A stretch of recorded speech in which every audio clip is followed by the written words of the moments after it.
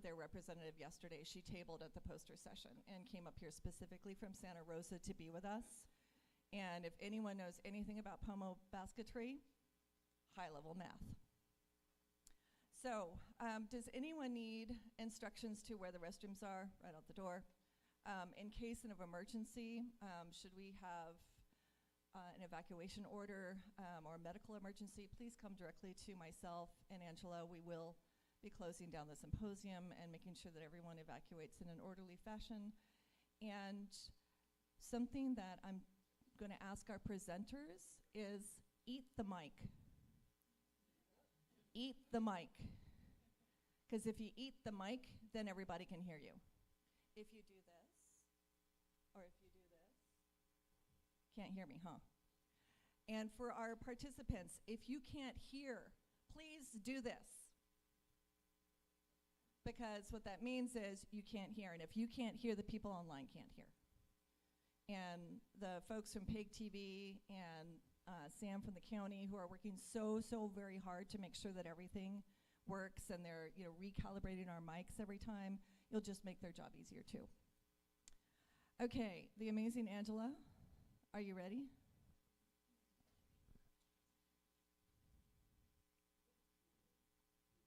Okay, here we go. I wanted to just give a moment for one of our largest sponsors from County of Lake. So Supervisor Michael Green, you have 1 minute. I have less than 1 minute. I'm just grabbing this. I want to thank all the sponsors here, but I do also want to point out for those in the audience, Lake County is a cannabis regulating county, and we have both local regulations and local taxes.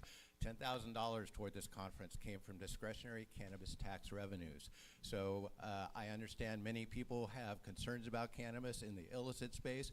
Plenty of people still have concerns about the legal space, but cannabis brought me here, and cannabis brought a big chunk of this conference here. And so I hope as you talk about all things that are impacting Clear Lake, including things like illicit cannabis cultivation, that you also take a moment and say, this is what Lake County is doing with its legal marketplace and putting to good use its cannabis tax revenues. Thank you.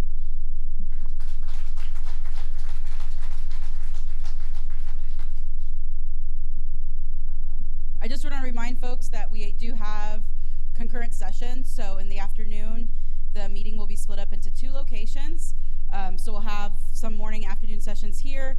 And then if you look on your schedule, which I'll show in 1 second, the other location is at Habimit's Hall Meeting Hall, Upper Lake. And there are some parking areas. There's a back lot here behind the building.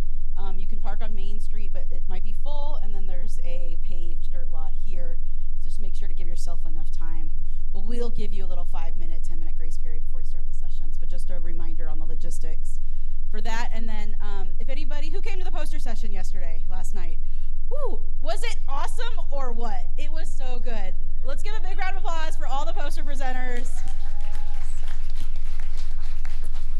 These photos are a little blurry, but we have on our @Clear Lake CA Science Facebook page a bunch of photos from last night, and we also encourage any other people that took photos to please share them with that Facebook group. We had about 13 posters, and it was awesome. So thank you so much for everybody for participating, coming to visit, and learning about all the additional projects. And then this evening we do have the Big Lake Big Science film that'll be at Sopa Reese. And this is the general map, how to get there. I did want to let you all know that there is construction, of course, today on Martin Street and Forbes. So make sure to get there early. If you have to, park in an adjacent parking lot and then walk to the theater. They didn't put any signs on exactly what they're doing and where, so give yourself a little grace period to get there. Who is registered and going to the film tonight? All right, I am so excited. So thank you so much, and yeah, just be aware of that as you drive over there. And again, these are all the agencies that participated in this event, and we are so grateful and thankful for coming together and be able to share all the information that we're learning about Clear Lake. If you need any more information, you can go to our website, and it is being live streamed right now. I just checked it on my phone, so yes, it looks good. Thank you to our tech guys, Sam and Thomas, this morning. And the links are going to be there on our website right here. So you guys know the afternoon sessions that are held up at Habimatal Meeting Hall have a webinar, and so that link is here. And that is going to be recorded. That'll be on our YouTube page, but just so you know, it's not the county YouTube live for the afternoon sessions at Habimatal, it's a Zoom webinar. And then a reminder too that we have proceedings that will be for sale, so capture the science memories forever in a book of your own. You can purchase it for print. We're going to print a certain number, and you can purchase that now for $20, but it'll always be available digitally for download or viewing on our website. After the symposium ends, we're going to put everything together, all the presentations, abstracts, and information, and all of that will be in a nice little package digitally for us to access and use forever going forward. So these schedules, this is the general schedule, easier to read a little bit, right? We do have copies of these on the tables for you guys, but this is day 2. So right now, in a few minutes, we'll have the fish and aquatic fauna wildlife session, and then we'll have the invasive species and Clear Lake session. These will both be right here. And then we'll split after lunch, and in this room will be the geology, geysers, and groundwater, really cool session. And then after that will be 2 back-to-back sessions for Clear Lake Hitch status and conservation. At Habimatal, we'll do education workshop, and we'll actually get together and talk to each other and talk about education. We're really excited about that. And then we have lake restoration projects in Habimatal after that session, and then we'll finish up with the in-lake mitigation. So I work for County Lake Water Resources, and I always get phone calls. What are you guys doing about the harmful algal blooms in the lake? What are you doing about the blooms? This session has a lot of the technologies and what we're proposing to do, some projects that are going forward, some projects that have been approved, waiting for funding. So that is a really great session if you're interested to learn about what's being done in the lake and what's going to be done for in-lake restoration projects. And then the Soper Reese Theater. So the doors will open at 6, and the film will start at 7, and there will be some concessions being sold with proceeds going to Soper Reese. So that's the way that we're helping out local theater and the arts. And then all of the details are in the itty-bitty tiny font schedule that is also still available out there. And I just wanted to take a moment because we're going to have back-to-back sessions, and we're going to have breaks, and then we're going to split up, and I might not see some of you the rest of the day. And I just want to take a moment and just really thank you for being here, and thank you for bringing science into your lives for these last 2 days, and just keep pushing us. So as scientists, as researchers, we work for the public, we work for the common good, so keep pushing us. You guys are the public.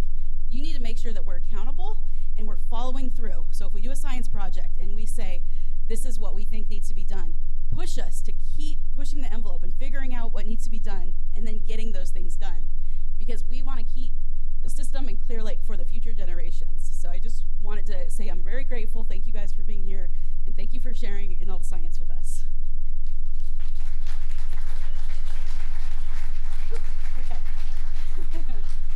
Okay, so now we will get started with our morning session. Really cool. We'll have lots. If you want to come here for all the wildlife photos and the fish photos, this is going to be the session for you. So let's go ahead and switch the PowerPoint. And I will introduce our moderator, is Donna Makowicz. She's with the Redbud Audubon Society. And if you've ever worked with Donna, she is just a spark plug of excitement. And I'm going to be honest, and Donna knows this, but I'm not a bird person. And when she heard that, but Donna has really opened my eyes. And I have a son, and he loves birds. So now I'm going to love birds. But I'm just really excited for this session, and we have several bird talks. And yeah, there we go. So I'll hand it over to Donna as the moderator. Do you want to use this one? Okay, great. And then this is Good morning, everyone. Can you hear me? Okay. I'd like to welcome everyone, and I just want to tell you a little bit about Redbud Audubon Society. We're a 501c3, and way back in 1974, a group of conservation-minded citizens, some of who are in the audience,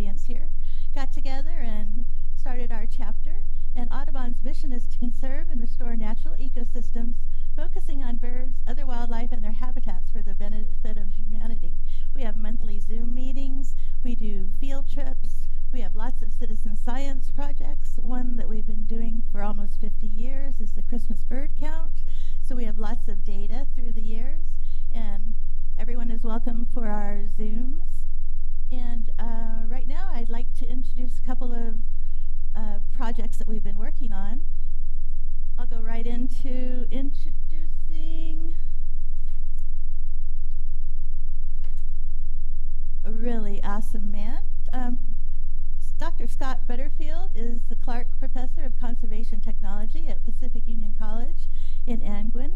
He holds a PhD from Michigan State University, where he developed and tested conservation technologies for rangeland management and evaluated the usage by ranchers and range management professionals. Dr. Butterfield is also the lead scientist for the California chapter of the Nature Conservancy. And with that, I'd like to welcome Scott.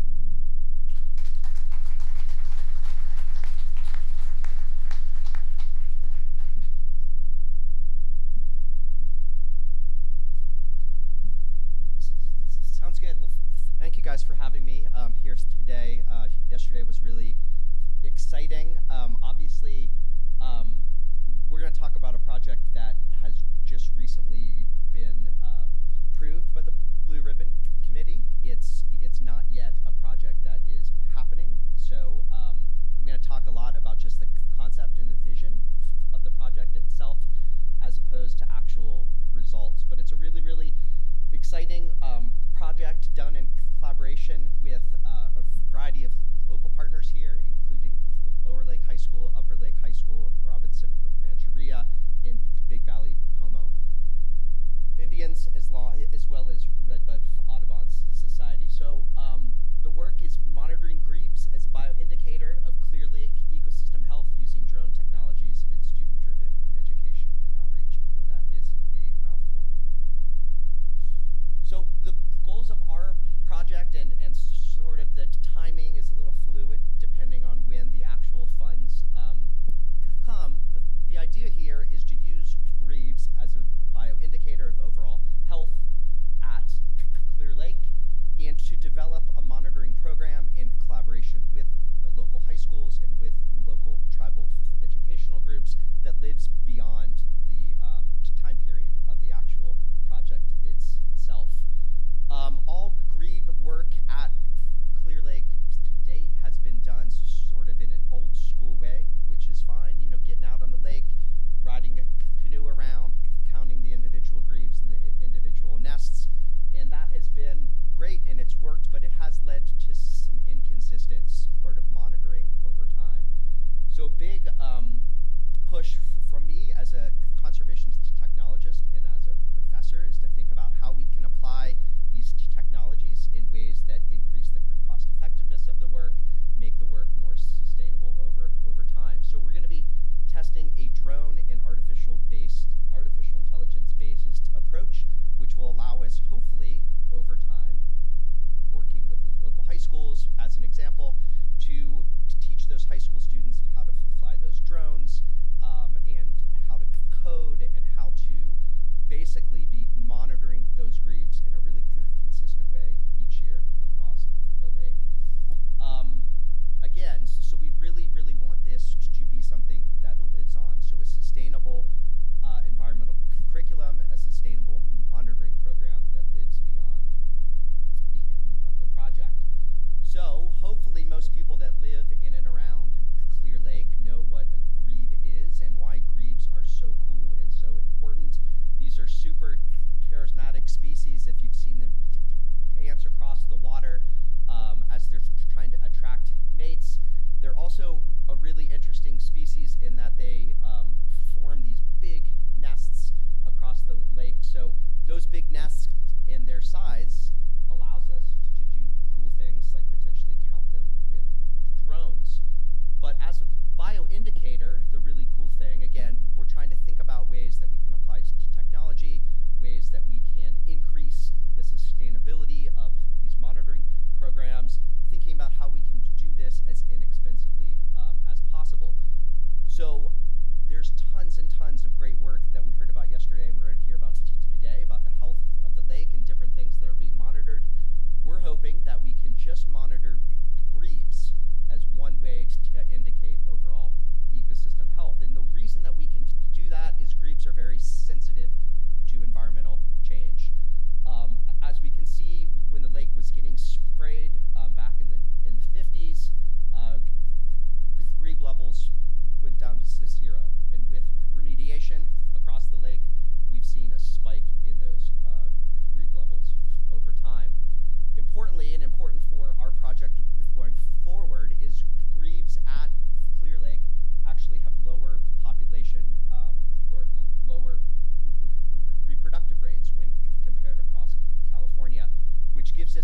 idea that there's still a lot of room to do, a lot of remediation left, and a lot of potential positive impacts on grebes and overall ecosystem health. So why drones, artificial intelligence, and local citizen science? Well, like I said, I'm a professor of conservation technology. I'm a conservation biologist. I'm always thinking about how we can take these cool new technologies that are being developed all the time for a range of different things and think about how we can put those in the hands of local community members, high school students, college students, anyone, and make things easier, cheaper, and more sustainable over time. So like I said, most of the grebe work that has happened over time has happened by putting a canoe in the lake, having to row that canoe out to each individual grebe colony or each nest and count those nests over time. So what we're hoping to do with these drones, and this is just one example, these are not grebes themselves, but the idea holds in that you can use artificial intelligence-based algorithms to not only fly that drone in a consistent way across all 37 of the colony sites that exist here at Clear Lake for grebes, but then you can use that AI, that machine learning, to basically train an algorithm to pull information out of those videos, out of those photos that will actually count those nests and count those individual grebes for you. Obviously, a really, really big driver of this project is that we don't just want this to be a project like on the technical end of things as a conservation technologist, it's not that hard to get a drone out there and count the individual drones. But as I am guessing, if you have high school students or work in high schools, training high school students to fly those drones and count those grebes over time might be a little bit more challenging. So that is the really cool part about this project is working with these local high school students and training our future conservation technologists. And if you were in the poster session last night, our poster really emphasized this, right? I had a lot of people that came up to me, first of all, and said, what the heck is Pacific Union College? Where is Pacific Union College? What is conservation technologist? And I had a number of parents ask me, like, what kind of job would my student be able to get? So one of the really cool parts about this project, I think, is shining a bigger light not only on Clear Lake and on grebes, but thinking about what conservation technology is, how we can apply conservation technology over time, and how this is a really growing field with jobs for kids after high school and college. So a little bit on what this will look like. I've already talked a little bit about this, but there are 37 colony sites, and this is from Floyd Hayes did a review of all grebe monitoring at Clear Lake that was published in 2022, and I'm happy to share that if folks are interested. Across that 5-year time period, 4 times a month in the breeding season from May to September, we're going to go out with a variety of different partners. This is going to be a relatively flexible thing as we start to work with our high school partners, our tribal environmental center partners, and also our college students, in that this could take the form of things like developing curriculum and putting that into the local high schools. It could be after school programs, it could be nature days, internships, etc. But at the very least, 4 times a month in the breeding season, we'll put those drones out, we'll count individual grebes in the grebe nests.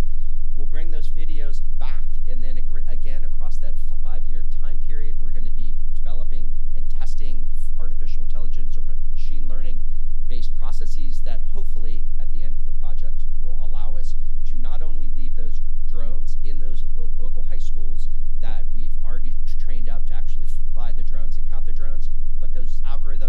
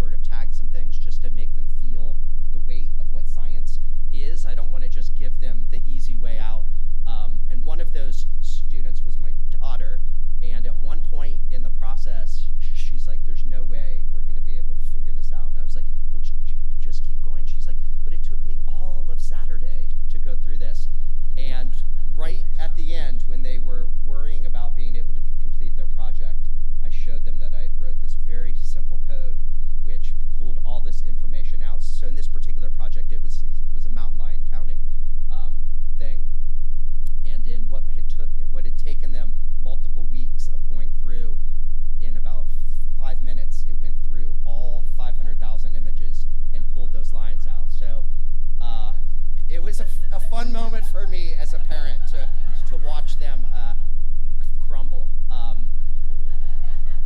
So anyways, I think it's an important part of, as Angela was talking about the importance of science, it's important that I think students understand how hard science can be sometimes. And as a conservation technologist, then to think about how we can apply some of these technologies in a responsible way to potentially make that science a little simpler and more transparent. So, anticipated results, unlike most of the talks today where folks are going to talk about the exciting results that have happened, ours are anticipated and what we're looking at. But at the very basic level of what we will deliver on at the end of the project, we'll have a 5-year bioindicator analysis. So looking at what grebe numbers, grebe nests look like and how those grebe numbers track with a variety of other ecosystem metrics. We will have built in a sustainable way into our local communities, into our local high schools, a monitoring program that lives on after this grant. That's a really, really important part of this work for me, is I don't want this to just happen across 5 years. We give the data out, and that's it. I'm very serious about developing a program where the physical drones live at these high schools, the monitoring program lives at the high schools, and that it lives on as part of these curriculum.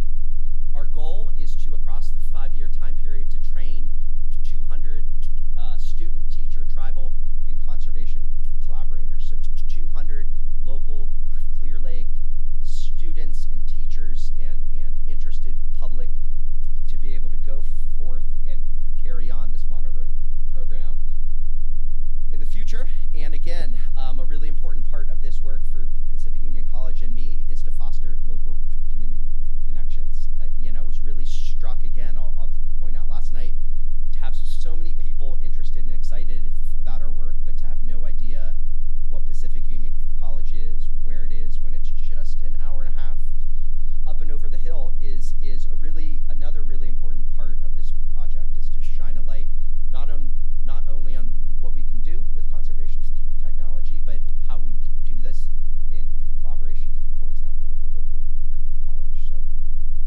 that's all I have. And questions? Are we taking this or not?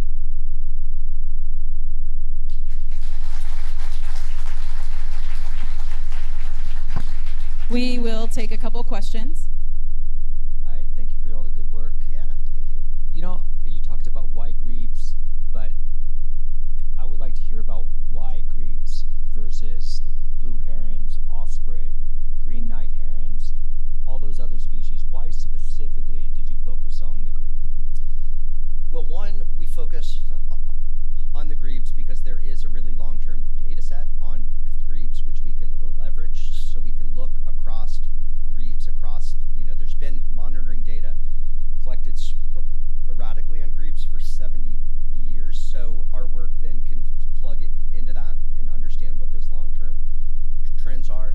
From a conservation technology standpoint, the drones have been shown with grebes to be, the grebe nests and the grebes themselves are large enough that we can actually count them on the lake. So that would be another thing. So some of those other bird species, the drone-based technologies are unproven. So what we're trying to do here is maybe not demonstrate this kind of crazy new technology, but we really want to go with something that's a little bit more proven so that we can work with the local high schools on it. Good question, though. We'll take one more question. No. Are you sure? This is your time. This is your chance. Okay, I'm curious why the red dots in that map that was mostly black dots. And one of the things I notice is it's on Middle Creek at Rodman Slough, and I see fishermen taking their boats into that area when it seems to me they should probably be staying out of it. And I'm wondering if the county has thought about actually making that a boat-free area for the birds. Yeah. Okay. That's a very good question. And Water Resources did supply us with buoys, and we have little signs saying grebe nest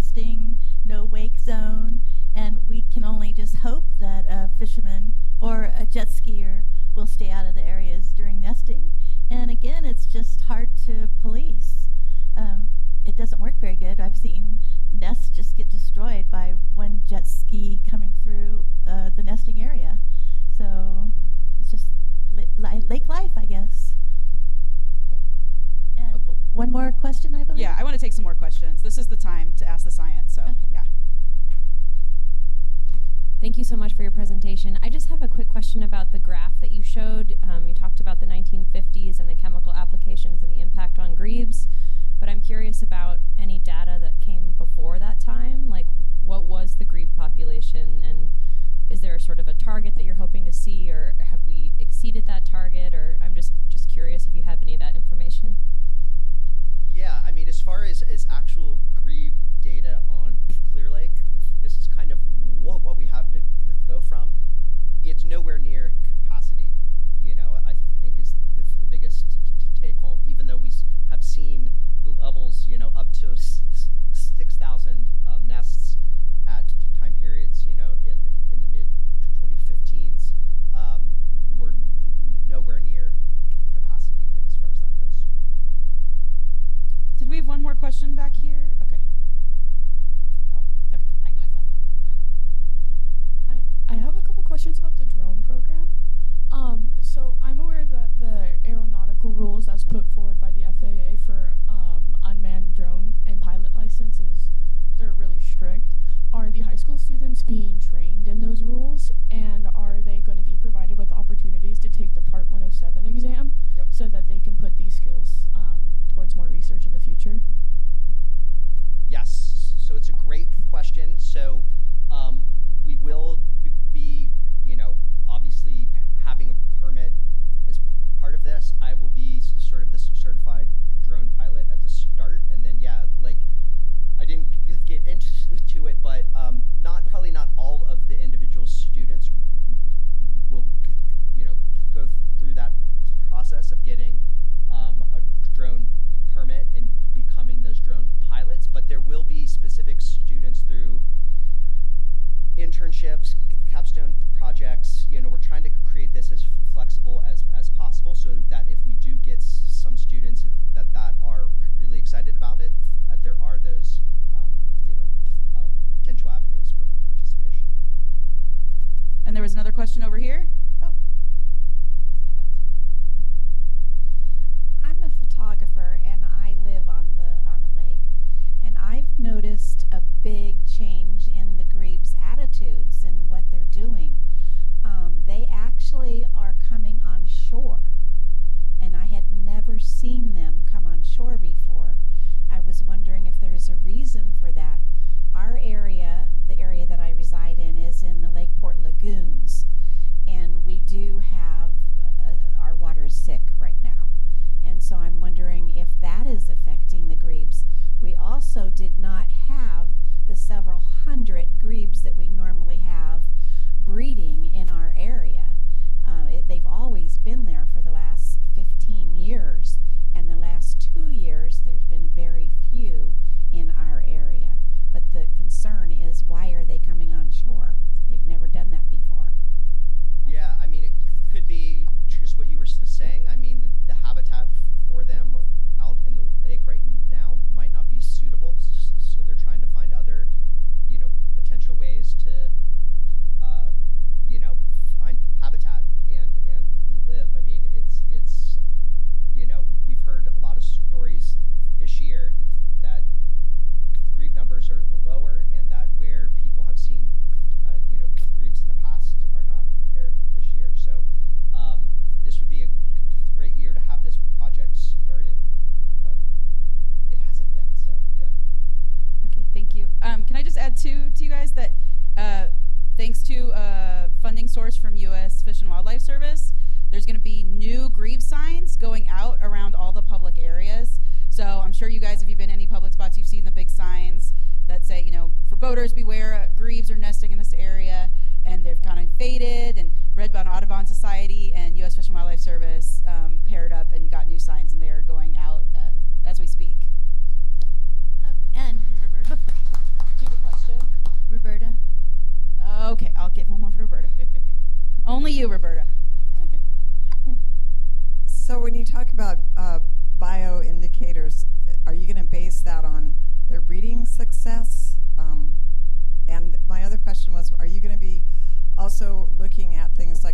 forage that's available in the lake, because when we had a lot of threadfin shad in the lake, there was a huge population of the grebes, and so I'm wondering if you're going to try to tie that into with your studies. Yes, so I'll address that first one. I mean, we're basically going to be counting the individual nests and the individual grebes themselves. So those numbers will be the numbers we'll use, as the bio indicator of overall health. And again, like our particular project is just focused on that, but we're hopeful that by making the data available, if others are taking other data, we're open for evaluating how those grebe numbers look against a variety of other sorts of things across the lake. Great. Thank you, guys.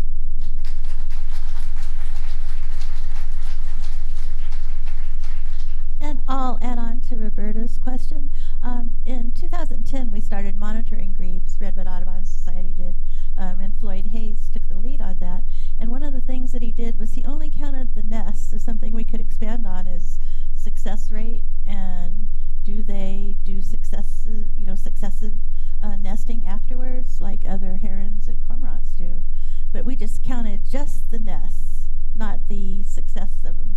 And on your question about photography and seeing the grebes, it's really hard for a grebe to be on land because of their body. Their legs are so far back, it's really hard for them to walk, although they can.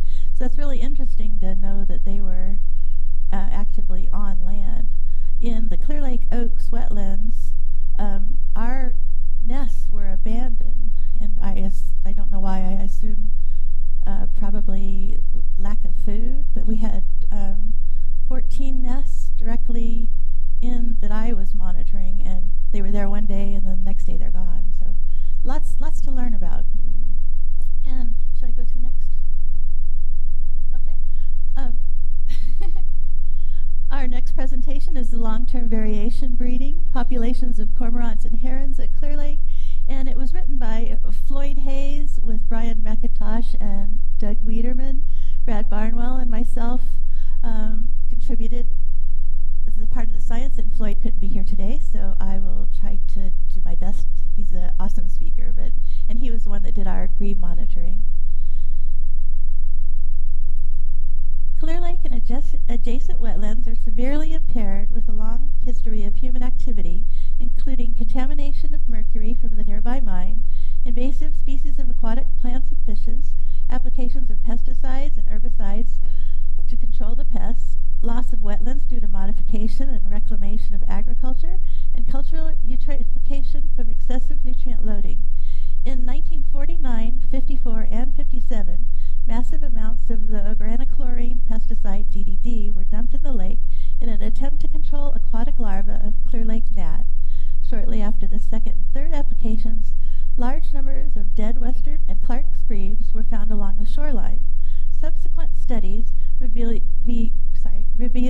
elevated concentrations of DDT in the tissues of several fishes, frogs, and the peciferous grebes, providing the first documented instance of biomagnification in which toxic chemicals accumulated in increasingly high numbers from lower to higher trophic level organisms.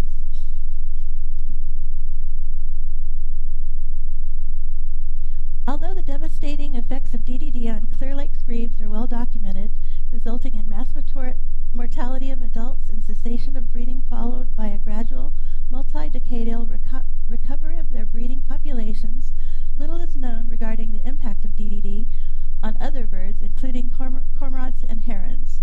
No information is available on DDT populations of colonial breeding herons. Double-crested cormorants are colonial water birds that seek aquatic bodies big enough to support their mostly fish diet. They're known to fly up to 40 miles to a feeding area. They tend to form breeding colonies in clusters in trees or near water. Given the potential threats of habitat loss, water diversion, introduced species, bioaccumulation, and biomagnification of toxic chemicals, climate change, and other threats to water birds, monitoring their populations and habitats is crucial for evaluating their conservation status, detecting long-term population trends, assessing habitat quality, and documenting the effects of environmental changes. The management practices on water birds is also discussed in the paper. Floyd summarizes the long-term variations in breeding populations of cormorants and herons at Clear Lake based on data previously published in surveys from 93 to 99 and surveys 2006 to 24. He discusses the potential causes of variation and provides suggestions for future breed monitoring. Great blue herons mostly breed colonies located within 2 to 4 miles of their feeding areas. Clear Lake is formed of 3 major arms, and these major wetlands along there occur in large tributaries at the northwest end of the lake, Middle Creek and Rodman Slough area, and at the outlet at the southeast end of the lake, Anderson Marsh and Cass Creek, and in many shallow areas along the margins of the lake, especially at the mouths of the tributaries. Riparian forests dominated by willow, valley oak, Fremont cottonwood, and California sycamore occur along the shores and tributaries and portions of the lake, providing nesting habitat for cormorants and herons. Urban development occurs along the shore in several areas along the lake, but not in Rodman Slough, Anderson Marsh, and most of Cass Creek. Recreational boating and fishing are extremely popular, with dozens of hundreds of watercraft on the lake during fair weather. In our Christmas bird counts in 1997, we reported 62 great blue herons, and in 2023, we only had 32 birds, so it's a decrease of almost 50%. The great egret eats mainly small fish, but also eats amphibians, reptiles, birds, small mammals, and invertebrates. It hunts in belly deep or shallower water, alone or in groups. And we know Lake County's precipitation occurs mostly during October to May, and rarely June to September, with the water level typically highest in February to April, declining in summer and lowest in October to December. Water level at Lakeport, the west shore of the upper arm, during our study period of 2006 to 24 varied dramatically, ranging from 10.58 Rumsey in 2017 to negative 2.74 Rumsey in 22, well within the historical extremes. Black-crowned night herons can be found in Lake County all year, with highest numbers during summer breeding. They require aquatic habitat for foraging and terrestrial vegetation for cover. Our Christmas bird count in 1997, we had 32 black-crowned night herons, and then this past year, only 9. So again, it shows a decrease. Like black-crowned night herons, the smaller green heron also uses tools to fish. They're a very secretive bird, and during nesting, they're very hard to detect. In the Clear Lake Oak Keys, breeding pairs were first observed in 2023 and in 2024, and we had 3 successful nests observed in the same location. And this is actually right next to my house, and this year we had 2 pairs, and they both nested twice. So we had 5, 10, 14 chicks hatched and fledged successfully. And previous research, in 1895, not 1995, there was a colony of 100 double-crested cormorants at Reeves Point. And it's a quote that he said it was an immense colony of double-crested cormorants, half a mile across the Narrows. So there were larger populations back then. Rood in 1965 documented the demise of Clear Lake's breeding grebes after the applications of DDD in 49, 54, and 57. The populations of egrets and herons are also lower than in former years. And then Wolf and Norman said in 1993 they did their first comprehensive studies in multiple breeding colonies, up to 210 nests of double-crested cormorants, then up to 286 of great blue herons. No nesting great egrets were reported, and we're not sure if they just decided not to count them or they were not there. And only 3 nesting black-crowned night herons were reported. And then Schuford in 2010 said that in 1995 to 2000, the breeding surveys of double-crested cormorants were up to 375 nests of double-crested cormorants. The methods used. In 2006 through 24, when Floyd was doing the grebe survey, he documented all his heron sightings and cormorants.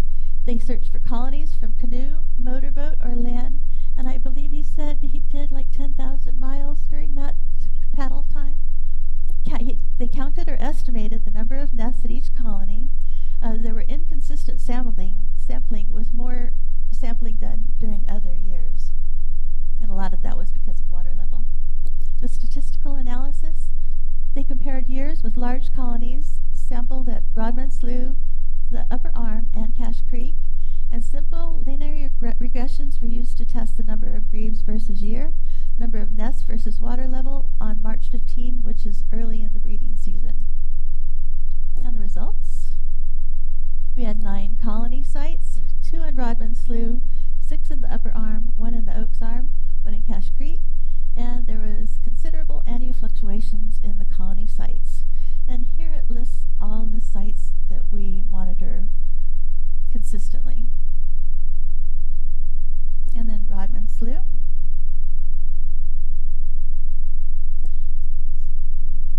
2 colony sites, Long Tule Point and Cache Creek, were active each year, surveyed for 14 years, and 1 site at Quercus Point was active each year for 10 years. And then there were 10 colony sites abandoned without being reused in a study period.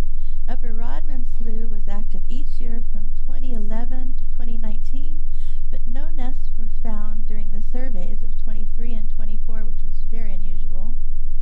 And Lower Rodman Slough, it was active each year during 2011 to 2014, but not during 2016 to 19 or 2024. 2 colony sites, Willow Point and Reeves Point, were intermittently active and inactive. The Lions Creek colony site was first detected in 2024, and Kelsey Creek colony site was first colonized by a single pair of great blue herons in 2021 in an area that was frequented by birders and hadn't been seen in the previous 20 years. And then nests at Clear Lake Oaks wetlands were first detected in 2020, but may have been previously overlooked, and we have someone directly across that said they were there since 2017 that you know of. And again, it's just, we need citizen scientists, just let us know if you see a colony, just send us an email. Rodman Slough. And then, despite inconsistencies in our survey of breeding cormorants and herons, such as that not all colony sites were surveyed annually, the surveys occurred at different stages of the breeding season, and more than 1 survey in a breeding season for each colony site. Our data revealed several fluctuations in the presence and number of nests in each of the species at the colony sites, and 2 long-term trends. The higher number of double-crested cormorant and great blue heron nests in 93 and 94, compared with our surveys in 2006 to 24, revealed a statistically significant negative trend for each of the species, in contrast to the dramatic increases in breeding populations of the western grebes and Clark's grebes from 92 to 19. The large number of nests of cormorants in 1895 suggests that the breeding population prior to the 20th century was even higher. If these trends are genuine rather than artifacts of small sample size from a population that varies greatly over time, the environmental drivers of these trends is difficult to identify. Because breeding population surveys of cormorants and herons didn't begin until more than 4 decades after the applications of DDD on Clear Lake, the immediate and long-term effects of DDD are unknown. Although DDD concentrations in feathers, tissues, and eggs of Clear Lake grebes steadily declined in the 1960s and 1970s, no such studies were conducted on the lake's cormorants and herons until 93-94, with much lower and sublethal concentrations of DDD and DDE were resulted from the breakdown of DDT, were found in the tissues of double-crested cormorants and great blue herons. These studies revealed a gradual decline in the lake's pesticides, which clearly didn't contribute to the recent declines of the double-crested cormorant and the great blue heron since 1993. So there's no significant relationship between the number of nests and the water level.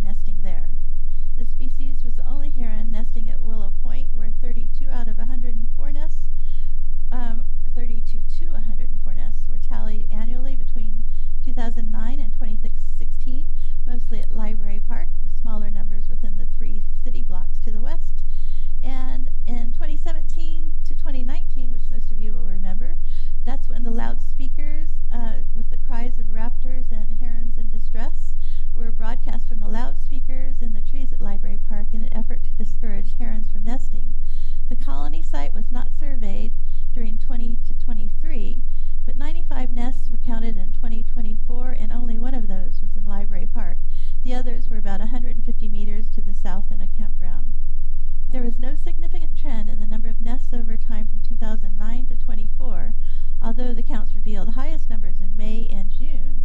95 nests were tallied at Willow Point in March, and there was no significant relationship between the number of nests and the water level. Mercury contamination may have also adversely impacted the cormorants and herons. Mercury was intermittently mined, and the open pit mining began in 1927. Elevated but sublethal mercury concentrations were found in the tissues of the cormorants. But right now, mercury is presumably declining in the lake's cormorants and herons, and it's unlikely to have contributed to the decline of their breeding populations since 1993. These are young green herons that I took from my backyard. Habitat loss may reduce the carrying capacity of breeding cormorants and herons. An estimated 85% of Clear Lake's natural wetlands have been destroyed. Cormorants and herons depend on the tall, broadleaf trees for nesting, but no loss of trees has occurred at any of the 10 colonies, so habitat loss is unlikely to have contributed to the recent declines of all the species since 1993. And this is the graph that he put together, and it shows beginning with the double-crested cormorants, their numbers, the highest was 400, and then in 2025, we had less than 100. And then great blue herons, the high counts were almost 300. In 2005, we're down to below 100. Same with great egrets. They weren't counted previously. We had high counts of up to 30 nests, and then this year under 5. And black-crowned night herons, our high counts were up to the 100. And again, this year, because I think we've noticed new rookeries, it was 100. But in 2010, it was between right around 30. There was no significant relationship between the water level for any of the species. And our conclusions. Breeding populations of double-crested cormorant and great blue heron appear to be declining.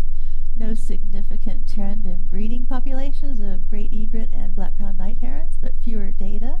And no significant relationship with water level for any species. There's no known causal factor for the decline in breeding double-crested cormorant and great blue heron, but possibly due to population fluctuations of prey. Future monitoring is needed to document the trends in breeding populations and environmental drivers of change. As I mentioned earlier, Redbud Audubon does a Christmas bird count, usually the third weekend in December. And these are just a few of our facts from 1997. If we looked at great blue herons, we had 62, and then great blue herons last year, 32. And some of the other ones I just threw in there for you were western grebes in 97 was 1,844, and 2023 is 219. And we have dedicated citizens monitoring the same area in a 24-hour period. And this is just an example of the numbers decrease. Our mallards went from 711 to 424, and the citizens actually do count every single species we see.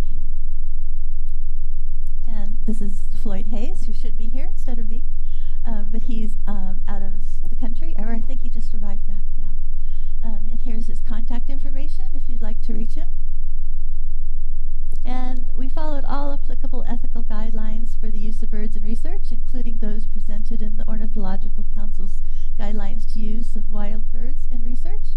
And funding was provided directly by a Herber Family Faculty Development Grant and the Margaret Hughes Faculty Research Fund of Pacific Union College, and indirectly by Audubon California, Luckenbach Trustee Council, National Audubon Society, National Fish and Wildlife Foundation, National Oceanic and Atmospheric Administration, Redbud Audubon, and Rhodes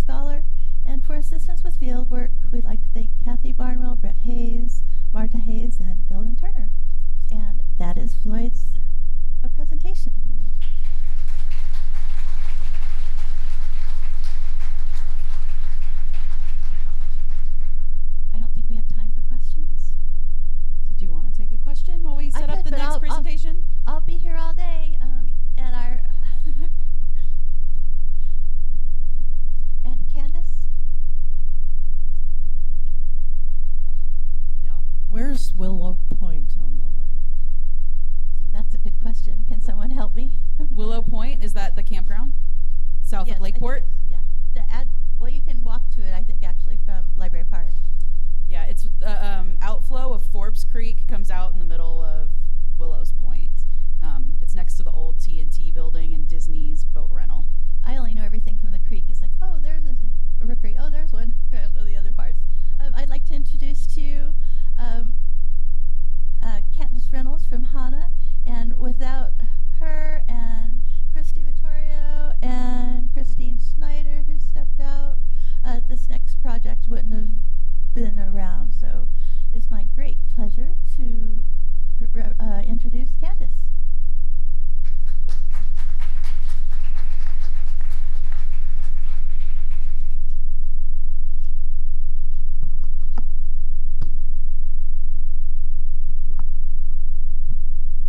Can everyone hear me okay? Good, cool. So I know, in order to kind of stay on time, I'll try to, keep this conversation high level. We have a table, HANA Resources has a table just outside of this back door here. I'm happy to talk about this project in greater depth beyond this too, if we don't have time for questions. And I'll be here all day today, so you can pick my brain, and I'd love to hear what everyone has to say. So, yes. Okay, thank you. So my name is Candace Reynolds. I work for HANA Resources. So HANA Resources is an environmental consulting firm, and their office is actually based down in Lake Forest, California, which is southern Orange County. I work virtual, so I think I physically have been into the office maybe 2 or 3 times in the time that I work there. I actually reside up in Humboldt County. I live in McKinleyville, California. So where do you live? Okay. I met someone else that seemed we knew each other somehow from Humboldt. So, it's a small world. So I think, and so my role for HANA Resources is really like managing a lot of the projects on the northern half of California.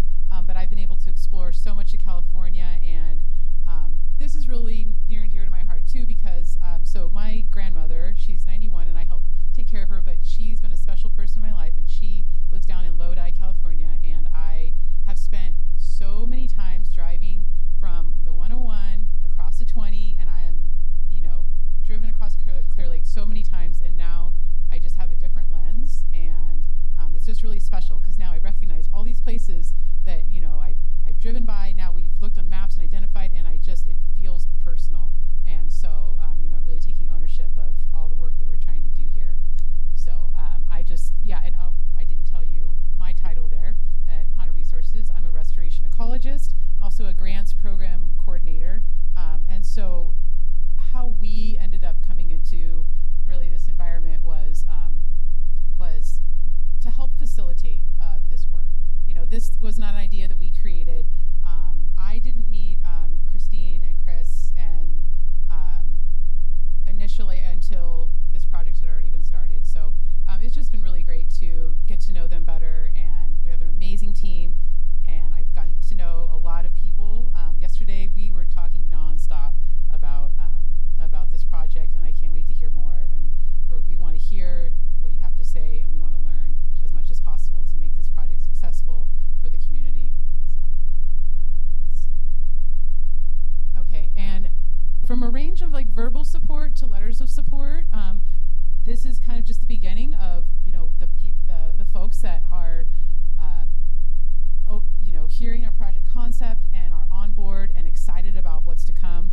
I know that there's a lot of work to do, and this is the list. And if you are not on this list and you want to be a part of this, please come talk to me, whether that's verbal support or if you want to provide a letter of support and really tell me how you think that you could support this project.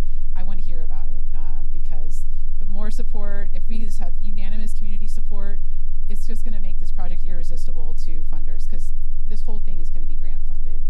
That's our plan. You ever take match and other community support, but it's just really important.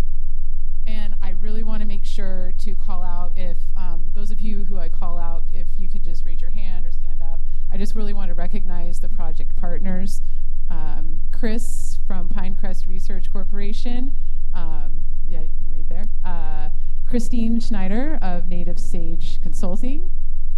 Donna Makowitz, who we all know now very well, Redbud Audubon, myself, and our Director of Operations, Sloan Sanchez, can't be here today, but she's also a very big player here. And I have a few names from the Lake County Land Trust, Roberta, Valerie, and Mary Jo, but really to the whole Lake County Land Trust. So if some of you are here, if you could raise your hand too. Yes, we're just so happy to be working with all of you. It's just been a pleasure. And so I just want to give you, and again, this is a high-level overview, but I want to kind of give you a little bit of background, talk about some of the larger project goals, project development, and then through the project development, we have the project broken down into 4 phases. So we have the phase 1, land acquisition, phase 2, planning, phase 3, habitat restoration, and phase 4, rehabilitation. So the project area is focused in Clear Lake Oaks. How do you do, if you want to do like the laser, how do you do that? Can you do that? Is that possible? If not, I use my hands a lot, and so, but I'll talk it out. So in the area that's circled, Clear Lake Oaks, and I had learned, and I know people are talking about that this is the oldest, lake in North America. I think it's like almost 500,000 years old, and it just, even more. Well, there you go. What is it? Well, I saw like 2.5 million since the lakes were, it's like come and gone, but 500,000 years it's been a persistent lake.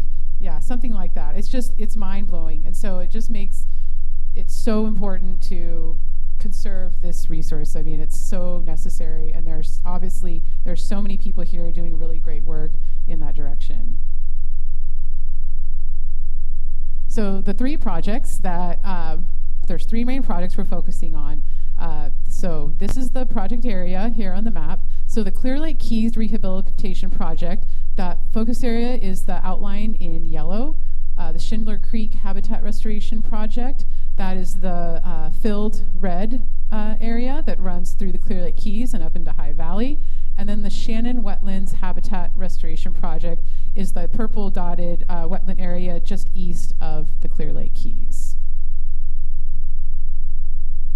So we have some big picture goals that goes across all of those project areas. I just want to preface this that we will definitely make sure early and often to speak with the tribes and really make sure to consult with them in all the work that we do, because it is important, and we want to learn, we want to do what's right for the land, and so anything else that anyone wants to talk about too beyond this, after, again, we are here to listen. So some of our big picture goals, to improve wildlife habitat for resident and migratory birds, restore spawning habitat and fish passage for the Clear Lake Hitch, improve water quality in Schindler Creek and the Clear Lake Keys at the confluence of Clear Lake, and improve the quality of life for residents of the Clear Lake Keys and the community of Clear Lake Oaks and Lake County. So this was a table that we developed because when you have 3 big projects, it gets very complex, and to try and explain this as we were beginning this development, we had to have a way that we could look at this as a quick overview. So we put this together, and the way you can look at it across the top are the 3 column headings, the 3 projects. Then we have it broken down into a planning and implementation phases. Phase 1 is land acquisition. Phase 2, again, our permitting across all 3 properties.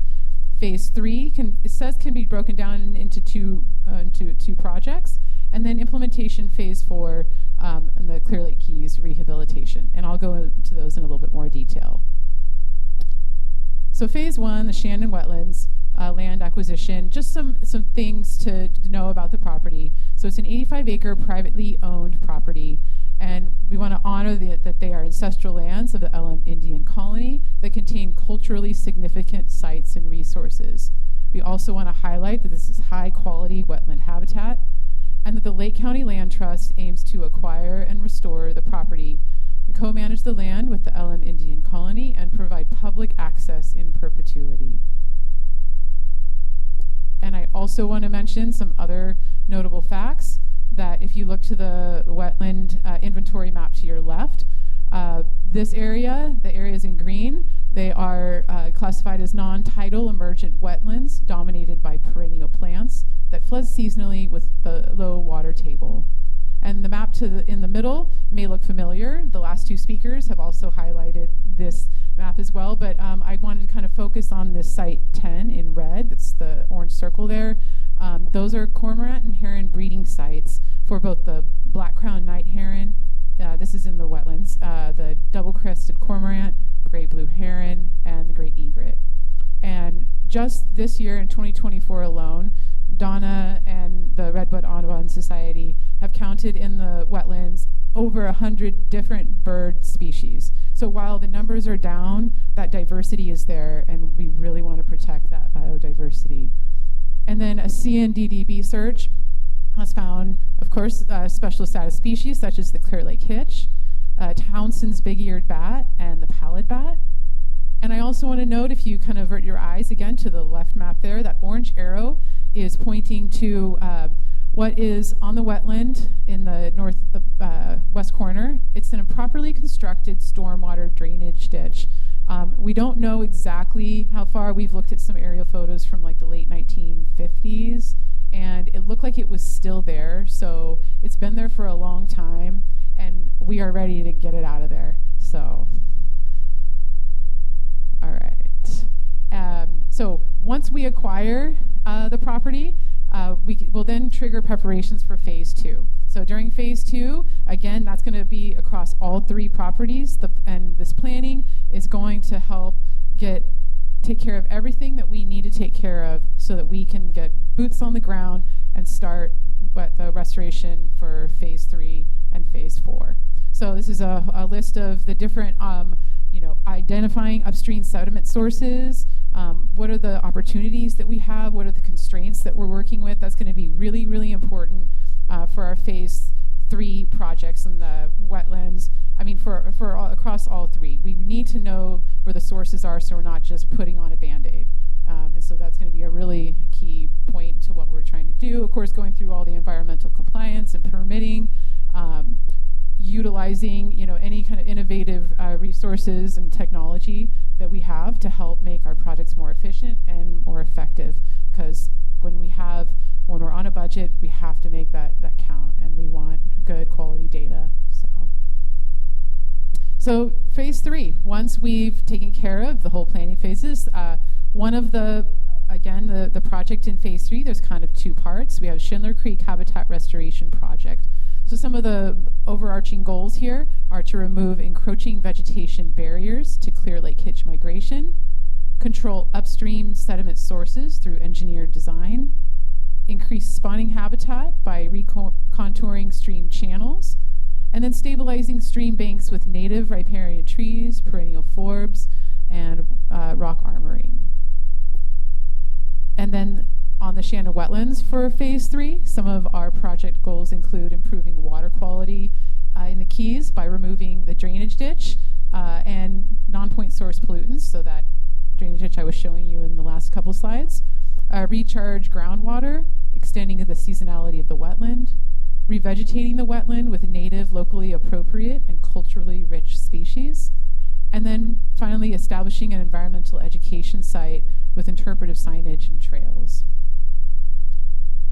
And we strategically planned phase 4 for the Clear Lake Keys Rehabilitation Project because we needed to address, like I said, we need to address those sediment sources. We need to see where those impacts were and address those before we could get to this project here, where we're largely going to remove sediment from the Clear Lake Keys and the mouth of Schindler Creek. We also would like to remove non-native aquatic flora, followed by revegetating and stabilizing the banks, and then improving water circulation, water quality, and connectivity. So we've got a lot of work ahead of us, but we're getting a lot of support. I'm hearing a whole lot in order to kind of get people up to speed. Maybe I'll skip here. Get people up to speed on what information and what findings that we're coming up with, social media seems to be all the rage. I'm not a big social media person, but maybe I need to get on board. So I might not be the lead role on that one here. I know, but I think that this is how we're probably going to get a lot of folks, especially if maybe you're not a natural resource professional, you're just a Clear Lake citizen, and you just want to know what's going on, you want to keep up. How's the restoration coming along? And if that seems to be the best resource, or if you have other ways or other ideas, come talk to me after. So if you haven't seen our poster, here it is. It's right outside the door. Again, come talk to us. You can talk to myself, Christine, Chris, the Land Trust. You can talk to Donna, and we'll do our best to answer all of your questions and find the best path forward as we develop this project. And again, I'll be here all day, and I don't know if we have time for questions, but I'll be outside the door all day. So thank you.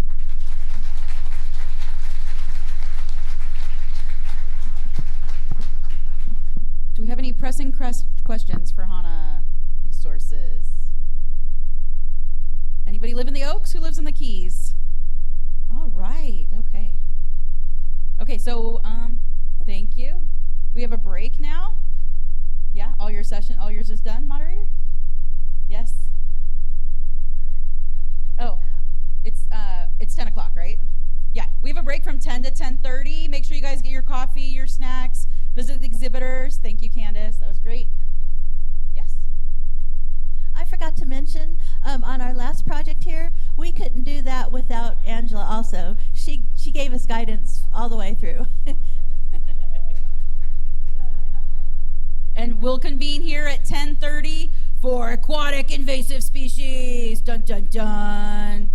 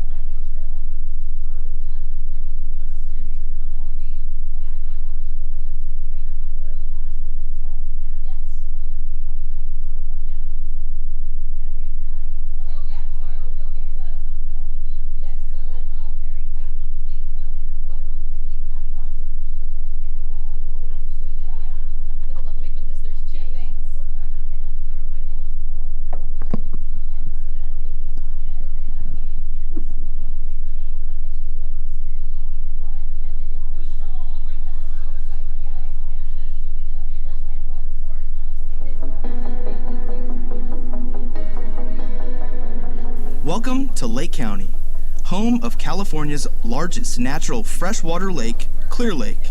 Originally called Hobbiton, meaning big water in native Pomo, Clear Lake is one of the oldest lakes in North America.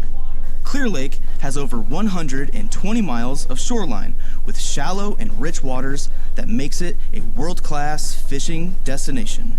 The productive waters of Clear Lake have produced record-catching fish, which contributes to the average 15,000 boaters that visit Clear Lake every year. Clear Lake is currently free of invasive quagga and zebra mussels. Monthly monitoring by Lake County's Water Resources staff help to maintain Clear Lake's mussel-free status. If invasive quagga or zebra mussels are introduced into Clear Lake, their devastating impacts will last forever. Mussels consume massive amounts of green algae when they filter feed lake water, which will decimate the sport fishing population, as green algae is the base of the food web in Clear Lake. Mussels can attach to and clog drinking water pipes, causing millions of dollars to the public and private sector to pay for needed maintenance and removal. For the drinking water systems on the lake, this is especially concerning as Clear Lake provides drinking water to about 66% of the county's population. Added costs to remove mussels would make drinking water treatment more difficult and expensive. There are no examples of successful eradication of invasive mussels from lakes, meaning if quagga or zebra mussels are introduced into Clear Lake, they will be here forever, and the Clear Lake as we know it today will never be the same again. There are 3 simple things we can do to prevent the introduction of invasive mussels. Before leaving any water body, remember to clean your boat inside and out, and all compartments. Remove any plants, dirt, or sand. Drain your engine, pull your drain plug, and empty any water from ballast tanks or live wells. Dry your boat, including inside compartments, and make sure all equipment, including water toys and fishing gear, are completely dry before visiting another water body. Every boat launching in Lake County needs to be screened and stickered. Find participating screeners and sticker sellers online at www.nomussels.com. When visiting a sticker seller, the boater will fill out a single-page screener form. The screener will verify that the boat is safe to launch in Lake County and does not have mussels or has not recently been in a mussel-infested lake.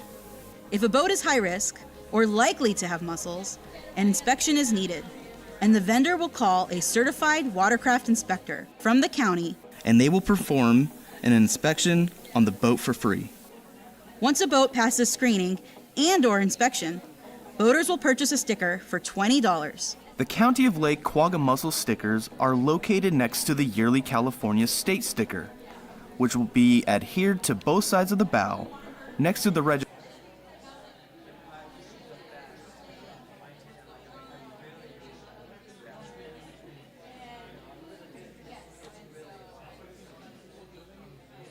Green boats will sometimes be stopped at the ramps by ramp monitors for quality assurance. Sometimes, mussel sniffing dogs will also be present at the ramps to conduct impromptu inspections. This step won't take long, but it's important so that we can continue to protect.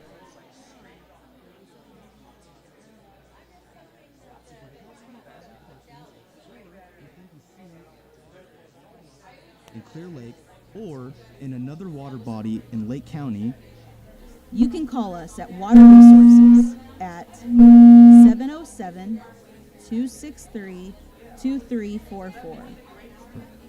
You can send us an email at water.resources@lakecountyca.gov. Or you can send us a message on Facebook. Find us at Lake County Water. Thanks for helping us keep Clear Lake clear of invasive mussels. And with your help, we can protect and preserve Clear Lake for future generations of people, plants, and animals. Thanks to our funding partners at the California State Parks Division.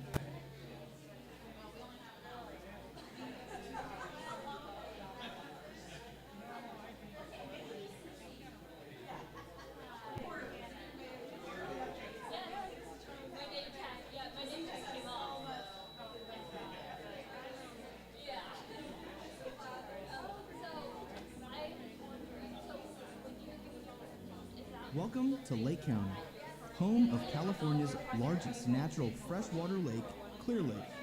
Originally called Hobbiton, meaning big water and native homeland, Clear Lake is one of the oldest lakes in North America. Clear Lake has over 120 miles of shoreline with shallow and rich waters that makes it a world-class fishing destination. The productive waters of Clear Lake have produced record-catching fish, which contributes to the average 15,000 boaters that visit Clear Lake every year. Clear Lake is currently free of invasive quagga and zebra mussels. Monthly monitoring by Lake County's Water Resources staff help to maintain Clear Lake's mussel-free status. If invasive quagga or zebra mussels are introduced into Clear Lake, their devastating impacts will last forever. Mussels consume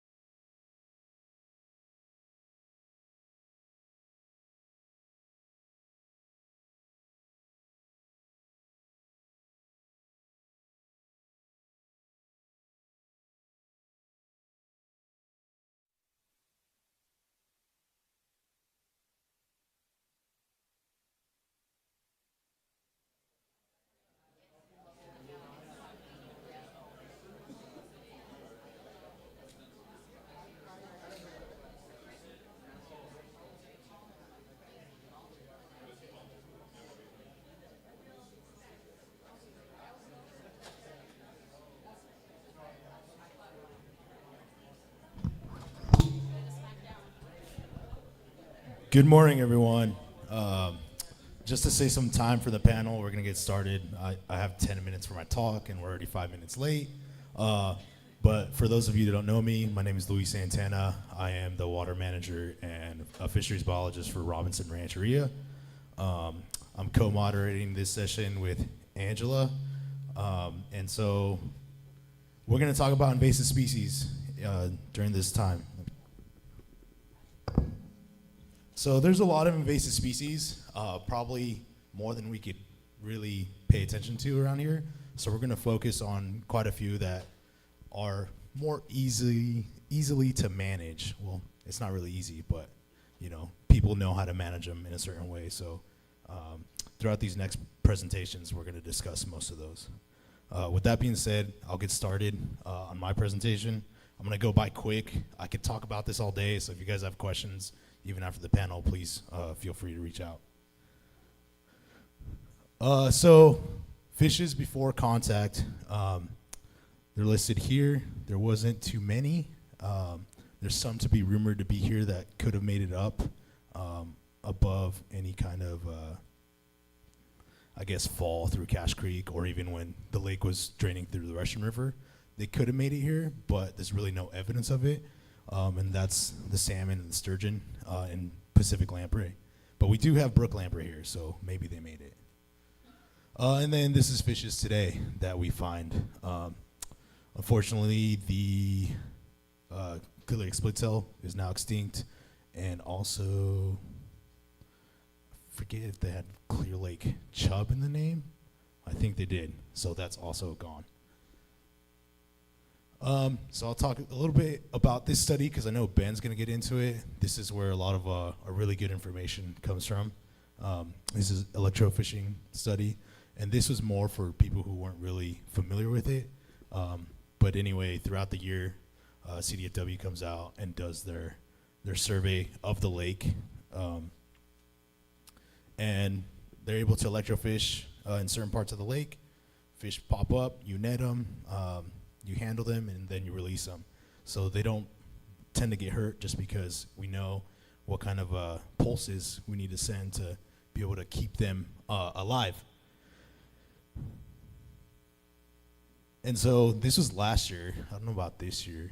But it adds to the sampling methods that Ben has been doing for upwards of a decade, I believe. Maybe 2. But there's 10 sampling events where he did a mark recapture study. That's not supposed to say meant. It's supposed to be a mean total length, the CPUE, catch per unit effort, the relative population estimates, which you're able to compare in the mark recapture study, and he'll discuss that more in his presentation later today. So stick around for that. But he has a general fish survey and then a hitch survey. So he has 2 different sampling events. One focuses mostly on just hitch, and the other one's just overall general population of fishes. This is more of a study, so because he's going to touch on it, I'm not going to go too much into depth on it. And this was from 2023. So here's Clear Lake. So it's 176 square kilometers of surface area, 160 kilometers of shoreline. Average depth is right around 27 feet with a max depth of 59 feet. I'll talk about it more in this discussion, but as far as monitoring for invasive species, we go way up in the tributaries and go into ponds and smaller reservoirs or lakes. So my invasive species program is mostly focused on the common carp and the goldfish. And so they're really tolerant of really bad water. And we have a lot of bad water here in Clear Lake, specifically from, right around Memorial Day through September. And so they're able to thrive here. They easily outcompete native fishes. They're a type of minnow, and Clear Lake H are minnows. They're super aggressive and territorial. If you guys are ever out in the lake during their spawning season, they definitely push other fishes out of the way. We've handled bass that have stab wounds that come from the carp, and they're not trying to stab them. It's just incidental. So we tagged the 46-pound female 2 or 3 years ago. And so just to like kind of think of what that could potentially mean, 5 to 10-pound female carp can produce anywhere from 100,000 to 500,000 eggs. And so we did tag a 46-pound female. So another reason they're kind of bad for our environment is they uproot vegetation. They're really good at eating plants. So a lot of farmers in the Central Valley, if they want a pond that doesn't have plants in it, they'll introduce carp. And so they're really good at doing that. And so that becomes a problem because it takes away habitat from other fishes, not just native fishes. So those aquatic plants are really good, basically cover for the fishes lower on the food chain. And so when they uproot those plants, that cover is no longer there. And if you guys remember during the drought, the last time of the last portion of the summer into the fall, there was like no cover whatsoever in the lake. So that vegetation is really important for cover for native and non-native fishes. They stir up sediments during their spawn. So if you guys go out during the spawn that starts right around April, the shoreline is like just black just because they're spawning. They're really good at disturbing sediments. So during their spawn, they disturb the sediments, they come up to the surface, and it's just like, oh, what's going on? Did it just rain? No, the carp are spawning. They are very good at eating everything in sight, including macro and micro invertebrates. And so there's a couple studies, I don't think I linked it here, but there's a study where basically there's extinction events of those little bugs just because carp are so good at eating them. And so a lot of the studies coming out of the Midwest and the East Coast show that when you remove carp or any species closely related to them that do basically the same thing, water quality improves. And so this is one of those studies. This is actually one of the studies that our contractor that we work with to show us all this stuff did. And so they did their study on wild rice. And so right here on the left, they fenced and seeded a portion of the lake. And then right next to it is open seeded, so they didn't fence anything off. This is just fenced off, and then this is just open water. So you can see when you keep carp out, vegetation tends to grow.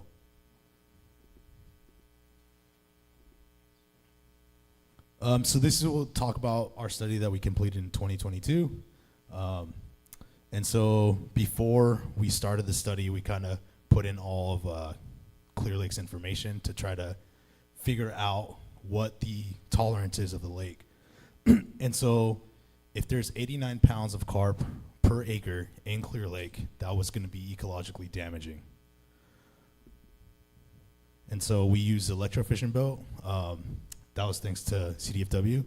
So they came out, did electrofishing, we established the catch per unit effort, and put that into our model.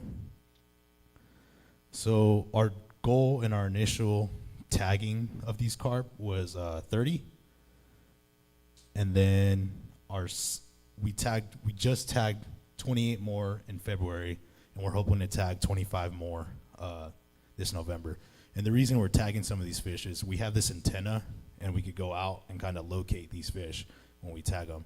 And so if you ever see one, you'll know it's tagged because there's this antenna sticking out of its belly. So this will just help us kind of figure out where they're hanging out throughout the year. And the other reason we do this is so they tend to congregate together in the winter. They just all bunch up together for whatever reason. I'm not entirely sure why. But if we have them tagged and we could find them during the winter, it'll be easier to just put a net around those tags and then bring them all in and try to get rid of as many as possible. So that study, remember, 89 pounds per acre is ecologically damaging. So if we go down here, this is what we found. 172 pounds per acre in Clear Lake. This is in 2022, so almost double. And then for goldfish, it was 65 pounds per acre. And so this is more of our CPUE data that we got. We got a lot of carp, a lot of goldfish, Sacramento sucker after that, largemouth bass, Sacramento blackfish, black crappie, and channel catfish. And so during this time, we also used gill nets. And those gill nets, because they were so big, we knew that we weren't really going to catch anything besides these guys. So the reason we're teaming up with CDFW on carp removal, carp and goldfish removal, they're good at eating a lot of eggs. So when the creeks go dry during those droughts, the lake is kind of the only place that Hitch could use to spawn in. And so if that's the case, we want them to be able to spawn in the lake without carp going and eating all those eggs. This is just a picture of one of the tags. So this is the antenna sticking out of its belly. This is us doing surgery on the fish. And they're really hardy fish. Like you put them basically in a big tote for like 5 minutes and then they're good to go. We haven't had any morts yet.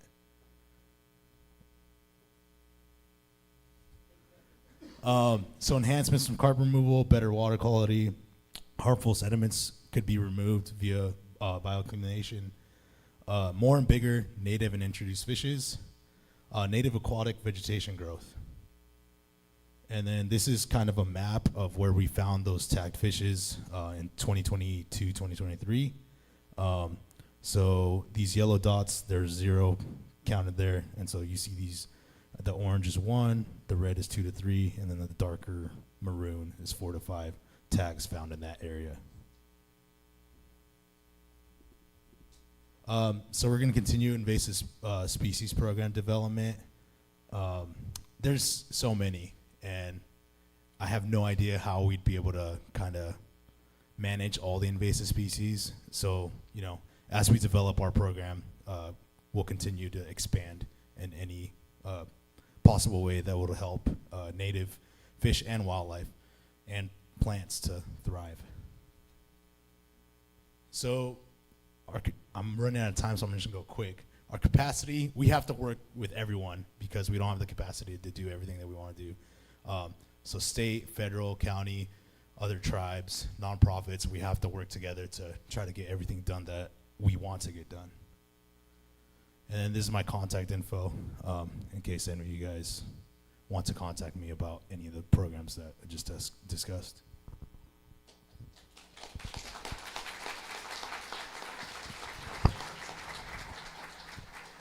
Questions for Luis? Could anglers help with the carp removal? Yeah, 100%. So there's a big bow fishing culture on the lake. The problem is they have to compete with bass fishermen as well. And so like the best spots to bass fish are also kind of the best spots to carp fish. There are people that do target carp, but it's probably nowhere near enough to actually put a dent in the population. There's another question. Hi, Luis. I was hoping to hear a little bit more about your plans to like round up the carp. I know you've been tagging them for a couple of years now, and have you done any of those nettings yet? And if so, were they successful? And if not, when are you planning to do them? Yeah, they were successful as part of one of our grants. We did the feasibility netting of it. Unfortunately, at that time, we weren't able to remove those fish. It was kind of just, we're going to test this to see if it works or if we have to go a different direction. Our first net, the estimate was 50,000 pounds of carp. And that was in the redbud area. Yeah, I mean, we had to release them. We didn't have anything to kind of remove them. But this fall, we will be removing a lot. Hey, I have a question about the, maybe you can't answer this, but maybe Ben can when he comes up, is what are the effects of the pelicans on this lake? Yeah, that's a good question. And has anybody studied that yet, or are we going to do that in the future? I don't think so. I don't think they've studied it.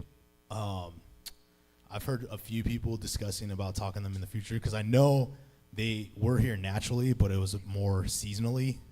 And now they're kind of just residents. So I'm sure they have a big effect on, hitch, but also other fishes. One time for one more question? Anybody? Okay, thank you, Luis. Yeah, you're welcome. So next, CDFA is going to talk about their hydrilla eradication program.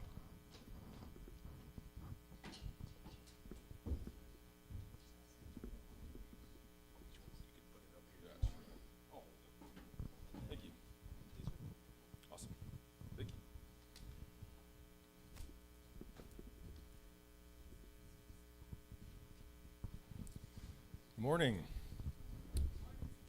My name is David Kratville. I'm an environmental program manager with the California Department of Food and Agriculture, and today I'm going to talk to you about the hydrilla eradication program.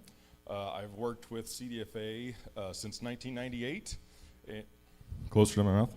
Normally I don't have to be told to speak up, but Shut Up was my middle name as a kid. I'm an environmental program manager. I've been working at CDFA since 1996. My background is almost entirely in noxious weed control. In addition to working in the hydrilla program, I was a district weed biologist, and I currently manage the noxious weed grant program as well. But this should be a great talk to follow up with that previous talk. But I'm going to focus on hydrilla eradication in Clear Lake specifically. So hydrilla, it's a non-native plant from Africa and Asia. It was discovered in California in 1976, the same year that I was born here in California. We paralleled each other numerous times. It was discovered in Clear Lake in 1994, which was the year I graduated high school. So me and this plant are just going hand in hand, and hopefully when I retire, it'll be out of here. But so there's been over 30 eradication events, successful eradication events in California. We currently, the largest infestation we are still actively working on is here in Clear Lake. And then up in Yuba in Nevada County we have as well. But you can see hydrilla, there's two biotypes of hydrilla, monoecious and dioecious. We have both forms here in California. Monoecious is what's in Clear Lake. But this plant can grow all the way up to the Canadian border and down all the way through Mexico. So California, everything grows great in California. You take a plant that's adapted to survive drought conditions and live in temporary monsoon waterways and introduce it to California with our lovely weather and year-round water, and it just grows like crazy. But we've successfully eradicated it numerous times throughout the state. So just real quick, I'm going to run through the authorities that CDFA has. So the Code Section 403, the department prevents the introduction and spread of injurious insects, animal pests. This is why you get asked for fruits and vegetables when you come across the border into the state from out of the state. Along those lines, CDFA is also designated as the lead department for noxious weed management. So we tackle hydrilla as well as, like I said, we do exclusion efforts and then fund weed grants for the counties and weed management areas. But in 1977, California legislation established a statute that requires the department to do surveys and, when feasible, eradication efforts for hydrilla. And specifically, Code Section 6048, it is unlawful to produce, propagate, harvest, possess, sell, or distribute hydrilla. This is one of the only plants that's named by name in California law, and that is why we still have an eradication effort on hydrilla, and we don't do the eradication activities for a lot of other invasive plants, noxious weeds that we used to. But hydrilla is named by name, and that real important word there is shall. The department shall do this. This is a mandate of ours. The way that it is funded, it's a very collaborative effort. So we get funding from U.S. Bureau of Reclamation. That money is fully expended in Clear Lake. We get money from the California Department of Water Resources. This is also, it needs to be used within the Delta watershed, which Clear Lake connects to. So basically all those funds get used in Clear Lake. And then the largest chunk of money we get is from the Harbors and Watercraft Fund, and that's funded by when marinas sell gasoline. When you buy marine gasoline, there's a tax that is used to keep harbors and waterways clear. And so we get a portion of that to work on hydrilla, portion of that funding.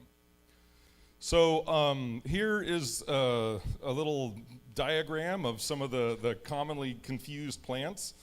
These two here are two different, hydrilla is very plastic. Sometimes you see it described as being very serrated and rough. But it also, depending on where it's growing, can be very smooth. There's not those rough serrations. The thing that I want everyone to notice, if there's one thing you remember after my talk, it's the number of leaves in a whorl here. So that these plants, and I'll show you a side shot in a sec, but this is what's called a whorl, where there's a circle of leaves coming off the central stem. If you find a plant and over again it's in whorls of 5, we want to know about it. There's lots of other diagnostic things that people will talk about, That number 5 is the one that I tell everyone to look for. This little tiny guy down here with 3 leaves, that's Eladia canadensis. That's one of the native submerged aquatics of California. There's 2 species, canadensis and natalii, but this is canadensis, the little guy. That's very common in foothill streams. And then this big one here that has, look at 4 leaves, that's Agariodensa. This plant is all over the Sacramento San Joaquin Delta. I don't think we've ever found it. It is in Clear Lake? Oh, you got rid of it, okay. If you go to the Delta, bass fishermen talk about fishing the hydrilla beds. We have never found hydrilla in the Sacramento San Joaquin Delta. Agariodensa is everywhere. And when you look at the 2 together, like this is so robust, it seems like it would be worse. But hydrilla, historically, when it gets established in the same ponds, Agariodensa quickly loses out to hydrilla. Hydrilla just pushes it out. But anyways, I'm babbling. Whorls of 5, we want to hear about it. So that's the characteristic to look for. This is that very spiny plant. Sometimes this is flipped upside down. These are called spicules. You might see them along the midvein. This is pretty rare. I don't see this very often in California. But again, 1, 2, 3, 4, 5 leaves in a circle, in a whorl around the stem. When you get the end of a growth shoot, these nodes where those whorls are, they all get packed together, and it's very difficult to count how many leaves are in one whorl. But as you see, as that stem gets older and the node distance increases, it's easier to count them. So don't find one little segment and has 5 leaves and just completely freak out. If you see 5, 5, 5, 5, 5, 5, just repeating itself over and over again, then that is something that we would love to hear about. Again, highly variable. These are the same plants, just growing in 2 different ponds in the same general area. This one was super serrated. This one, you can hardly see those serrations at all. So don't go by the serrations as a diagnostic for hydrilla. The reason hydrilla is so hard to kill is this. It produces a tuber. These tubers, where hydrilla developed or evolved, there's monsoon rains. So it's northern Africa, India, into Asia. There are areas that may be bone dry for several years. This plant had to develop a way to overwinter, is the way that I would say it. They aren't seeds. It's just a propagule that gets stuck down into the soil. You can completely dry out a pond and kill most aquatic vegetation. The second you put water back in that, those hydrilla tubers sprout, and they say, thanks for getting rid of all my competition. Thanks for the haircut. You know, they grow like crazy. Because that's what they evolved for. In the monsoon areas, the monsoons come, this temporary short-lived lake that might only be 6 feet deep, might only be there for 2 months. This plant had to sprout, go through its growth cycle, and send new tubers into the soil before that monsoon temporary lake pond dried up. So we get these here in California, and these tubers can sit for 5, 6, 7 years in dry soil waiting for the water to come back. And we cannot, I'll show you the pictures when I get into how we control it. We can't really target those tubers when they're down dormant in the soil. This is a picture we took in the late 90s. This is actually Clear Lake. This is what a patch of hydrilla looked like in Clear Lake. One of the things that hydrilla does, the previous speaker mentioned vegetation being important for fish in particular. Hydrilla, along any of these aquatic vegetation, they do have that edge habitat, but hydrilla makes such monospecific stands, it is 100% full of vegetation. There's no life in there. When you dig out these plants, it's just black, mucky, there's no dissolved oxygen. And this is what it does in ponds. So this pond is 6 to 10 feet deep. You can't really see it maybe, but it looked like a golf course putting green. That hydrilla is like a ½ inch from the water surface. Hydrilla grows to the surface, goes sideways, 100% fills the water column. There is nothing going on under that green mass. It's just black, stagnant, dead water. There's no light penetration. Initially, when you first have a couple aquatic weeds, they might provide habitat for fish. When it gets, in a matter of a few years, when it gets to this stage, there's no fish living in there anymore. So our control efforts, we utilize the airboats. A few years ago, I had us put insignia on the tail fins of our airboats. If you do not see the big CDFA symbol on that boat, it's not us. There are a number of other CDF or other airboats out there working on the water, but our boats all have a CDFA insignia, and I should update my photo to show you what that means. But we use all sorts of watercraft. A lot of our locations are small ponds, and we just utilize the kayaks. So this is our treatment protocol. If we find a rooted plant, that establishes a new treatment area, and per the aquatic pesticide labels, here in Clear Lake, what we do is called a partial lake treatment. We consider the entire lake, for legal reasons, infested, but we only treat areas around rooted plants, where we find a rooted plant. If we find a floating fragment, that does not trigger a treatment event. We only treat where we know a plant is growing from the soil. But per the label, the minimum that we do is a 5-acre area around that plant. We do an immediate treatment with a contact herbicide. Typically that's copper is what has been used. And that burns down the plants to limit fragmentation and possible spread from that area. And then we follow up with a systemic, and what we've used historically and has been the best tool for us is fluoridone, and we use the slow release pellet. Previously, we would remove an area from treatment after 3 years of no plant finds. Over time and numerous other smaller areas, resurgence was noted, and we had a technical advisory panel. We worked with researchers to determine a more successful schedule for removing areas from treatment. So I got a couple graphs here. This is, I went back to 1996. I believe that was the year that we started using fluoridone. Prior to that, we only used copper in the lake. But this is the number of hydrilla finds. So it was found in 1994, 95, 96. We had, I guess I chopped off the numbers for the number of finds. At any rate, we had a peak. We started treating with fluoridone in this time frame, and the number of finds went down. Per our old protocol, in 2003, we might have had one plant find in 2003. I believe 2004 was when we got to 0 plant finds. At any rate, we reduced all the acreage. We did our 3 years of no plant finds, and then we just had this resurgence, this massive spike, almost to the same number of plant finds as we had at the peak previous. So this is where we extended that to 7 years, and you see it tapering out. 2016 was the last year we found a rooted plant, was the last year we created a new, added additional acres for treatment. So here is the actual acres of treatment you can see, and I'll just do both of them together here. So you can see the plant finds went up. So as the finds go up, we start treating more acreage.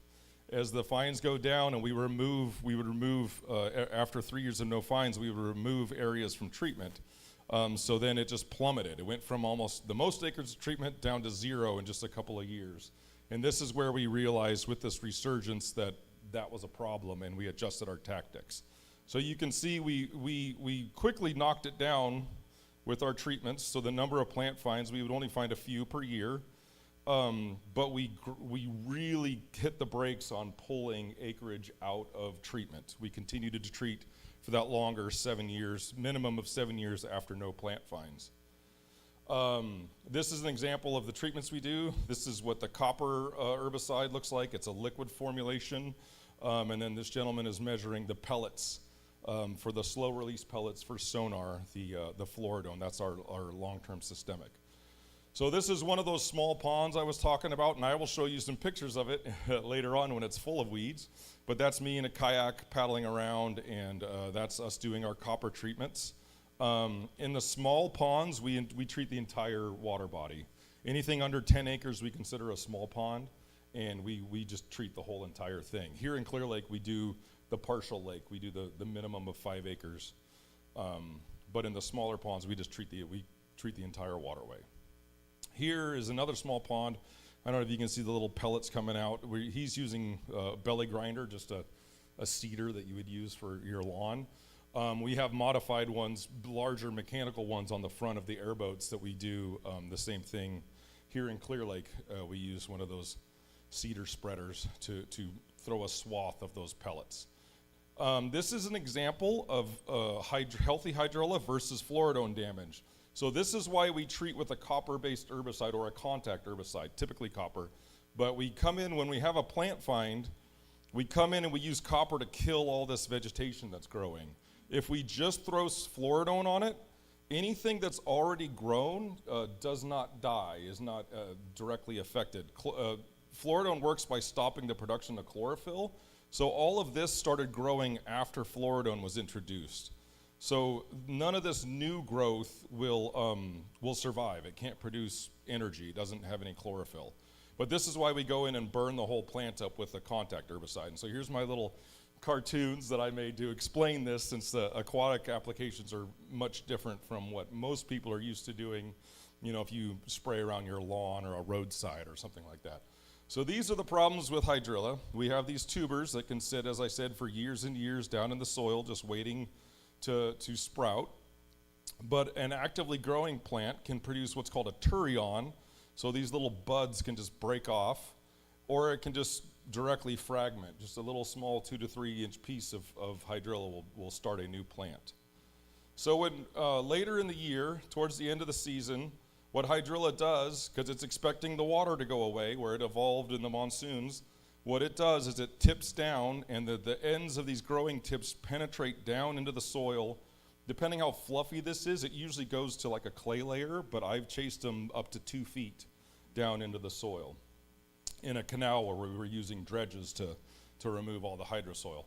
So it goes down as far as it can, and it deposits a tuber, and that tuber, like I said, can sit for years and years and years waiting to sprout.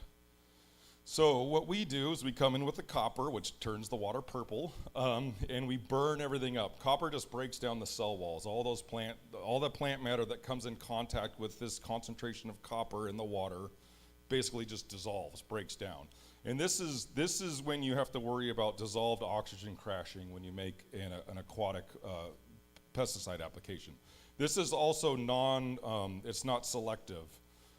Most plants are susceptible to copper. There might be some, but the rates that we use fluoridone is very specific to hydrilla. There will be damage to other plants. It's a range, but luckily hydrilla is very susceptible to fluoridone. At any rate, this is our protocol. We come in, we treat with copper, and then you can see we burned up all the plant matter in the waterway, but we still have these tubers and the perennial root crowns that are waiting there to sprout. So then we come back and we put our pelleted pesticide product out, and these slow release pellets just sit at the surface of the soil, slowly releasing the active ingredient. And so as those tubers sprout, they come up, they hit that layer of fluoridone, they're not able to produce any chlorophyll, and we just deplete the energy in the tuber. So this is why over years and years we're able to wear down that tuber bank and finally remove areas from treatment. So real quick, the previous speaker was talking about droughts. That last drought really taught us a few things. Again, this is just the nature of aquatic pesticides. When you have submerged aquatics, the emergent or riparian stuff, you treat it, you spray it just like any other terrestrial plant. You spray the product on the plant. In aquatic settings, we put for submerged aquatics, we put the pesticide in the water itself. So here's what happens. Hydrilla is doing its thing. It's putting down tubers at this water level, and it likes to put them right at the surface of the water. What we learned, we were treating, during the drought years, these ponds, the water level would be down quite a bit, and the same thing happened in Clear Lake in the recent droughts. The shoreline, there was hundreds of yards of just mud that we couldn't put pesticide in, and we couldn't get up to look for hydrilla. You can't look for these tubers in the soil without using a dredge and digging it up and sifting through it. So essentially, during the drought years, all these tubers are just sitting dormant, and there's not much we can do about them. But we can come in here and treat the water, and we did a great job, and we think we thought we were doing great. We were going to declare eradication this little pond. The drought ended, and suddenly it looked like we hadn't done anything. It went back to square one. And so this is why we didn't pull acreages during the drought, because we can't go out and survey for the hydrilla, and we can't get product onto the plants to kill them. Here's that pond I was treating in the kayak. This was during the drought. You see all these cattails, mix of cattails and tules, and this grass growing around the edge. So essentially the water level was down to here for all those years of drought, and we were controlling hydrilla. We were controlling it. We thought we were doing a great job. The water came back up, all this grass, there's all the cattails. You see this area where there's no cattails, there's like a, I don't know, 6-foot wide buffer. This was solid with hydrilla. And you see the water came up behind these grasses. This was all bone dry for all those years of the drought, and it was just a fairy ring of hydrilla. This is just solid hydrilla around here. And then the bells went off, like, oh my goodness, we can't. And just to be able to track, so this is just a fake pond, and we're saying there was some plant finds there that year. And then maybe the next year we had a few more and another one there. And then the next year there's more and more. But what I'm able to do with this system is identify areas where, you know, the manager 20 years ago might have remembered that, 100 yards off of so-and-so's dock, we found a plant. When you're trying to eradicate, you cannot allow anything to survive. You can't allow one individual to survive. You know, if you call someone out to get the weeds out of your yard and they get 99.99% of them, you'd probably think, hey, you did a great job. If I do that, I fail. We have to control every single individual and not allow them to propagate. So we utilize this system to identify areas, and that helped drive. We made some adjustments, but just look at different areas of the lake differently and modify our treatments a little bit. But that's really specific to eradication work. But over time, like I said, this has been going on for 30 years in Clear Lake. There's been a lot of people working on it in that time.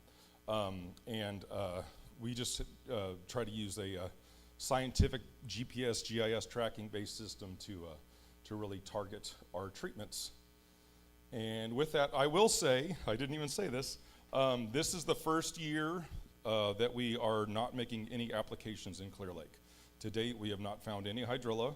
We have not found a rooted plant since 2016.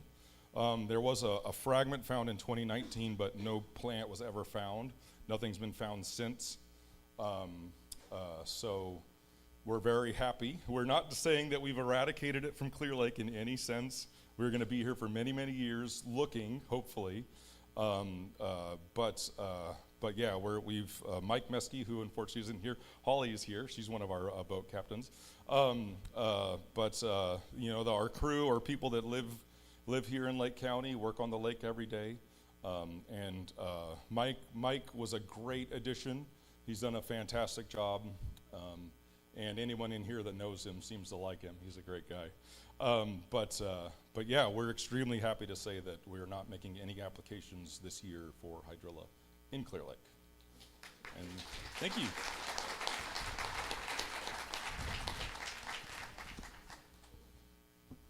Are you done? Okay. Are you done? No, I'm done, yeah. Okay. But, I have a quick question for you, and then I'll go to the audience. So, Angela, I am the County Invasive Species Program Coordinator, and we are right now trying to manage another invasive aquatic plant called creeping water primrose. And we don't know, it goes to seed, and we don't know how long those seeds last. And so I'm wondering, I saw the map with the wide range of eradications that were successful for hydrilla in California, and if those other water bodies were successful with only the 3-year of no fines for the limited treatment, and like where did the 7-year come from? How did that process happen so I can learn from it for the Primrose Management Program? And then is that 7-year thing unique to Clear Lake, or is that something that is across the state that you guys all learned together? That's a fantastic question. There's a couple things. Some of those infestations may have been a water feature the size of this table. If it's in a cement-lined water feature at a zoo, we come in, we drain it, we scoop the soil out, boom, problem solved. Some of those locations are very small ponds. Like a lot of our ponds are smaller than this room. We can treat the whole thing. The water's crystal clear.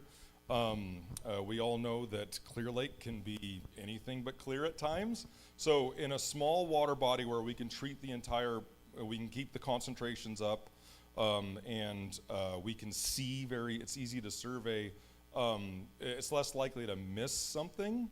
Another issue is monoecious versus dioecious. Monoecious, which is here in Clear Lake, produces many, many more smaller tubers. And we always thought, oh, those big honking dioecious tubers, they must last forever and they're gonna be a real problem to get. It's not the case, it's just a numbers game. There might be one of those monoecious tubers out of thousands that wants to wait 10 years, 12 years to sprout. So the monoecious versus dioecious is a problem. But really, a big part of it, I believe, is just the size of Clear Lake. If we eradicate successfully from Clear Lake, it will be world news. It hasn't happened. I second that. I've worked across the country in Yes. invasive species programs, and California by far sets the map for hydrilla eradication. Yes. So yes. Yes. Thank you. So have there been any studies on the toxicity of copper? I know that overdose in copper in some places can kill fish. So I'm just wondering if what levels of copper you're putting in there. Has there been toxicity? Does it kill hitch fish? Because I know it kills other fish So- if the toxicity is too high. So when we deal with copper, there's a number of issues. We utilize the labeled rate and we follow the labels depending on the situation. So I don't want to spit some numbers out because it depends on the situation. There's a number of, typically what causes aquatic life to die from a contact like copper, a copper treatment, is the dissolved oxygen crash, because you burn all that plant matter and then bacteria start breaking it. They literally consumes all the oxygen. If you are to utilize it in a pond and treat the entire pond and it crashes, that you can definitely have issues. In a partial lake treatment, we're lucky because there's room for the fish to move to. In regards to hitch, before we make a copper application in this lake, we contact Ben Ewing. We have regular contact preseason. We contact, Mike contacts him, and if it's designated as a hitch area, if he thinks hitch are breeding there, we would have to figure out what we're going to. To date, we haven't had a problem with that, but we do that prior to a copper treatment. There are other species of fish, and I don't have the label memorized. I don't want to misspeak here, but there are certain species of fish that are more susceptible to copper, and depending where we are in our smaller ponds, we might do alterations based on that. And typically, a lot of times, one of the rules of thumbs in aquatic treatments is to do a third of a pond. It depends. That pond I was treating as an irrigation pond. It doesn't really have anything in it, so we were able to treat the whole thing. If it's a fishing pond or a natural pond, we would treat thirds at a time, and you give that third of the water body a chance to break down. You give refuge area for the fish and other aquatic life to move to not suffocate from the crashing oxygen, and then you make a series of applications in those thirds of the water body. So those are the sorts of considerations we make for aquatic life. Sorry. And additionally, for the copper use, the county doesn't allow any other copper discharges. So we don't issue any other permits. So copper is only being used during a hydrilla treatment process. So there's no other sources of copper. And the other item I should add, as I showed, we only utilize copper when we have actively growing plants. It's not our long-term. So ideally, we would make an initial copper application at the very beginning of a plant find and then not apply copper to that area again, unless 20 years from now a plant pops up again. Oh, hold on. Hold on. And we actually have one more question, and then I'll come back. Okay. We can go ahead and do her first. Oh, okay. What about the chemicals that they're using to get rid of the other, the primrose? That's not a question for me to answer. That is for me to answer. Yes. Primrose is actually, the best time to apply herbicides for primrose is the hottest part of the year, which we're actually really not allowed to apply herbicides because the water temperature is too warm and the DO is too low. So we're establishing a program to try to figure out how to manage primrose without using herbicides. There's a product called triclopyr, which is a systemic, and that's used on primrose. But again, the timing of when it's most effective doesn't mesh with wildlife protections and water quality protection. So it's not, if we do spot treatments of primrose a little bit here and there, but widespread treatments of primrose with herbicide is not feasible on this lake at this time. Pulling them?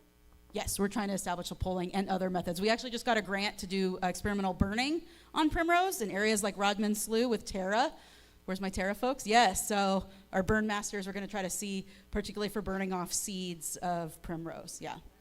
Yeah, but you can come and ask me any questions about primrose. That's not David. So one more question while we set up the next presentation for this. I'm going to scoot over here, guys.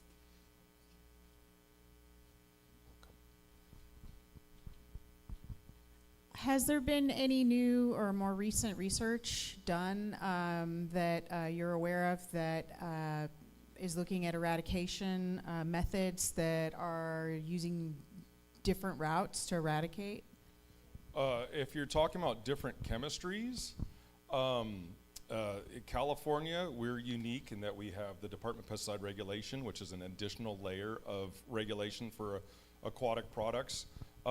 So the aquatics realm in general does not produce a lot. It's not a really big market for the manufacturers to target. In recent years, there have been a number of new products, and some of them have been registered in California. Unfortunately, when you're dealing with submerged aquatics, there's a whole slew of additional restrictions you have to worry about. One of the biggest is irrigation restrictions. So you can't irrigate, depending on what the product is, you may not be able to irrigate with that water. The biggest item for us, for our protocol, is the slow release nature of fluoridone and the longevity of fluoridone. We have not found anything to compete with that. So no, and it's just, aquatics are such a small niche of pest control, submerged aquatics. It was like 20 years of my career before they said there's something new. And then we were told, California, you'll get it in 5 years. The rest of the country gets to use it, so. Thank you very much. I will say Sure. one more note. The team that runs the airboats, they are essential, obviously, to this program. They also help us at the county and the public because they're out there every day and they notice anything that's going on. So, for example, if we have a spot where someone drops some invasive water hyacinth, they're the ones that see it, and then they let me know, and my team goes out there, and we can get rid of it right away, saving complicated, expensive treatment and removal later. So we're in debt to that program. And then also the airboats, people see them. You guys all seen an airboat? Really loud, right? It's very obvious they're there. There's a lot of water moving, and it looks like maybe they're doing treatments all the time, but like this year, they're not doing treatments. The airboats are out there monitoring. So just because someone sees an airboat, it doesn't automatically mean that they're putting stuff or poison or anything in the lake. Take a look at them. They're out there, they're throwing a grapple, they're surveying, and then they're also keeping an eye out for other invasives for their partners. So I just want to put that out there. If you see them throwing something by hand on the water, that is our grappling hook on the end of a rope. We pull that along the bottom to pull up aquatic weeds to look at them. It's not a treatment hose going in the water. And early detection rapid response is the answer to all of these, any sort of pest or disease or anything. Thank you, David. All right. We're in our last talk, and then we'll do a panel. So I'm going to introduce a technician at Water Resource Department, Corey Husted. And this is a program that's near and dear to my heart. I manage it. It's quagga invasive mussel prevention program here in Clear Lake. And, yay! Everything that we're talking about and learning about for Clear Lake, if we got invasive quagga mussels or invasive zebra mussels in this lake, everything gets flipped on its head. And we have to start from scratch and learn everything all over again, because quagga mussels have such a devastating impact on lakes. From the nutrients, from the bottom up, literally from the soil all the way to the top, the whole ecosystem will be totally changed. So it's really, really important personally, but also professionally, and I want to stress you guys, it's probably one of the most important programs we have on this lake. And so I'm really excited to introduce our technician. Like, no pressure, right, Corey? I was just about to say, thanks for really hyping it up. It's like, Corey, welcome.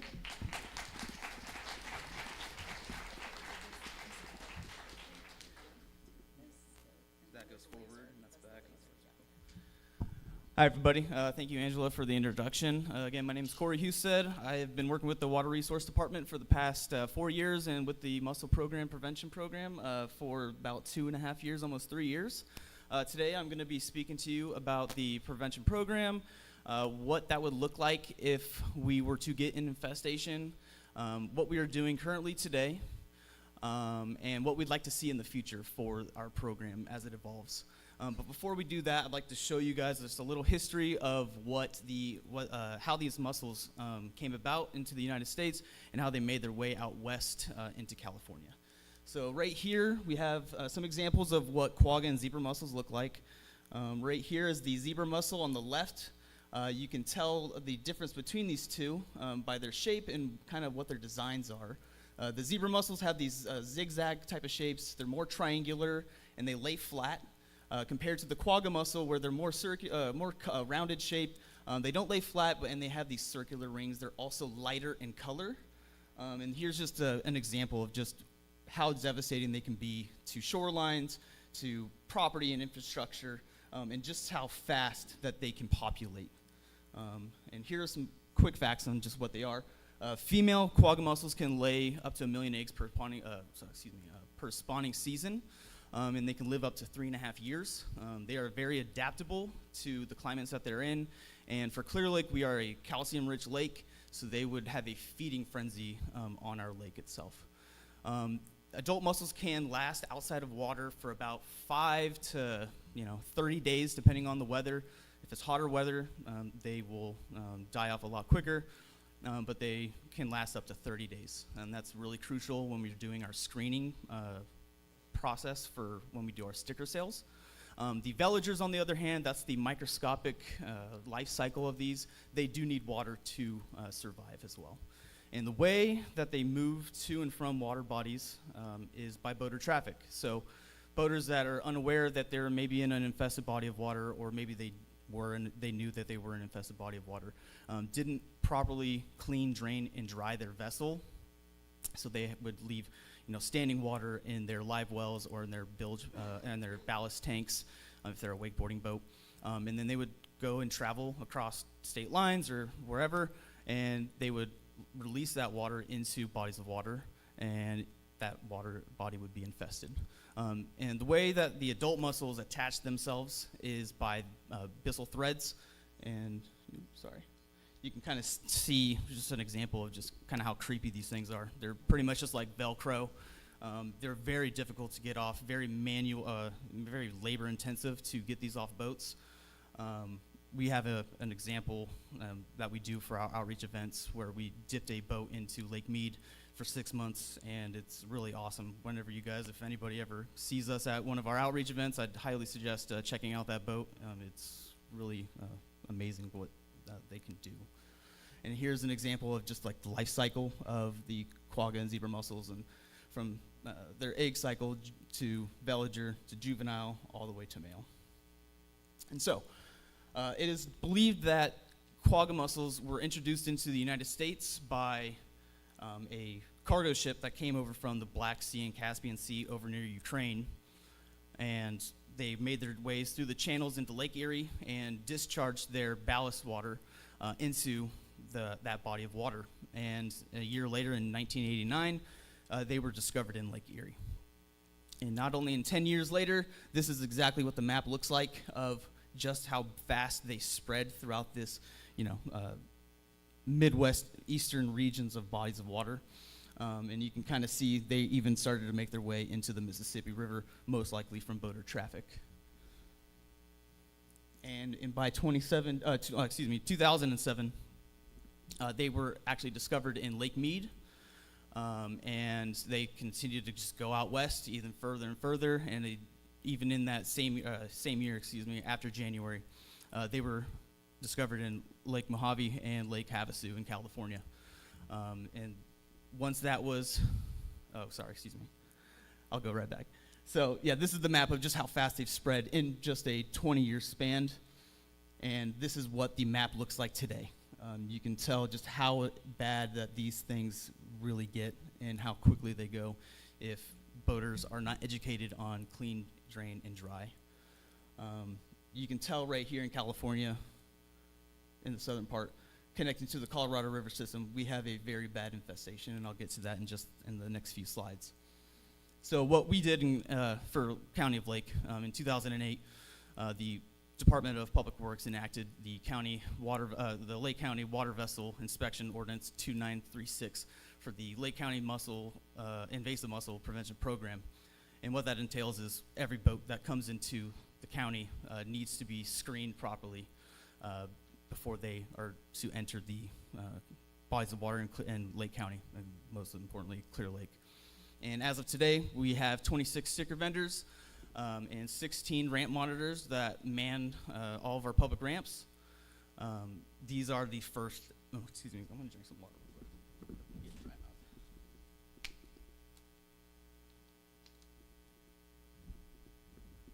These are our first and last line of defense for keeping Lake County clear of mussels. And just like I said earlier in the last slides, this is what California looks like today. I'm not going to read every single one of these names. I can barely remember them. I have to look them up myself sometimes. But there's a lot of main lakes that we do see our fishermen and other visitors that are coming from. So we have a hot list of, am I doing that? Sorry, guys. We have a hot list of examples that we give to all of our vendors around the lake that sell our stickers so that they can be more prepared for when boaters do come out to get stickers from us, excuse me. And right now I'm going to show you a PSA video that we worked on, me, Angela, and Sam Houston last year. And so go ahead and take it away, Sam.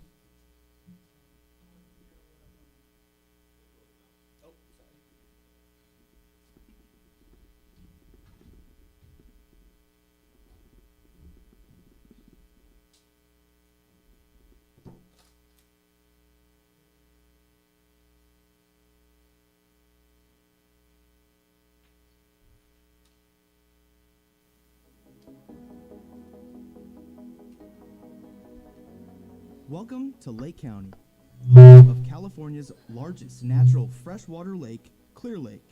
Originally called Hobbiton, meaning big water in native Pomo, Clear Lake is one of the oldest lakes in North America. Clear Lake has over 120 miles of shoreline with shallow and rich waters that makes it a world-class fishing destination. The productive waters of Clear Lake have produced record-catching fish, which contributes to the average 15,000 boaters that visit Clear Lake every year. Clear Lake is currently free of invasive quagga and zebra mussels. Monthly monitoring by Lake County's Water Resources staff help to maintain Clear Lake's mussel-free status. If invasive quagga or zebra mussels are introduced into Clear Lake, their devastating impacts will last forever. Mussels consume massive amounts of green algae when they filter feed lake water, which will decimate the sport fishing population, as green algae is the base of the food web in Clear Lake. Mussels can attach to and clog drinking water pipes, causing millions of dollars to the public and private sector to pay for needed maintenance and removal. For the drinking water systems on the lake, this is especially concerning as Clear Lake provides drinking water to about 66% of the county's population. Added cost to remove mussels would make drinking water treatment more difficult and expensive. There are no examples of successful eradication of invasive mussels from lakes, meaning if quagga or zebra mussels are introduced into Clear Lake, they will be here forever, and the Clear Lake as we know it today will never be the same again. There are 3 simple things we can do to prevent the introduction of invasive mussels. Before leaving any water body, remember to clean your boat inside and out, and all compartments. Remove any plants, dirt, or sand. Drain your engine, pull your drain plug, and empty any water from ballast tanks or live wells. Dry your boat, including inside compartments, and make sure all equipment, including water toys and fishing gear, are completely dry before visiting another water body. Every boat launching in Lake County needs to be screened and stickered. Find participating screeners and sticker sellers online at www.nomussels.com. When visiting a sticker seller, the boater will fill out a single-page screener form. The screener will verify that the boat is safe to launch in Lake County and does not have mussels or has not recently been in a mussel-infested lake. If a boat is high risk or likely to have mussels, an inspection is needed, and the vendor will call a certified watercraft inspector from the county, and they will perform an inspection on the boat for free. Once a boat passes screening and/or inspection, boaters will purchase a sticker for $20. The County of Lake Quagga Mussel stickers are located next to the yearly California state sticker, which will be adhered to both sides of the bow, next to the registration numbers and the state's mussel fee sticker, as well as at the back of the trailer. Please report any violators without current Quagga Mussel stickers. Even screen boats will sometimes be stopped at the ramps by ramp monitors for quality assurance. Sometimes, mussel sniffing dogs will also be present at the ramps to conduct impromptu inspections. This step won't take long, but it's important so that we can continue to protect Clear Lake from invasive mussels. If you have any other questions, or you think you see a quagga or zebra mussel in Clear Lake or in another water body in Lake County, you can call us at Water Resources at 707-263-2344. You can send us an email at water.resources@lakecountyca.gov.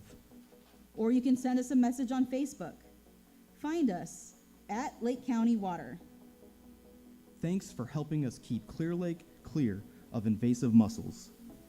And with your help, we can protect and preserve Clear Lake for future generations of people, plants, and animals. Thanks to our funding partners at the California State Parks Division of Boating and Waterways for supporting this program and PSA.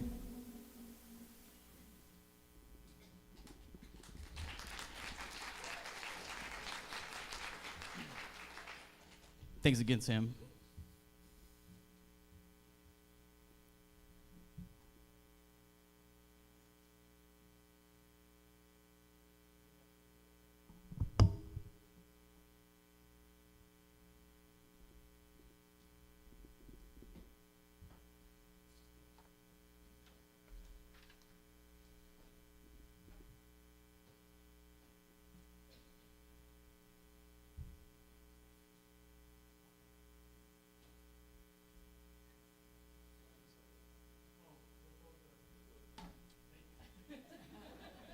First time, guys. Sorry.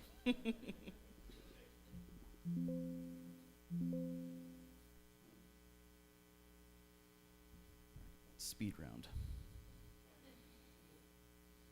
Okay. So, yeah, just like the video said, invasive mussels would be absolutely tragic to Lake County. And oh, sorry. It'd be completely detrimental to Lake County. And even on a national scale, we can just see just how expensive these invaders can be to a community. Yeah, just nationally, these numbers are from 2016, by the way, so these numbers are not as completely accurate, and I guarantee they're almost doubled now. But nationally, 120 to 138 billion in annual cost. In the Great Lake Basins, 30 million on annual cost for mussel monitoring and control, and in California alone, $30 billion for their drinking water systems. And how that's going to translate to Lake County where is in this next slide. Right now, fishermen, when they do come in for their tournaments, it is an estimate that they bring in $1.3 million. This number is very conservative. This number was brought into an algorithm that is for one fisherman coming into the lake fishing for 1 day. And these tournaments go on for 5 days if you consider pre-fishing, which is 2 days before these fishermen come in. So what that means for the economic impact for Lake County, water purveyors that bring in drinking water to the county, like the video said, 66% of Lake County residents use the lake for their drinking water at home. They would at least need to spend $100,000 just to maintain their facilities. Property owners would lose equity in their homes. I don't think anybody would really want to be living next to a dead lake with a shoreline filled with dead mussels sneaking up the place and damaging their property. local restaurants, bait and tackle shops, hotels, resorts, gas stations, small business owners for boat repairs. The list goes on of the impact that invasive mussels can bring to a community. And to top it all off, we would lose our state and federal funding for our mussel prevention program, as we would no longer be a preventative lake. We would be a containment lake, and essentially cueing the domino effect. If we do not continue to have programs like this, this is going to be us if we were to get invaded, just waiting for that last domino to fall. And I think most importantly, the environmental impacts that would come to Lake County if we were to get invaded. The green algae food web would be completely decimated, causing smaller fish to not have any food to eat. If there's no food to eat for the smaller fish, they start to die off. If there's no smaller fish for the bigger fish to eat, they start to die off. Fishermen don't come to Lake County to go fishing anymore. If there's no fish in the lake for the migratory and the native birds species, we're going to see a huge decline in that, and I don't even want to think about what would happen to all the grebes. Shorelines, like I said earlier, would be littered with sharp and smelly decaying mussels. You wouldn't be able to walk on the shorelines. Your dogs wouldn't be able to enjoy it. Swimming on the shorelines or off the shorelines would not be possible. And lastly, property damage would happen because they would attach themselves to any object that is touching the water.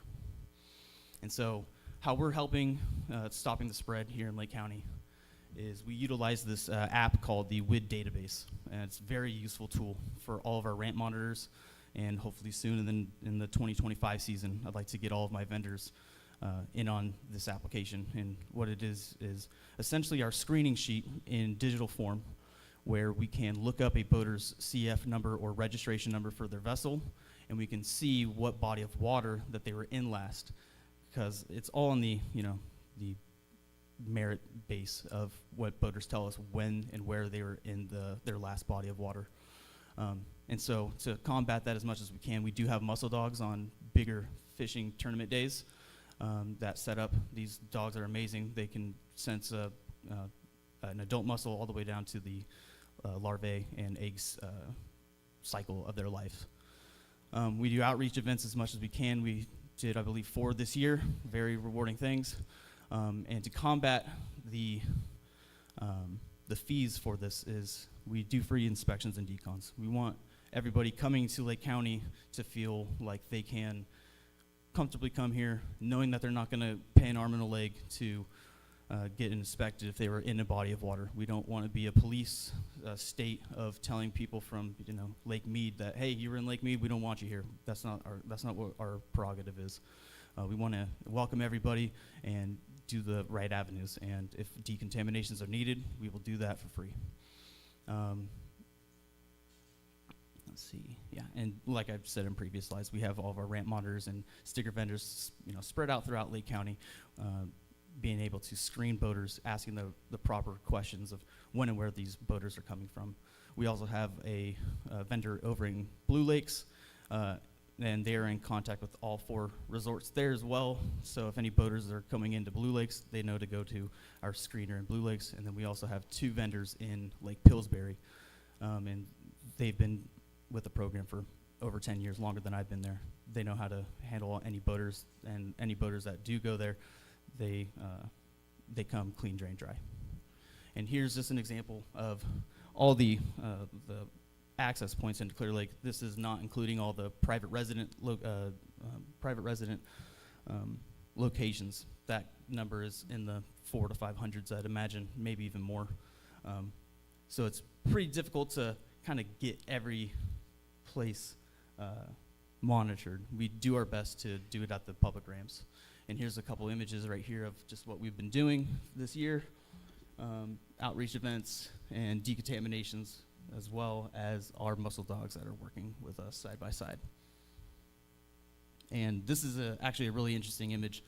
Back in 2020, a boat came in from Ohio that had dead adult mussels on it. This boat made it all the way through California stations. The boater was told to get a decontamination. We were the closest one. This came from, I believe, Tahoe. I can't remember exactly. But our staff had a decontamination machine, and we were able to completely gut the engine, fill all the necessary areas with hot water to kill them for the correct amount of time, and we were able to send this boat off. I'm not going to be able to touch too much on this today. Maybe we can bring this up in the panel discussion, but if we were to get infested, this is a great resource on our website, www.nomussels.com. We work closely with Leah Elwell and Lisa DeBrucker from the Creative Resources Strategies, working on a rapid response if we were to get contaminated with quagga and zebra mussels. It's a very great tool. I would encourage you guys to check this out. Here's all the partners that we worked with for that collaboration. It was a great 2-day workshop, and it is available online.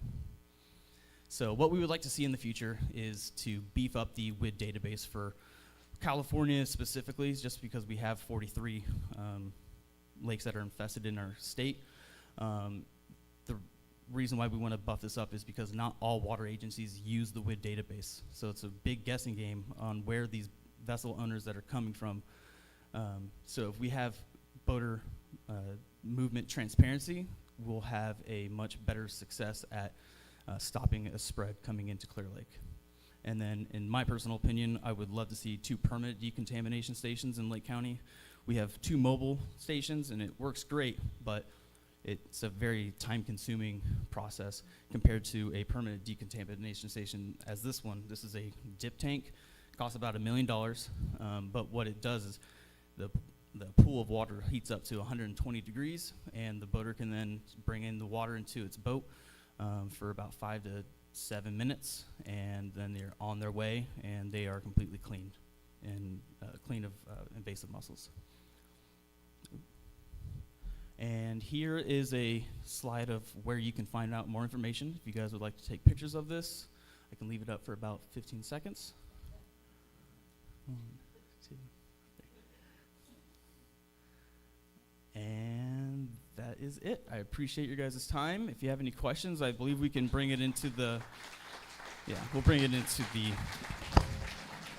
thank you. Thank you, Corey. So let's have our invasive species presenters up to the table, and we'll do a panel. We have about 15 minutes. So David, Luis, and I will walk around. Are there any questions for our panel as they get situated? And there's these mics too, or yes. Angela, I heard that you were not funded, the county wasn't funded for the quagga mussel program recently. Can you tell us what's going on? Thanks, Janine. That is an important question. So the funding for the invasive species mussel program, we have 2 sources. One is through state funds of boating and waterways.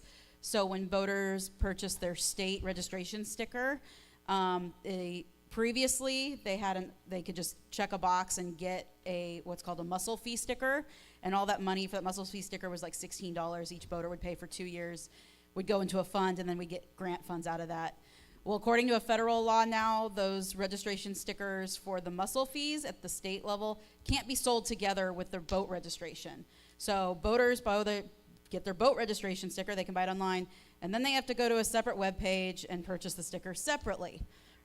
So what this means is we've seen a significant drop in those funds for state mussel fee sticker sales, and that trickles down to grants. So that means there was a very highly competitive grant cycle, and the county, unfortunately, this year was not selected. We've been basically confirmed we can get a grant next year for that, and we're working off remnants of last year's grant. And then we have another funding source, which is the federal source of U.S. Fish and Wildlife, and we were not selected for that grant fund this year either, due to prioritization for containment programs, which are really important to keep mussels contained in other water bodies and not get to places like Clear Lake. But that means that going into next year, this program is going to, we have to get more creative with funds for that. And that's on me. That's my program. Because what I want to do is keep people like Corey and our 15 ramp monitors, which all live here. They work for the program. They live here. They work here, they play here, they spend all their money and all those grant funds that come from out of county into county, and they also protect our lake. So it's my goal and my job to find those funds to keep that program going so we can protect our lake and we don't have to fire anybody in the program. So thanks for that question, Janine. Yay! Okay, other questions? Oh, is the panel ready? You guys ready to take questions? Okay. Yeah, hello. I'm Dr. Jay Holden. I noticed in the first presentation regarding the carp that you included mute swans as troublesome for the lake as carp. I've been studying the handful of mute swans on this lake for nearly 20 years. I represent a group of concerned citizens about misinformation about these swans. Much of it originated with what a U.S. federal court called the government's, quote, shoddy research and conclusions, which led to mute swans being classified as an invasive species and the mass killing of them. And as we all well know, the government can get things wrong. I have with me a summary of our group's independent research and observations, which I will give copies of to interested people here at the end of this presentation, and which we will be glad to discuss in detail in another forum. For now, we'd just like it to be known that swans have been recorded as residing on Clear Lake for at least the last 136 years, and that rather than posing a serious environmental problem to our lake, these vegetarian mute swans provide a clear benefit to the lake since their primary food is not tules, but algae and submerged weeds, including the ones discussed here today, which are definitely an environmental problem here. So I just wanted to say that, and I hope for more dialogue about the mute swans and current valid research and observations regarding them. Thank you.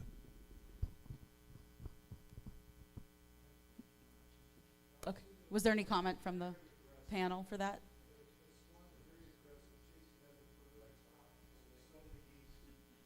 Let me just go. Sorry.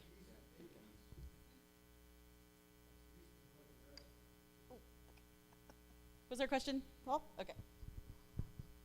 Yes. Are there any natural mechanisms that limit the quagga mussels, such as predators that could be imported? I guess in the areas where they originate from, somehow they don't over proliferate. And I wondered if there was something that could be employed. Yeah, currently there's no known predators for the quagga or zebra mussels. Angela, if you want to jump in, go ahead. But I mean, I think there was a study out there was like a red crappie potentially that would eat them. But even if they did, some of these mussels can survive the stomach lining going through the digestive system of the fish, and they would still survive. Some research has shown that red ear sunfish, did you just say that? I didn't know if it was a crappie or if it was a sunfish. It was the red ear sunfish. And actually in our response plan, one of the Fish and Wildlife recommendations was to promote habitat of red ear sunfish, which are not native to Clear Lake. But by supporting habitat for red ear sunfish, we could support a healthier population of red ear sunfish, which have been shown to eat quagga mussels and zebra mussels. However, like most biocontrol, when it goes in the real life system, there could be lots of other tasty things out there that they'd rather eat before the quagga zebra mussel. So we don't want to rely on that as our sole response mechanism. Another question?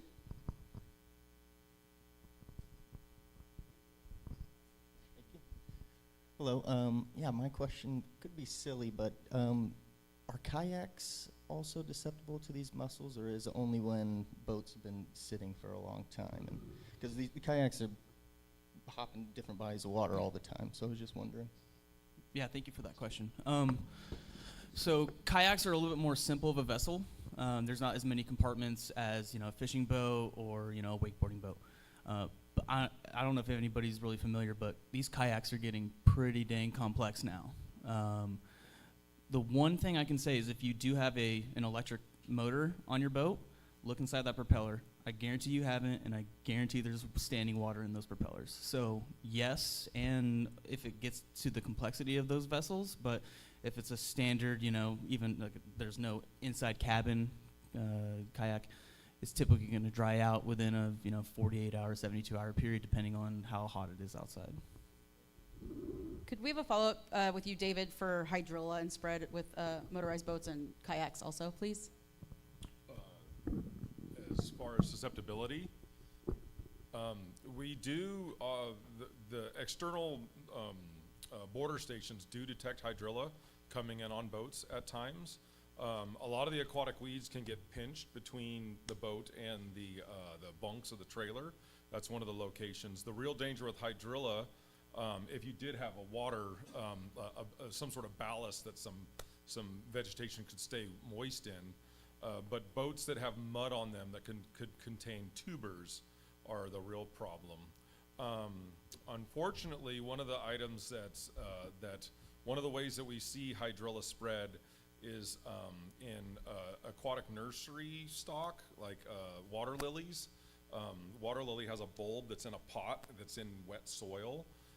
We also intercept it coming in the pet trade from Asia, oftentimes with like aquaria trade, live freshwater shrimp. They will throw a piece of plant material in there. Luckily, the locations of hydrilla, other outside of California infestations, you have to drive, basically from Texas across Arizona, New Mexico, something like that. So a lot of hydrilla dries out during that. But the tubers, mud and tubers, absolutely hydrilla could survive in. But moving which is illegal anyways, but moving fish around in a live well is any sort of water that could keep the plants moist is a risk. Hi, this might be a silly question, but regarding the first talk, do you guys have a plan on what to do with the carp and goldfish you remove? Like, what's your plan for after? How do you dispose of them? That is not a silly question at all. That's actually a question I continue to ask myself, because we have done removal events, and so what we've done here is we'll put them in our garden. So we have an elder's garden, we put them in there. During the winter and early spring, if people want them to eat them, typically that doesn't happen. I'll do that. I'll give them away for people to eat them. There is a fish consumption advisory on Clear Lake though, so you can't really eat much of the fish coming from Clear Lake. For males 25 and older, you could eat 3 servings, about the size of my palm right here, a week. So you can't eat much. We've looked into rendering facilities, composters and stuff. It's coming to crunch time, and I'm just like, oh man, we're gonna have so many fish. I'm not entirely sure what I'm gonna do. When there was an event where there was like a lot of fish that our garden couldn't take, or local farmers or anything, we just dug like a 10 by 10 hole and buried them. Does anybody have a cat food factory that you are short on supply? Anybody? Future industry in Lake County? And Anybody? I have looked into that stuff, the like cat food and fish farm food. The problem is California can't legally have one, so you have to send them all out of state. I have a question for the gentleman in the middle. There has been fluoride detected in tules, and I'm just wondering if you guys have completed your EIR? No, the Does it EIR include has it? not been completed yet. Do you know when? I do not. I know that we're working on it. Thank you. Okay, other questions? I'm on my way.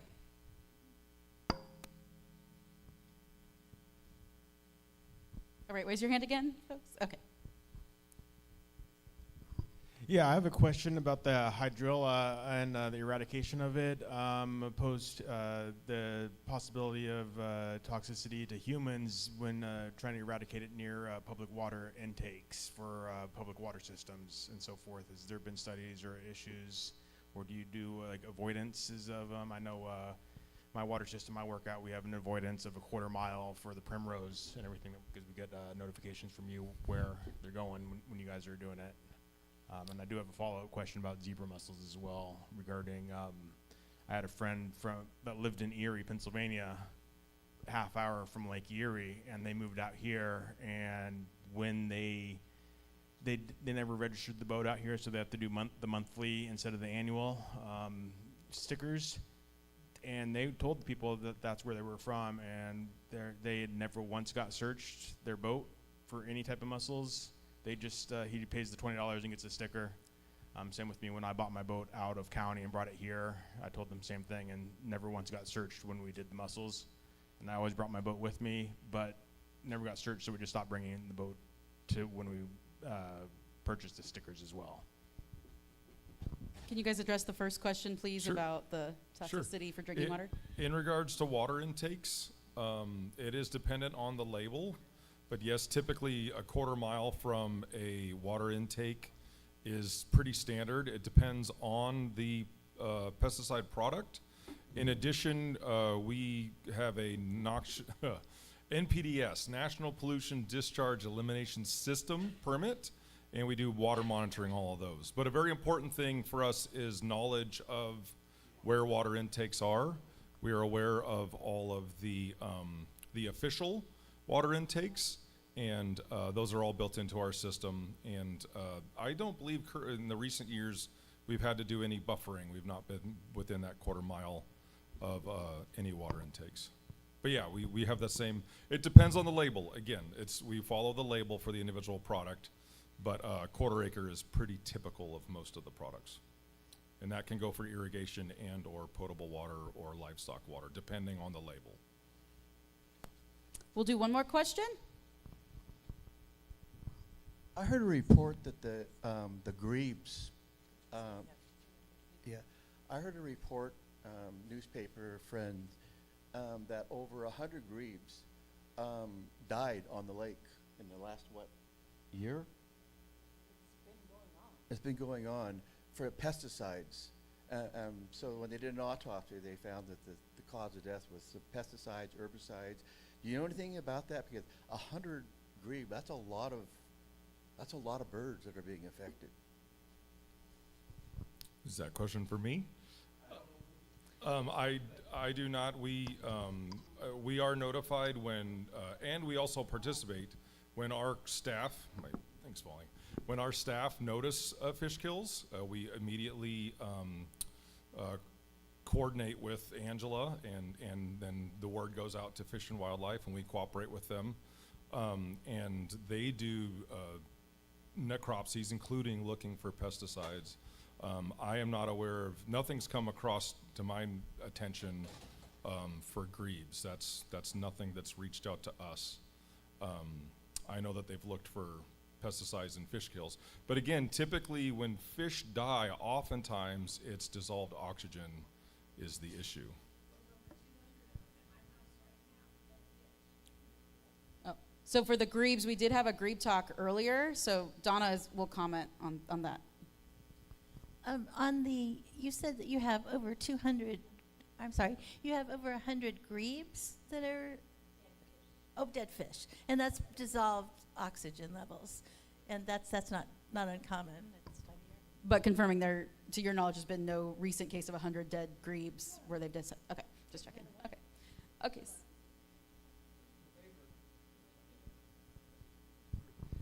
For anyone here, if you notice dead fish in Clear Lake, there is a dedicated project on iNaturalist for Clear Lake dead fish. If you could please report it there, that would be very helpful. Thank you. Okay, thank you. Do the panelists have anything to say to close out this session? Lively bunch. How about clean, drain, dry?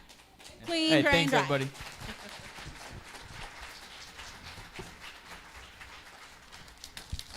Okay, so thank you so much to all the morning panelists. We will break for lunch now and reconvene. There are 2 sessions. Lunch is on your own today. However, there are taco for sale. If you go to the bar, you can pay for your tacos there and pick them at the cafe, and they're a little cheaper. Or you can go to the cafe. There's also Twerped Out Kitchen, which is a taco stand out in the parking lot. There's Judy's Junction, which is on Highway 20. There's a Tallman Hotel in Upper Lake. Century Market also has a good deli. Yeah, actually, that's good.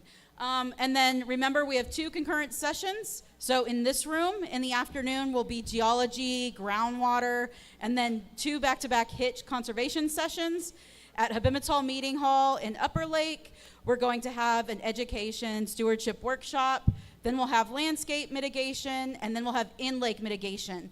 And then, because it's not over, don't forget Friday night at Soparis is our movie, which is called Hobbiton, Big Lake, Big Water, or Big Water, Big Science. It's lunchtime. So we hope to see you all there, and have a good break. Thank you so much to our morning sessions.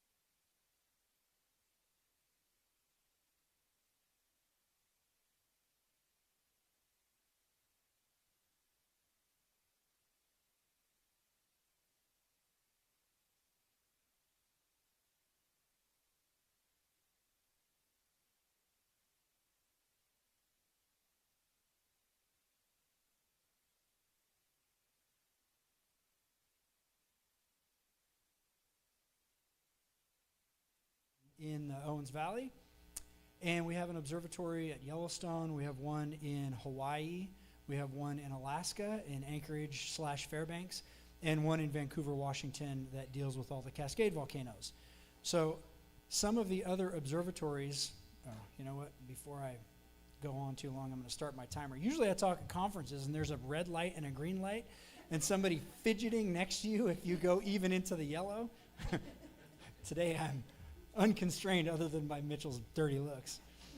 And so the other volcano observatories really do observe volcanoes and set, they talk a lot with airlines, for example, and decision makers, policy makers based on real threats.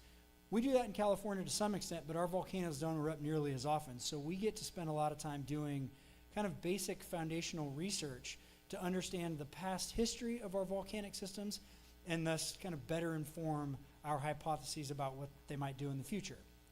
So today I'm going to talk about our kind of recent research in the Clear Lake volcanic field and hopefully motivate our decision to start restudying the volcanic field and give you some background of why the field is here.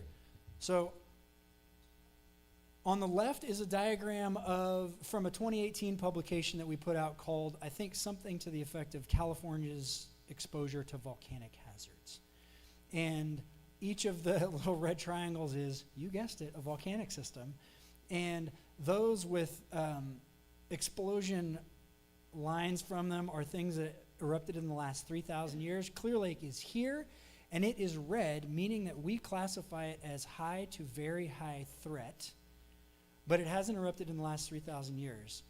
Anybody know the last time Clear Lake is thought to have erupted? Yeah, 10, 11, 12, this is bingo. Why do I have a job? So most of the work that was done on the volcanic field was done in the 70s and early 80s as a means of better understanding the geothermal potential of the field, right? This is what our hazard assessment currently looks like for the volcanic field. Probably not inaccurate, not very detailed. Like you show this to somebody that is trying to evacuate schools, if there happens to be an eruption, they're going to want more detail than that. So we're going to go through a quick Geology 101 tectonic explanation for why we have a volcanic field in the coast ranges of California.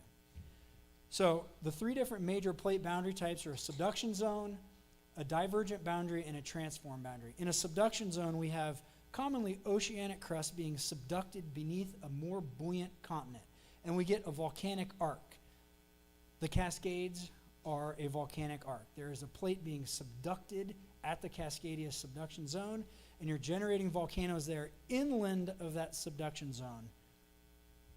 This is what California looked like 80 to 120 million years ago, and there were volcanoes on top of what is now the Sierra Nevada mountain range, right? That unroofed bunch of granite that crystallized in the crust has now been exposed at the surface. So those are the roots. A divergent boundary, like can be seen at the East Pacific Rise or the Mid-Atlantic Ridge, is a place where crust is being pulled apart, oceanic crust, and you generate melt at those places. That's where we generate the most volcanism on Earth. And then the third is one that we're all very familiar with, I think. If you're in here, you're probably interested in this and know all the stuff I'm telling you. But this is the San Andreas Fault, and it is a transform boundary separating the Pacific and North American plates. The San Andreas Fault does not comprise that boundary entirely. Rather, it's made up of a series of faults, all with about the same movement on them, or the same direction of movement. It's a zone that's accommodating that differential movement. So all three of those boundaries have been important in the last 30 million years of tectonic evolution of California.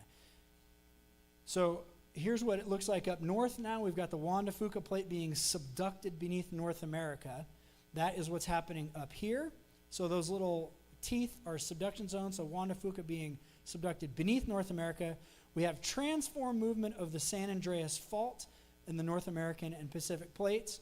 Right here, there is a ridge segment, so that's a divergent ridge, a divergent boundary there, and another transform boundary there, forming the Mendocino Triple Junction. So that's today. Is there any way you can click on that? It's supposed to be a video. Let's see this work. Yes. Okay, pause. Can we pause? All right, I want you to pay attention. So this is 40 million years ago. There's our timeline. I did not make this. I stole it from Tanya Atwater, who made it a number of years ago. She's at Santa Barbara. And it hopefully will be illuminating. So you've got the Farallon Plate being subducted 40 million years ago beneath what is going to be California. The Pacific Plate is moving in this direction. The Farallon Plate is moving in that direction. The North American Plate in this animation is held fixed. Cool? So let's watch this segment right here. So that is a ridge segment. That's a divergent boundary. Cool? Hit play. As we go through time, let's watch this. Do it. Oh. Yeah, how you've demonstrated your ability.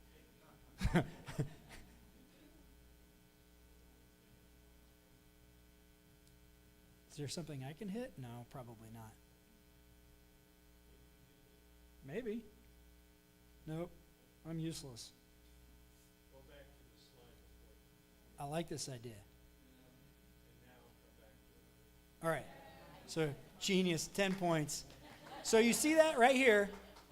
Right there, that ridge intersects the continent at about 30 million years ago. And then as the Pacific Plate is pulling that north, the subduction zone is moving north, and that triple junction is migrating north. So 30 million years ago, we began subducting a segment of ridge, and there is volcanism occurring at that ridge. When we subduct it, that volcanism is shoved underneath the continent. And instead of getting volcanoes like a subduction zone makes, like Shasta and Lassen, that are inboard of the coast, that ridge segment, hit go again, that ridge segment produces volcanism right near the coast. So right along the coast, it hits 30 million years ago. Anybody know any volcanic rocks in like San Luis Obispo area? Morro Rock, the Morro Islay Hills, the Berkeley Hills, Pinnacles, Quien Sabe, all of those are related to triple junction migration and a slab window, i.e. subduction of a ridge segment. And so those volcanic fields are oldest to the south, and they get younger as you come north. Clear Lake is the youngest of those systems. It began erupting about 3 million years ago and has continued erupting, although not continuously, until about 8,000 years ago. So, oh, hey, look, I did it that time. Let's watch it again. What the heck?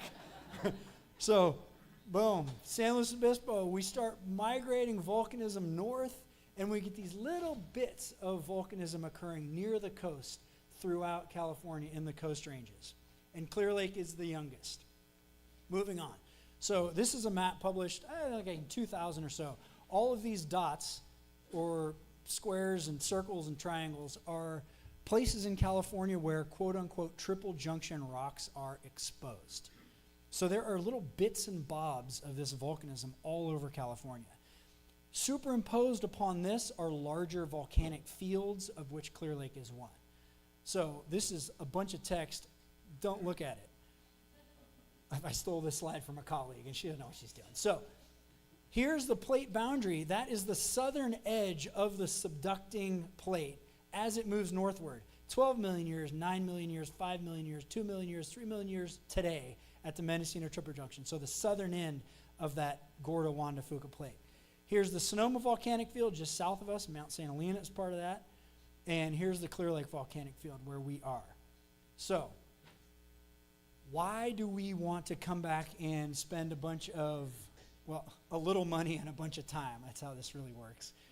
Studying the Clear Lake Volcanic Field. Well, Clear Lake is the closest big system to the Bay Area, and there are a lot of people in the Bay Area. I work for an organization that is charged with understanding threats to population and infrastructure from volcanic eruption. So Clear Lake sticks out like a sore thumb. There is active geothermal potential at Clear Lake, right? You guys are all familiar with the geysers and all of the energy that they produce. It's had a long history of eruption. 3 million years of volcanism is not insignificant, even in geologic time. We've got recent eruptions, there's seismicity in the area, and we sit right within this giant zone of the boundary between the Pacific and North American plates. So it's a seismically active area as well. So we want to better understand the past of this volcanic system so we can better understand what it might do in the future and what hazards might be associated with future eruption. And when I say future, I don't mean this week or within our lifetime. I have the luxury of being a geologist and understanding time on a broad scale. So 100,000 years or so, 10,000 years, 5,000 years. That's kind of the time scale we're talking about. But we've convinced Congress to give us money to study this stuff, so let's all just pretend that it's imminent. So the Clear Lake volcanic field, we've segmented its eruption into 4 different, we call them episodes. And it's just an easy way to bin what is occurring through time. So eruptive episode 1 is in green, and these are all of the rocks that you see as you go south down through Middletown, out like Butts Canyon. You've got these hills that are capped by lava flows. So there's all these little bits of lava up at the hilltops, and those erupted sometime between 1.3 and about 3 million years ago. That's the oldest stuff in the volcanic field. And it stretches all the way out to Berryessa, and then as you come north toward the lake is here shown. It doesn't show up really well, but there's Yolk's Arm there, and here we are up off the map. So that's episode 1. Episode 2 is in yellow, and that's Cobb Mountain and those rocks kind of around the southern end of the volcanic field. And about 1 million years ago or so, that was active. After that, we built what is kind of the hallmark feature of the volcanic field. So that would be Mount Konocti and all of those intermediate composition volcanic domes. So all this stuff, I don't know. A phoenix rising from the, we can only guess. It's gone. So episode 3 are all of these intermediate volcanic rocks in orange, and then episode 4 is the youngest stuff. Go. It's not listening to me. Can you advance the slide? Episode 4 are all the youngest rocks in the field, and those in composition are very similar to the first stuff to have erupted starting around 3 million years ago. So these are little lava flows up on Konocti. They are some flows in High Valley, the cinder cones that you see quarried around the lake in different spots. And there are also Mar deposits, M-A-A-R, is an eruption that occurs through lake water. So around the peninsula here and Soda Bay and Horseshoe Bay, there are kind of crater-shaped features around the lake. They're craters, and they were formed when lava interacted with water, flash boiled that water, and you get a little Mar crater. So I think I've already gone over this. This is my colleague Danica. She's the one I stole that slide with all the text from. So if you see us in the field, tell her to tighten up her slides. And the other reason that we really want to study Clear Lake is because the field just to the south, the Sonoma Volcanic Field, which was active from 8 to 3 million years ago, stretches all the way down to San Pablo Bay. We're most familiar with it because of all like the Palisades in Napa. Those are all welded ash flow tuffs. So big explosive eruptions that produced ash. Clear Lake has not done that in its lifetime. There's one pyroclastic eruption in Clear Lake, the Bonanza Springs. It's about 1 million years old. But the Sonoma Volcanic Field is characterized by multiple caldera-forming eruptions. Big eruptions, certainly relative to Clear Lake. If Clear Lake is maturing toward that end, we really want to know that. So Clear Lake thus far is not characterized by those eruptions, but the volcanic field generated by similar tectonics to the south is. And so it seems as though that's at least a possibility for Clear Lake, and we really want to constrain the probability of that possibility. So what are we doing out here? Here's a map of the geology. This is taken from the geologic map by Hearn and Donnelly Nolan and others that you guys can get online. All of the yellow symbols here are places that we have sampled rock.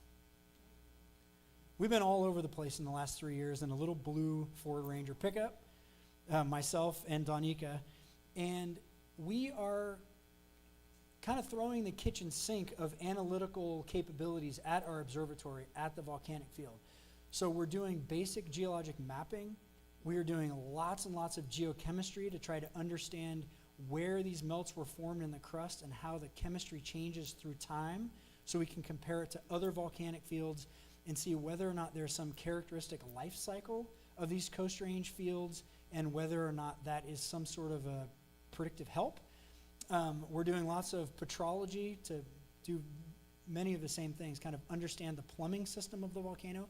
I myself am a geochronologist. I use radioactive isotopes of uranium to date rocks to put together a comprehensive eruption history for the volcano. So did it erupt constantly through time? Has it just been a leaky faucet, or did somebody shut the water off and let it build up in the crust and then you get something big, right? Understanding the behavior of the system through time is really important to understanding what it might do in the future.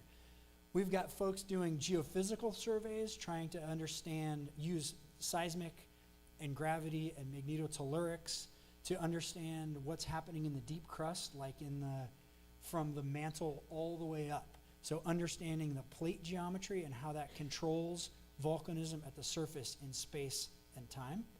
We've got folks doing gas sampling in the lake, looking at hydrogen sulfide and primarily CO2 gases in the lake, around the lake.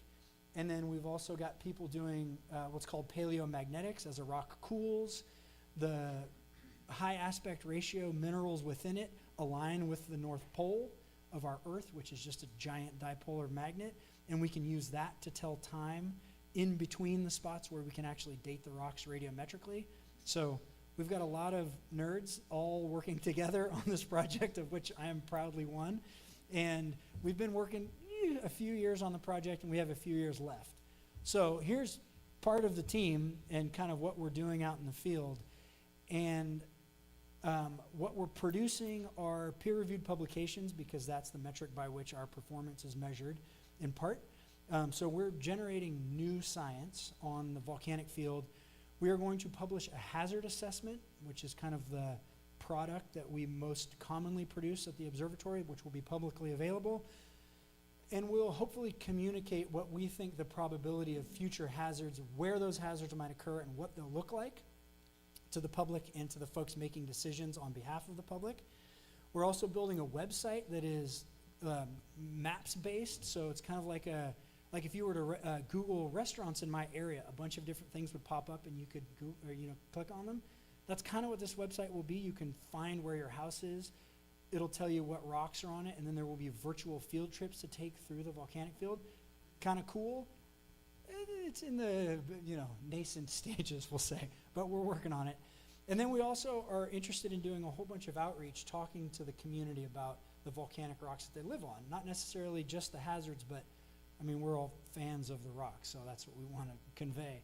And then what I'd like to do with much of the rest of my career at the USGS is march my way south through these volcanic fields to give the same treatment that we're giving at Clear Lake to the rest of the volcanic fields, and kind of understand the tectonic picture holistically.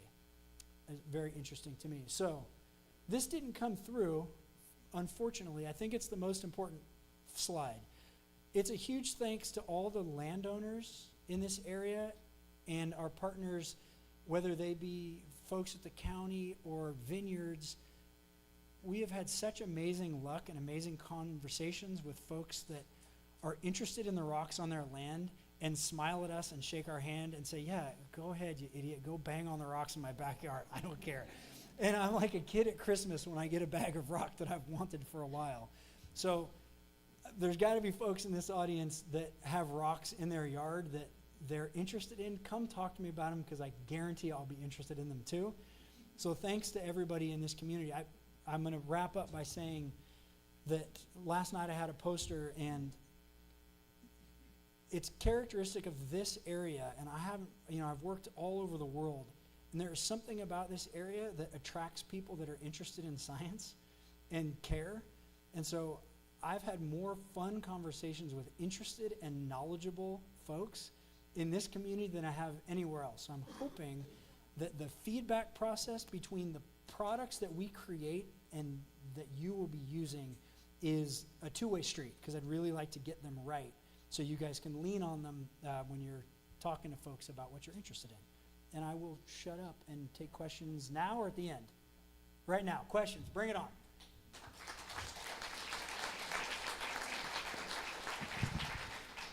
Thank you very much, Seth. Yes. If anybody has any questions, feel free to raise your hand. I will come by. Oh. Seth, I have a question. Yes. At the Triple Junction, is it either the Farallon or the Pacific Plate that's subducting underneath that east to west line? Or is that just a colliding, crushing? So the Farallon plate is gone. Okay, so it has been subducted, but yeah, in north, the Juan de Fuca and Gorda plate are being subducted. That's what's creating all those Cascade volcanoes. And there's a big effort right now geophysically to try to image where the plate that's south of the Triple Junction exists underneath the continent. So it was subducted, you know, and the leading edge of that spreading set. I talk with my hands, and it's very difficult to get. I want to draw on a whiteboard, like that's my go-to. But the leading edge of that ridge segment that was subducted is somewhere beneath California now, up there. Oh, do I have it? Maybe I have. Let me be the most prepared human. Yes. So those horizontal lines, as it all of progresses. these lines, you can't see the numbers. That's 20, that's kilometers depth. That's 400, that's kilometers depth. So the Gorda plate is being subducted underneath North America, and the edge of that plate is about right there. So that's a drawing of the geophysically imaged subducting plate. And the stuff to the south, that spreading ridge, is somewhere off in here. It has been subducted, and we don't, you know, people are trying to image it with geophysics to see where it is. But as those horizontal lines in the ocean move northward, is the Pacific Plate, I guess, subducting underneath those horizontal lines? Yeah, the Pacific Plate is outboard, and there's a ridge segment right out here that's separating the Juan de Fuca and Gorda Plate. So in time, just like the Farallon Plate was consumed, the Gorda Plate and Juan de Fuca plates will be consumed, and you will be subducting either the Pacific Plate or the San Andreas Fault will have grown all the way up there. So 30 million years ago, the San Andreas Fault didn't exist, right? It is growing in the wake of the migrating Triple Junction. People are nodding. I don't know if I believe you. Yeah, so people are like, yeah, sure, bud, shut up. So, but since the Pacific Plate is moving northward, yeah. Doesn't it subduct underneath that horizontal line at the Triple Junction currently? No, there's a transform boundary there. Well, I'm going to take one more quick question because we've got to move on. And then you can talk to me after, and I will wave my arms for hours. Sure.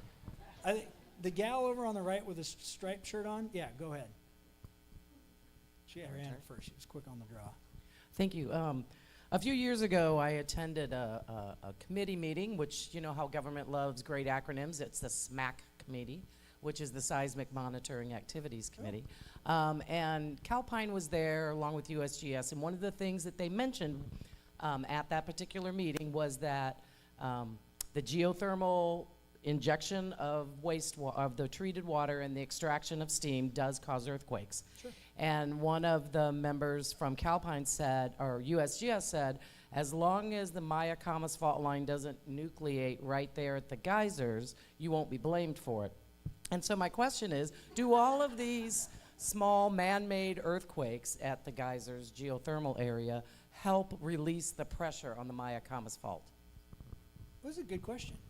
Thank you. Yeah, so I am not a seismologist. If anybody is, they can tell me to shut up and they can give you a good answer. But I would say no. I would say that that there are different systems, and that the seismicity induced by injection at the geysers is shallow and localized around their injection sites. And the propagation of that energy to catalyze an earthquake on the larger Maya-Kama system is probably not reasonable. So I don't think the two are related, but it's really a question to ask a seismologist, not a geochronologist. That's the answer I'll fall back on. Good question. All right, I'm out of here. All right. Thank you very much, Seth.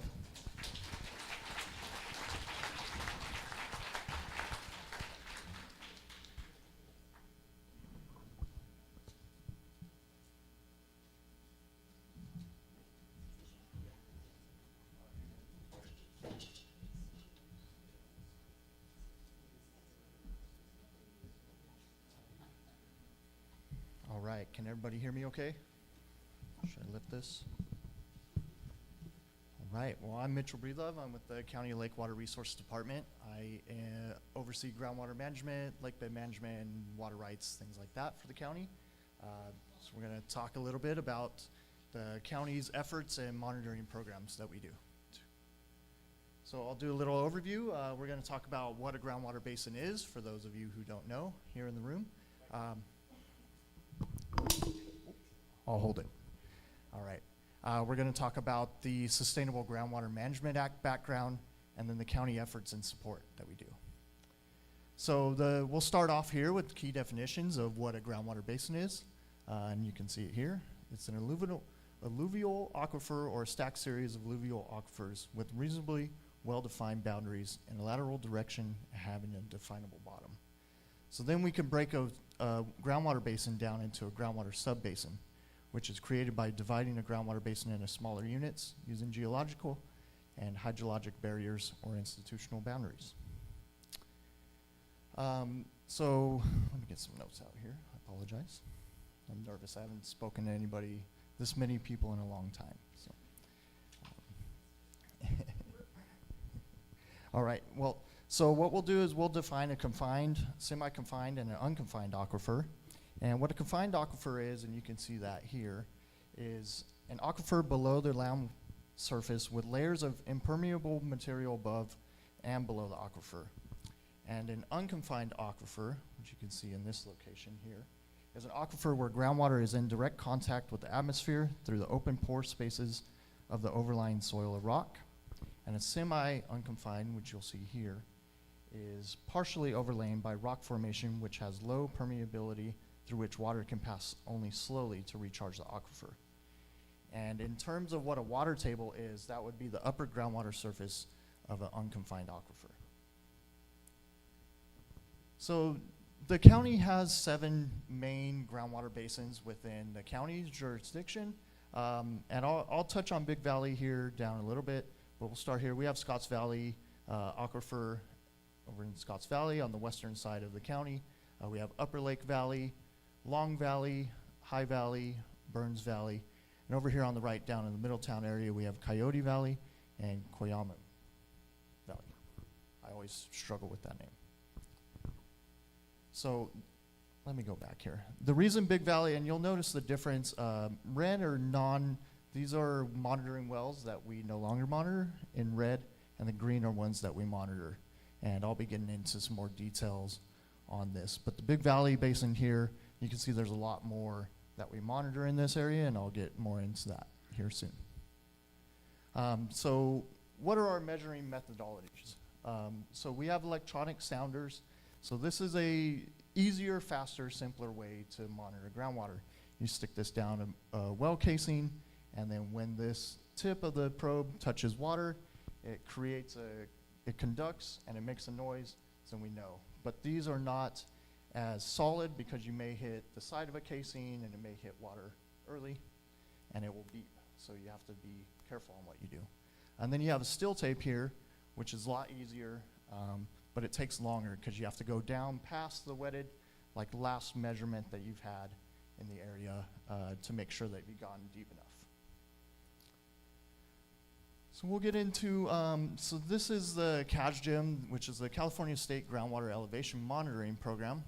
And so our readings that we get from the electronic sounders or the still tapes go into this website, which the California State has created. They created that in 2009, and that's to track seasonal and long-term groundwater basin levels. The program's mission is to establish permanent locally managed. The state really wants to maintain local control in the area. They don't want to have to come in and monitor things. They want the local to be in charge of that. So all of our readings, which we do on a biannual basis, I can go back to these slides.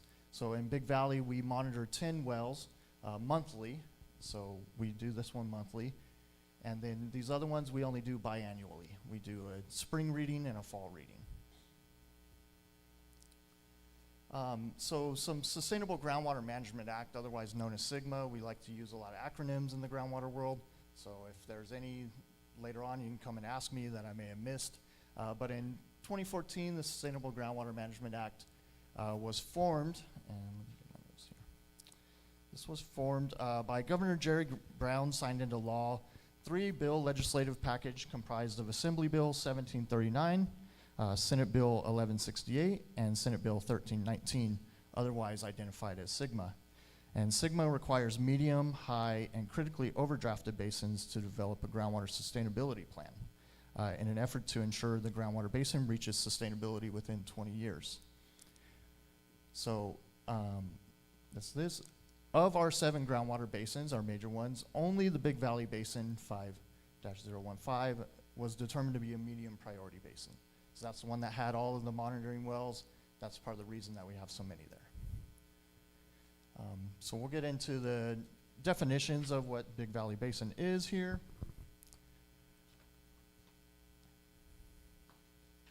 Sorry, I think I missed it. So for those of you that don't know, the Big Valley Basin lies south of Clear Lake and includes Kelsey Creek and Adobe Creek, which both drain into Clear Lake. This is a source of water for the community of Kelseyville, as well as much of the agriculture in the county. This is the largest agricultural area in the county, and the basin is considered to be 6 miles wide and 8 miles long. So we can talk about some implementation here. The Big Valley, over here on the left, we don't have the dates, but in 2014, this is when SIGMA went into effect. In 2016, 2017 was where some of the first GSAs were formed. In 2019 is when the Board of Supervisors, sitting as the Board of Directors of the Lake County Water Resources Department, established the Big Valley Groundwater Sustainability Agency, which is led by myself within the Water Resources Department. From there, we applied through the district for some Prop 68 funds in 2019, 2020 for about $1.4 million to develop a groundwater sustainability plan, as our basin was determined to be a medium priority, and we were awarded that money in 2020. Through 2020 to 2022 was the development of that plan. The Board of Directors appointed a groundwater sustainability advisory committee, and that is comprised of local water purveyors, tribal nations within the area, myself at the county, and we have some environmental agencies that are included. So in 2022 and 2023, we submitted this GSP, and it was adopted and accepted from the state with some recommendations of things that we can do to ensure that we're reaching sustainability. So what are our next steps? So we're into the implementation phase now. So our GSP was developed, and now we have to implement the projects and management actions of which we determined within that plan.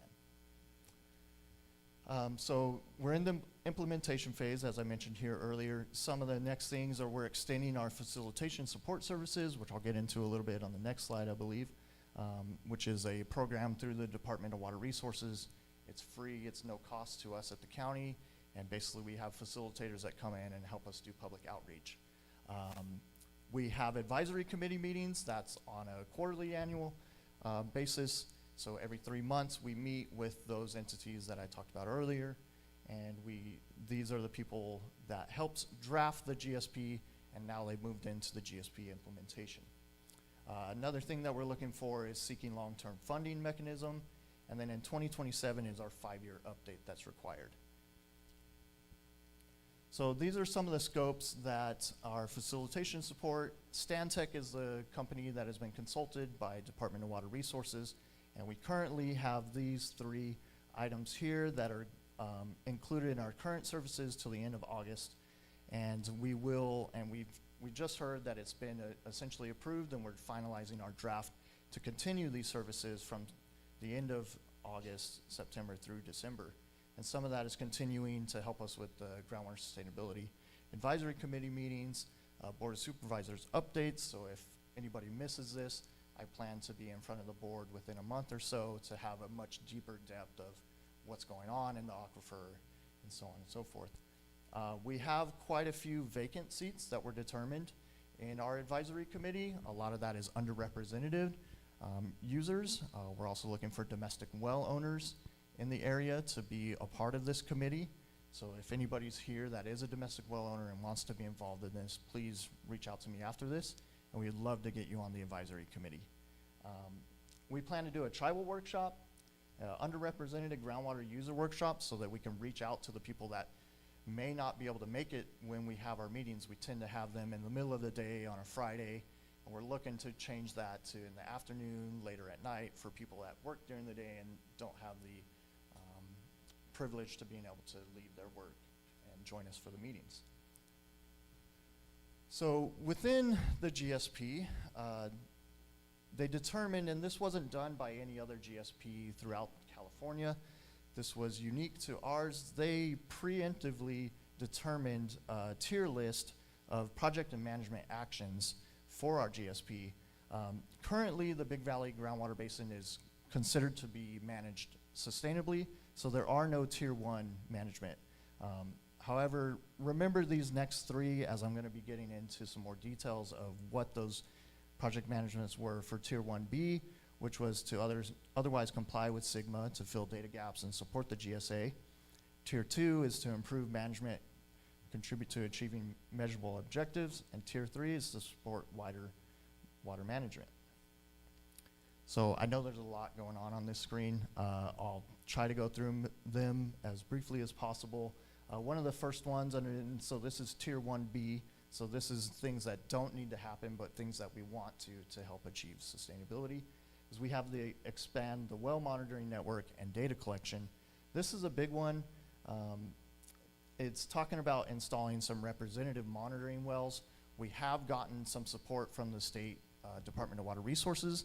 They have fast-tracked 2 wells that they're planning to input, and I'll talk about those 2 at a later slide.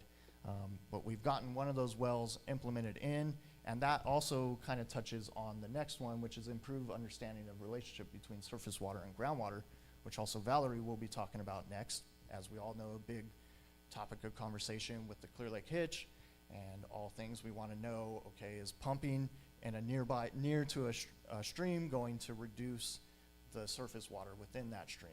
So we have some wells that are being put in to help determine that. Conducting an RMS of the well's baseline water quality. Currently, the county monitors 6 wells within our Big Valley Basin on a quarterly basis, and so we're doing that. Some of these are cost estimates that were developed when they were developing the GSP. They're not factual, like for sure this is the cost. It could be more, it could be less. Another thing here is the state did a airborne electromagnetic study all the way across the state of California, and basically they had this helicopter that flew by, it shot down electromagnetic, and then the bounce and the feedback from that, they were able to determine what the geology below the surface is to a specific depth. So the Department of Water Resources had that study, and we plan to integrate that study into our hydrologic modeling that we use for our GSP. On the right, we have a domestic well management program. This is to help with well reporting, any dry wells, things like that. We do have a website. This was created prior to that website being implemented. That is within our County Lake Resources website. And then public outreach. We're getting help with facilitation support. So we'll move on to the tier 2 projects, and many of you may have heard about a number of these things. But the big one here is implement the Adobe Creek Conjunctive Use Project. When that project was written back in 2001, 2002, the big focus was on groundwater recharge. That's not necessarily the biggest focus of that project anymore. A lot of it's going to be swapped to potentially providing supplemental flows during low water seasons to provide flow for the Clear Lake Hitch. However, we're dealing with a lot of water rights issues on that. As you know, we are within the Delta water system, and so people downstream in the Central Valley also will protest what we do or what we choose to try and get here. The next big one is rehabilitate the Kelsey Creek detention structure. We do have funds to utilize this. However, we have not found a contractor yet and solicited that bid. Basically, this structure, the engine pulled up and out of the foundation of that, so we're no longer able to close our impounding gates and provide groundwater recharge. Another big one that I would love to see, and these are all ones that are just if we get to them, is improved water demand estimates. As you know, cannabis is a big thing in our area, specifically Big Valley, with it being a big agricultural area. Being able to determine what a sustainable yield is for those operations would be fantastic. Investigate recharge locations. That's a big one. We have some funds through DWR they have some assistance to help us with that. And then investigating stormwater capture reuse. This is a big one that our department is doing a stormwater capture plan, and this will be part of that.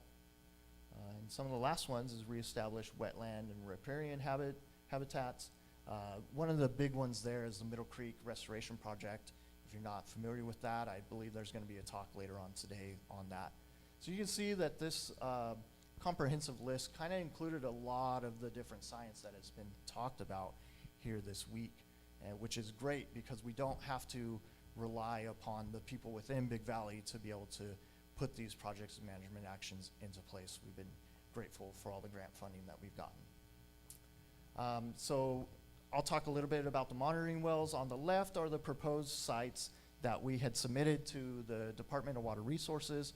This is also within our groundwater sustainability plan. And you can see here the preferred locations, 50 feet, 200 feet, and 2 transducers. So there's 2 completions on those wells. And on the right, you'll see here we have the Kelsey Creek location. That is directly east of our Kelsey Creek detention structure, which is a fantastic location. Our Water Resources Department owns that piece of property. We were able to install that well. That well, they drilled to 320 feet of depth to take samples. However, they screened at 160 to 180 feet for one completion, and the other completion is 60 feet to 80 feet of completion. I know that this week, as we're speaking now, they are inputting some telemetry on that well, and there's going to be a website that data will be uploaded to, and I believe it is hourly readings. They may be able to do it more than that, but I believe currently they're going to do hourly readings. And then next week, we are starting, through the help of Department of Water Resources, we will be starting drilling a well here at Argonaut and Highway 29. That's basically behind the, I cannot think of it, Rainbow Ag. Yeah, basically behind Rainbow Ag, right at Highway 29. It is a Caltrans right-of-way parcel, so it took us a little bit of time getting some permitting there through Caltrans to allow this to be in there. But this one, I believe they plan to drill beyond the 300 feet, which Seth, I think, will be pretty cool because they are anticipating that they hit a volcanic ash layer.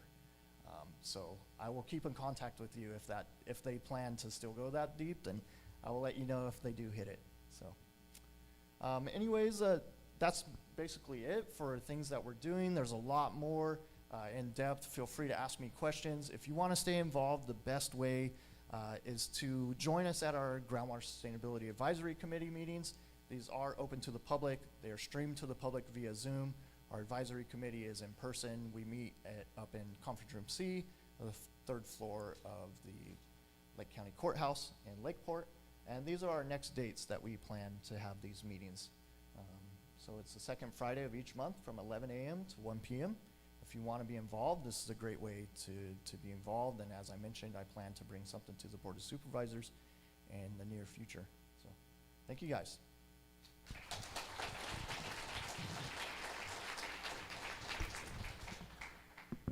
I think we have time for a couple of questions.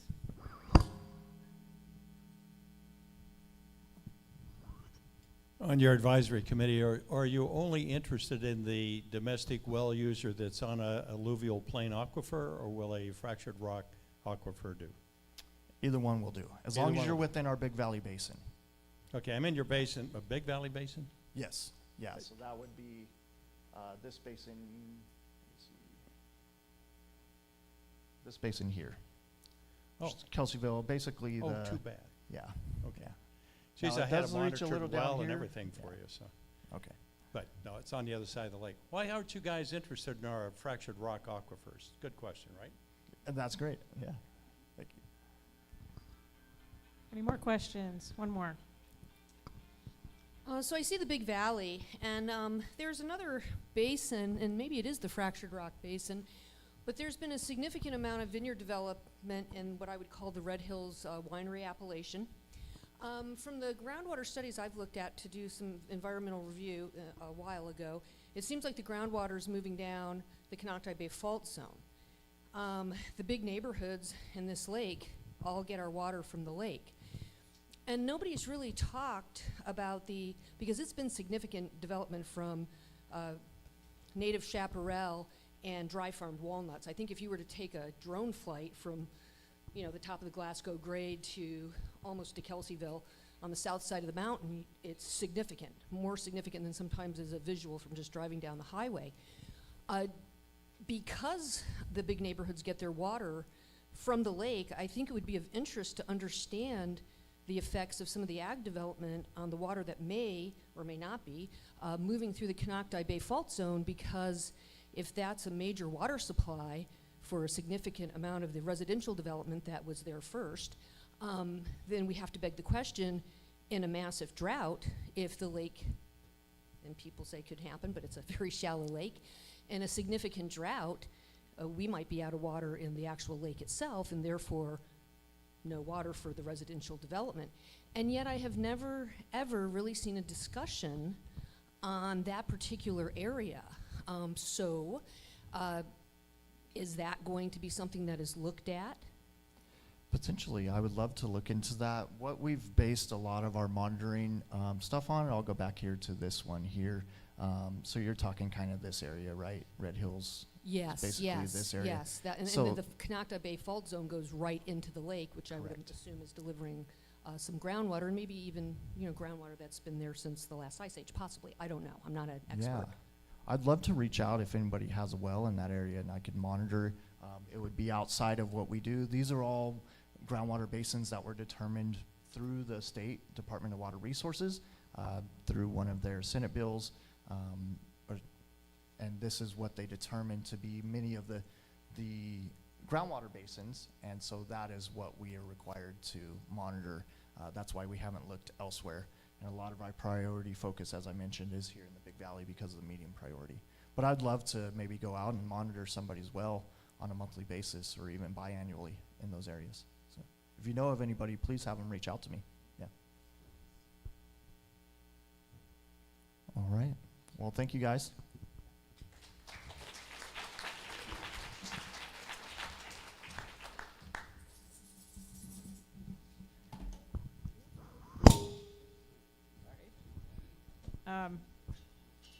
I'm really happy about the previous two talks because I think they've set up my talk pretty well.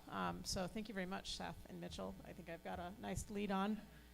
That is not my talk. My name is Valerie Zimmer. I'm with the State Water Resources Control Board.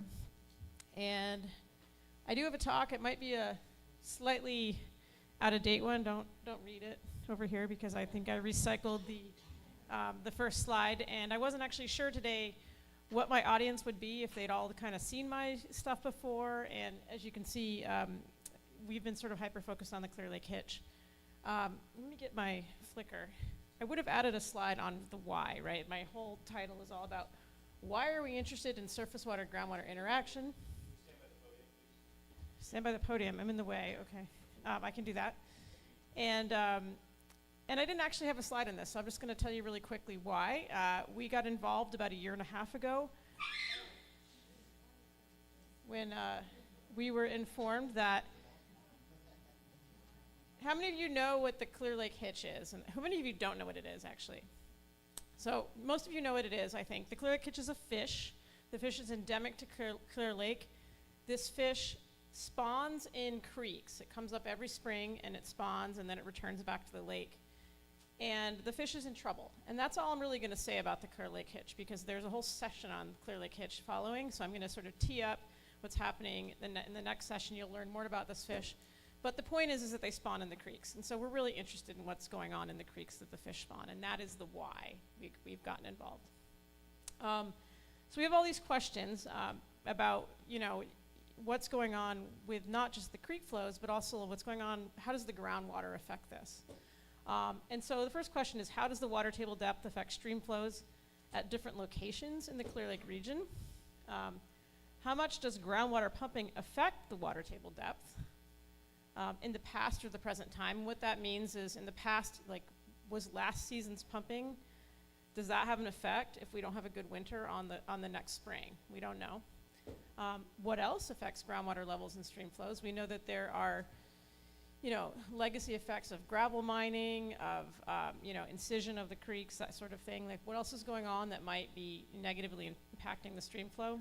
And then the last question, we're obviously interested in how do we address this, right? We want to, if we're going to do something about it, what do we do? What makes sense? What doesn't make sense? And so just a real quick, you know, telling you a little bit about how groundwater and surface waters might interact together.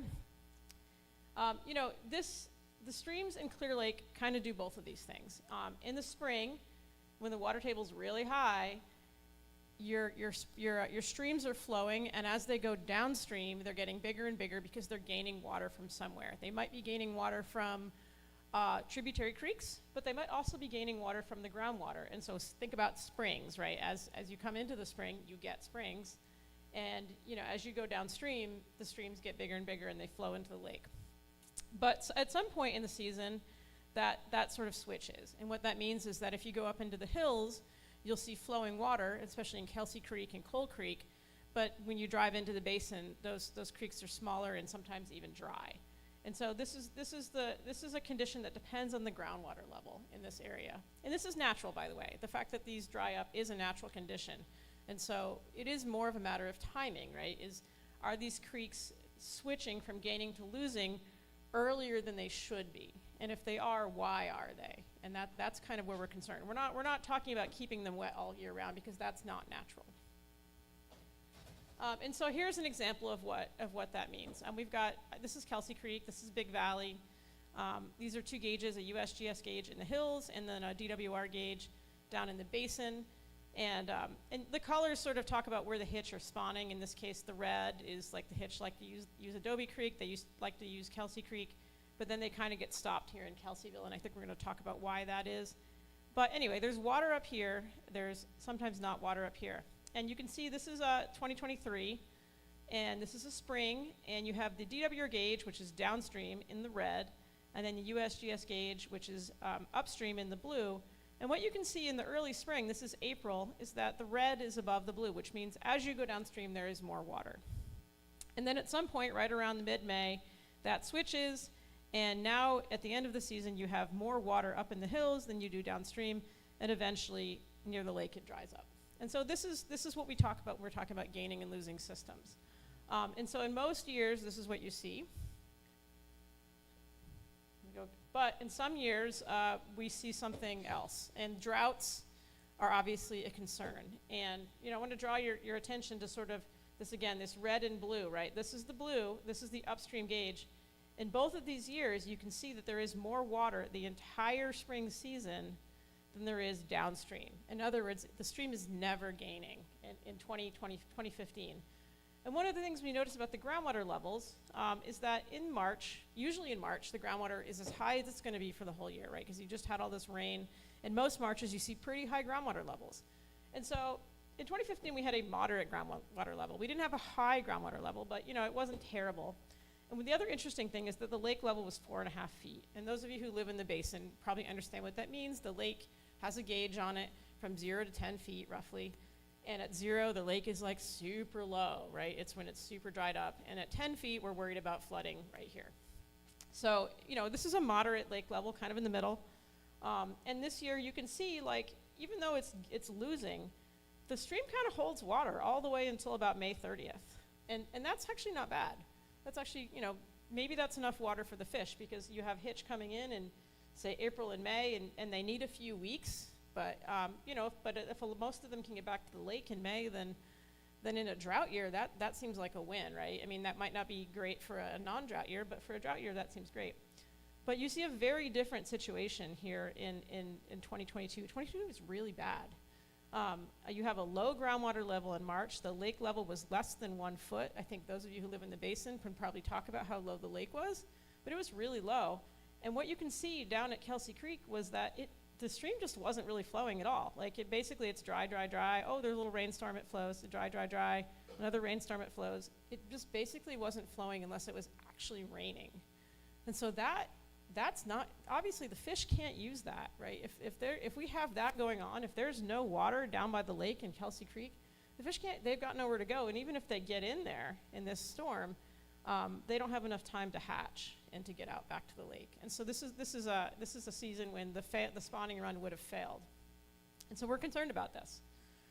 You know, obviously we're just starting this project. We just got involved a year and a half ago. So when I'm showing you these very preliminary results, you know, this is why I have a caveat, like we're still looking at this, like what's going on. And Mitchell, oh, do we have this was supposed to be is this a PDF or is this this is supposed to be an animation. Well, okay. It's a GIF. Yeah, it should just, well, okay. It's supposed to be an animation. If it's a PDF, it's not going to work. If it's a PowerPoint, it should work. Yeah. Seems like I don't have any. Yeah, it's not it just runs without a button being pushed.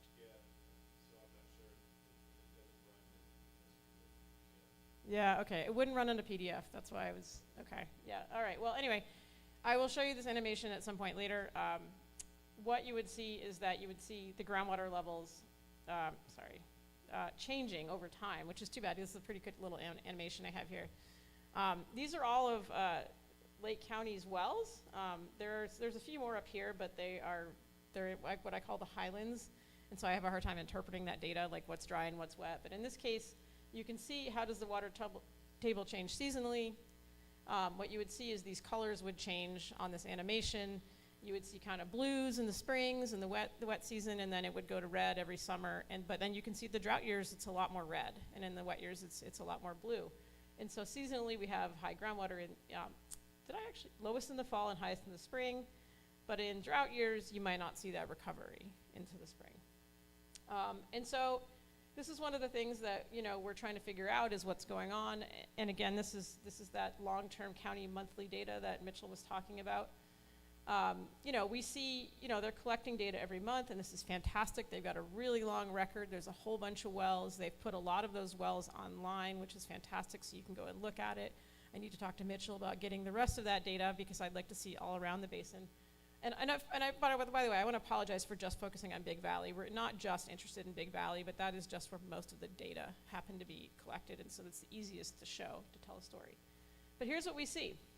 The problem is that we don't see everything. Big Valley EPA, that's Big Valley Rancheria, Sarah Ryan and her staff, were able to install some continuous monitoring devices. This is, I think, every hour. And so these devices are out there collecting samples every hour. I believe this well is actually, is a well that somebody's using. But you can see there are these kind of interesting groundwater drops, and we're not seeing this in the monthly data. I don't know if this is happening all over the basin, or if this is just a weird spot. I don't know if this water that's being taken is the reason you see the slope that's descending, or if that's natural. These are open questions, right? This is what we're trying to figure out. Like, is something that's going on here causing it to dry up later? I don't know. Or is this just a weird spot? And so we would like to see more of these continuous well fluctuations because there's stuff going on that we're not seeing in the monthly data, even though the monthly data is fantastic and has a really long record and we love it. And so, you know, how are we answering these questions? We're doing some data collection and background research. We're doing some ongoing monitoring. We're doing some analysis and model building, and we did an emergency regulation and information order that I think some of you probably are aware of, and I'll talk a little bit about that. Really quick, geology. I'm so glad we had a geology talk. You know, again, this is Big Valley. You can see you've got these alluvial sediments, but what you really have here too are these volcanic rocks, and there was a question about the volcanic rocks, which go all the way up to the Red Hills. And the thing about volcanics, and hopefully Seth can correct me if I'm wrong, but volcanics are weird in terms of, when we think about groundwater basins in California, we tend to think about alluvial basins, which means like sand, gravel, things that sort of came down from, were carried by streams and look a lot like what you have in Big Valley. And that's kind of how SGMA works, is SGMA is entirely focused on these alluvial basins. But there are bedrock aquifers, and the good ones tend to be in sort of volcanics. And I don't know if these are the sorts of volcanics that would make a good bedrock aquifer, but I think that's a really good question that was asked at the end of the last section about like what is going on with that bedrock aquifer and is there some effect? I don't know. And so we're interested in that. But you can also see like, especially here, this is a cross section. You see Kelsey Creek, and then you can see Adobe Creek. And one thing to note is like they're not really connected through the same layers. Like they're not that far apart from each other, right? Here's Adobe Creek, and here's Kelsey Creek. But like the geology is totally different. Like they're not connected, and so what's going on in one is not necessarily what's going on in the other. But the other thing that's also interesting is that you have this volcanic underlying, there's a fault here. And you can see the volcanics are pretty close to Kelsey Creek. And in fact, Kelsey Creek, I think, does go through some of volcanics in its headwaters. And, that might be why Kelsey Creek flows year-round in the headwaters. It might be because there's volcanics. Coal Creek, which is over here, which is a lot more clearly in the volcanics, they'll have water in late summer. Adobe Creek, which is up here, does not. And I think this is because of the volcanics. So there is something going on with springs and the volcanics, and we are going to be looking into that. So that's what I say, we're background research, we're going to look into that. I would love to know more about what USGS knows about the rocks so that we can maybe make that assessment with a little bit more science. We're doing some ongoing stream and groundwater monitoring. We're supporting the tribes. They're out there doing a lot of data collection in the creeks. It's awesome. And we're hoping to support them and put in new gauges. We did put in new gauges this year. And so we're going to be doing that going forward for the next few years. We also have some continuous well monitoring devices. If you have a well and you want it to do some water measuring, come talk to me after, because we have a bunch of devices that we just got, and I'd rather them be in someone's well than sit around gathering dust in our office. So we can offer that to that. Any of the wells that Mitchell and the county are using, we could potentially swap that out for a continuous well monitoring device and collect data. And we're not just interested in Big Valley. We're interested in anywhere that's potentially has a connection to any of the creeks that the hitch are spawning in. We would also like to do some aquifer pump tests, and that will probably need more than one well. That's a big deal, and you need a well where you're pumping it continuously for like a week, and then you have other wells nearby that you're monitoring the effects, right? And this gives you what they call aquifer properties, so that you have a better idea as to how pumping might actually affect the aquifer over the long period of time. Right now, we're making some guesses as to the properties in our models, but we'd like to have real data. And by the way, these don't have to be like new wells. These could be like old abandoned wells. Those might even be better. It might be better if that you're not using them, because then they're a little quieter. And so if you have an old well in your property and you're like, yeah, I'm not using it, like why don't you come see what it is? Maybe that's where we want to go. I don't know. And then we're doing some data analysis and model building. And first of all, sorry for all the words on this slide. We are looking beyond Big Valley. And so, I did just show you a bunch of Big Valley stuff, and Big Valley is super important. But we are looking for beyond Big Valley, and I get this question like, well, why are you guys doing models? Like, we already have a model in Big Valley. We already, the GSA did a model, and USGS is doing another model if you were here yesterday. And I think the answer to that is different models do different things.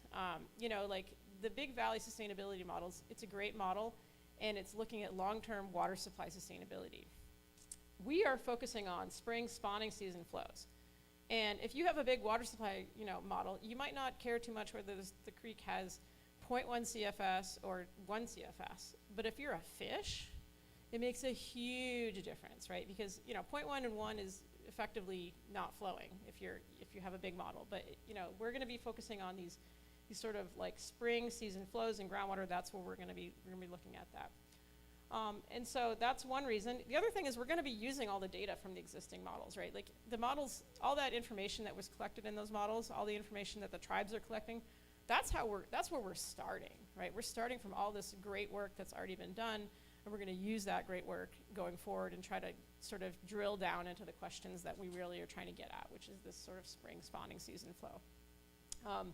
And all the other things. And we've hired a consultant because we can't do it ourselves. We're not modelers, and we've got a consultant called O'Connor Environmental, and I feel pretty good about this because they have a lot of experience over the hill in Sonoma County doing these surface water, groundwater models, working on ecological flow focused models. That's kind of their jam. They worked with the county on their well ordinance in Sonoma County. They worked with ag groups on, frost protection regulations, and so they have a lot of sort of ag and county and well and groundwater, surface water, and ecology kind of experience, and I think that's gonna be a good partnership. However, we're not anywhere near the finished product. Like 2027 is when we're going to be done. And finally, we did do an informational order. Folks were sent letters. We tried to sort of target folks that were ag or potentially, had big properties. That a lot of those folks were domestic. And you can see that we actually did send some letters to ag out in the Red Hills area. And this is we got a lot of questions about that, right? People said, why are you going out there? It's not near the creeks. And they're not wrong about that, but we don't know what this aquifer is doing, and we want more information on that. And that was why. And folks had, they were allowed to, report on multiple parcels. We were trying to make it as easy as possible. We didn't want to overburden folks. They had 3 options on how to comply. There was a direct straight to us through the Farm Bureau, and then we have a group of ag growers that were actually doing work before we even sent this information order out, and so we kind of let them continue doing what they were doing and collected the same kind of information from them. This is an ongoing thing, by the way. We haven't finished. There are no results. Their second report is due at the end of the month, and so this is still, data are still coming in, but we have about 1,300 parcels that reported to us, which is great. That's a lot, and maybe 470 of them look to be ag. And so, I think we've got a lot of data going forward, and I think we're gonna make good use of that. Future data collection, I kind of already talked about that. We are going to have some additional stream gauge data. Some of the ag folks are collecting stream gauge data and are going to be providing that, which is fantastic. And then again, we're looking to identify landowners for continuous well monitoring and potentially wells for aquifer pump tests. And some of this is also working with the ag growers. Like, we do have some good cooperation, and I want to call that out. And then finally, if you have questions and you want to get together with us, here's some resources. You can take a picture and contact us if you have comments or questions. And I guess I'll take a few questions.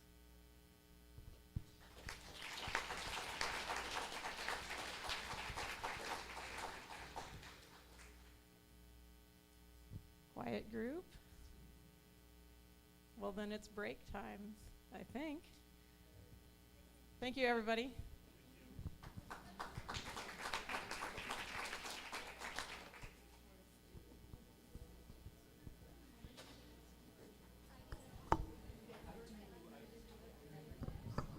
All right, thank you all. I believe it's now a break, 30-minute break, and then we'll be having our next session after that. Thank you very much.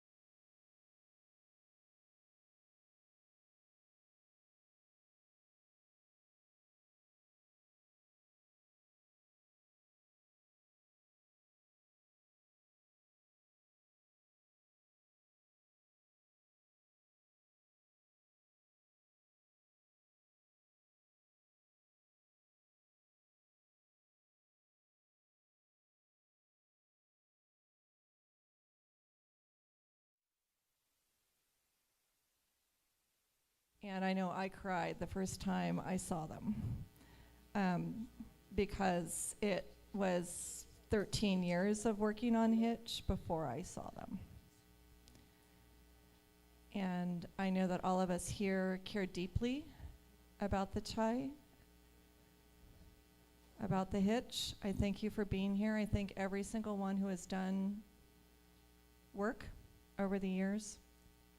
And I'm especially grateful that the California Fish and Game Commission helped convene the first Hitch Summit 2 years ago to bring agencies together in a way that they've never been brought together, ever.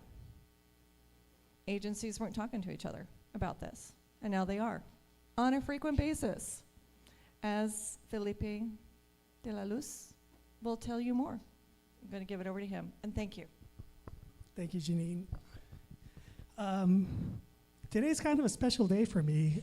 2 years ago, Sarah Ryan brought some tribal elders and some other staff from various other tribes, tribal EPAs, to the Fish and Game Commission. I was just starting in my job. I'm a native minnow enthusiast. There's a few of us out here. And so I'm watching the Fish and Game Commission meeting going like, there's this native minnow, this is on the horizon, so elevated it, told my management, and they said, well, take care of it. So that kind of looped me into this process. So I've been at this for 2 years. I feel like I can't really play the new guy card anymore, but I still have a lot to learn. And just want to express my gratitude for this community. Every time I come out here, I make new connections, and that's really what this talk is about, to kick off the Hitch session and really highlight some of the projects and talk about how we all really need to work together to conserve the species.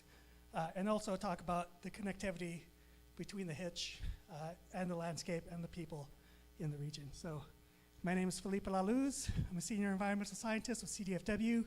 I facilitate the Clear Lake Hitch Task Force. I don't get to go out in the field very much anymore, but I do really enjoy coming out, interacting with all of you people. So thank you for being here, and without further delay, I'm going to talk about the Clear Lake Hitch Conservation Movement, which is really what we're part of.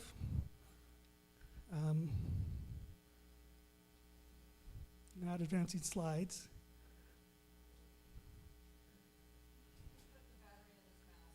Okay.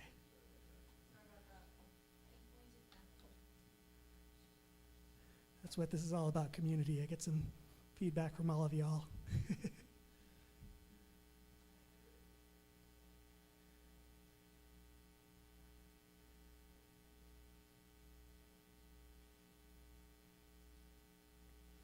Well, I already have my first slide memorized, so I'm just going to give a brief overview. Most of us know Clear Lake Hitch is a native minnow. I love that phrase, I'll say it often. They're endemic to the Clear Lake watershed, so they're a subspecies of hitch. Hands off. There we go. So just an overview of my talk. I'm going to give a brief species description. I know many of you are familiar with the hitch, much more familiar than I am, but I'll give some highlights. What I really want to focus on is the structure of the stressors, and I'll define stressors later in the talk, and how that structure shapes our solutions, the solutions that we're looking for. I'm going to talk about some of the conservation challenges, both biological and physical and cultural. Talk a little bit about some next steps and provide some information about how you all can stay involved as members of the public, as members of the scientific community, and so on. So Clear Lake Hitch, as I mentioned, is a subspecies of hitch. Endemic to the Clear Lake watershed. They occur nowhere else. They're a lake-adapted form of hitch. And historically occurred in much greater numbers. And to say that they're culturally significant is an understatement.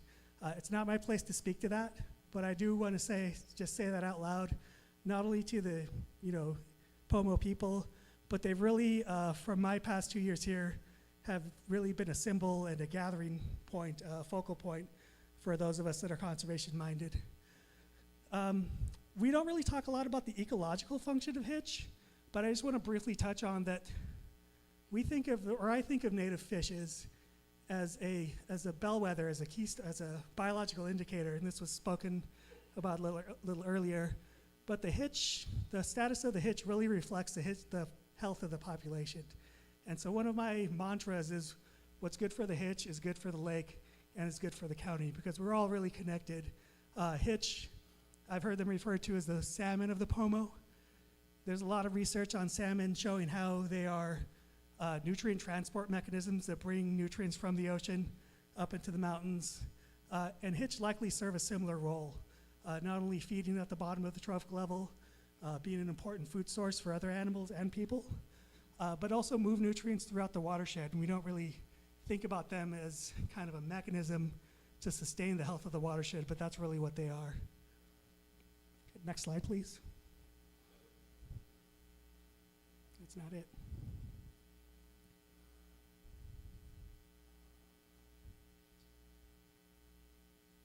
I think I'm hitting the right button.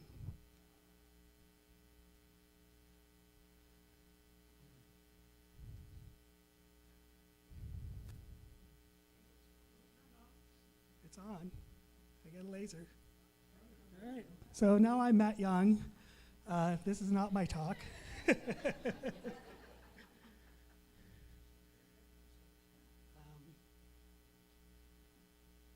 bear with us, folks.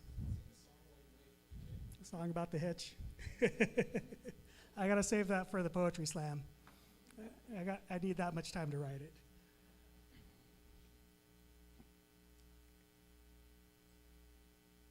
This session's off to a great start, but I think one of the strengths of this community is we've really been able to overcome a lot of challenges, and we'll keep supporting each other. Appreciate all your patience. I'm glad I've gotten over my stage fright.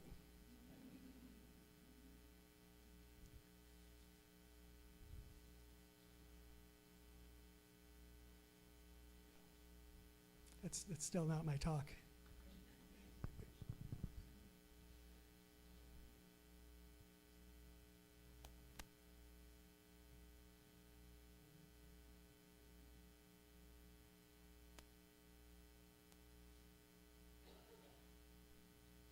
There we go. There we go. All right, thank you. Round of applause for our AV techs here. Thank you so much.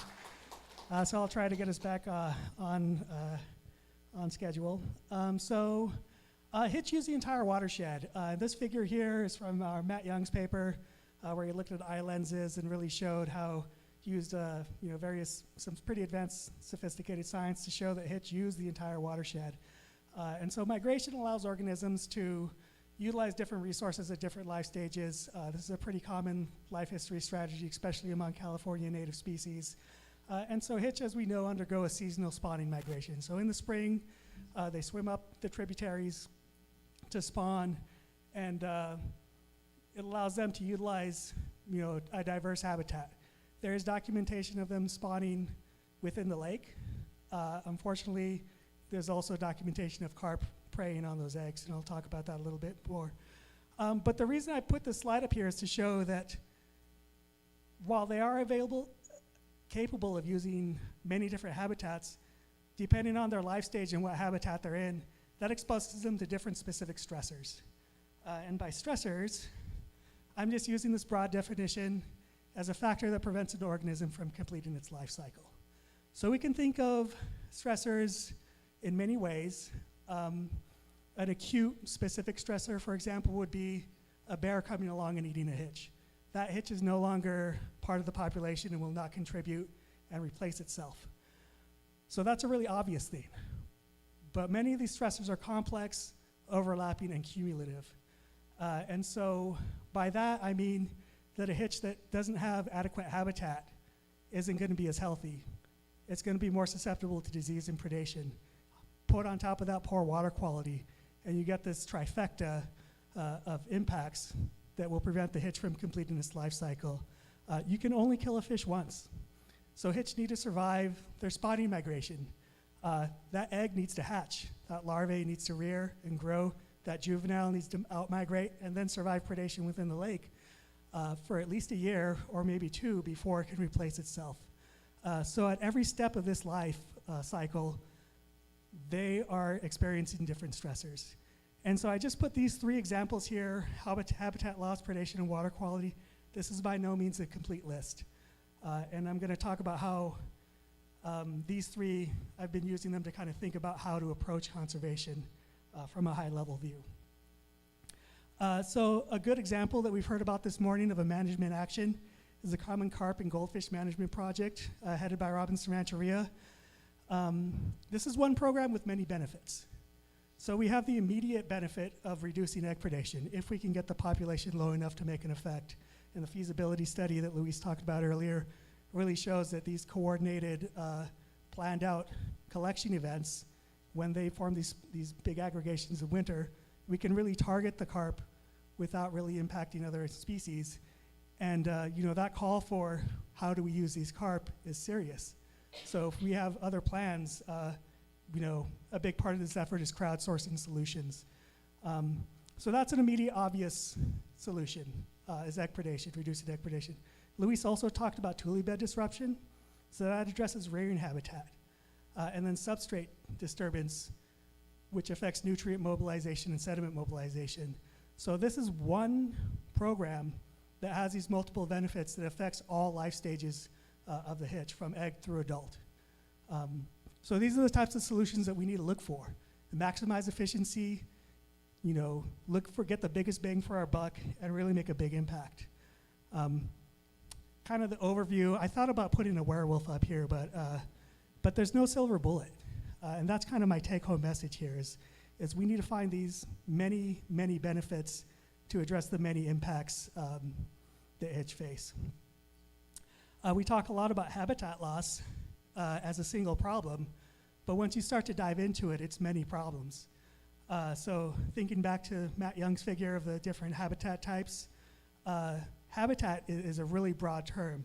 So we need to think about it in all those facets from different angles. So thinking of tributaries, of course there are barriers, which I'll talk about in a little bit. We heard about flow that the State Water Resources Control Board is looking into.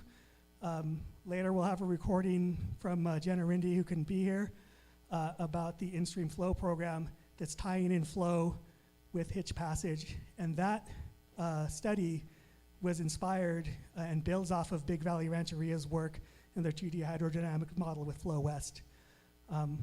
So just a good example of how we can work together, build on the work that each other have done, and really make some progress.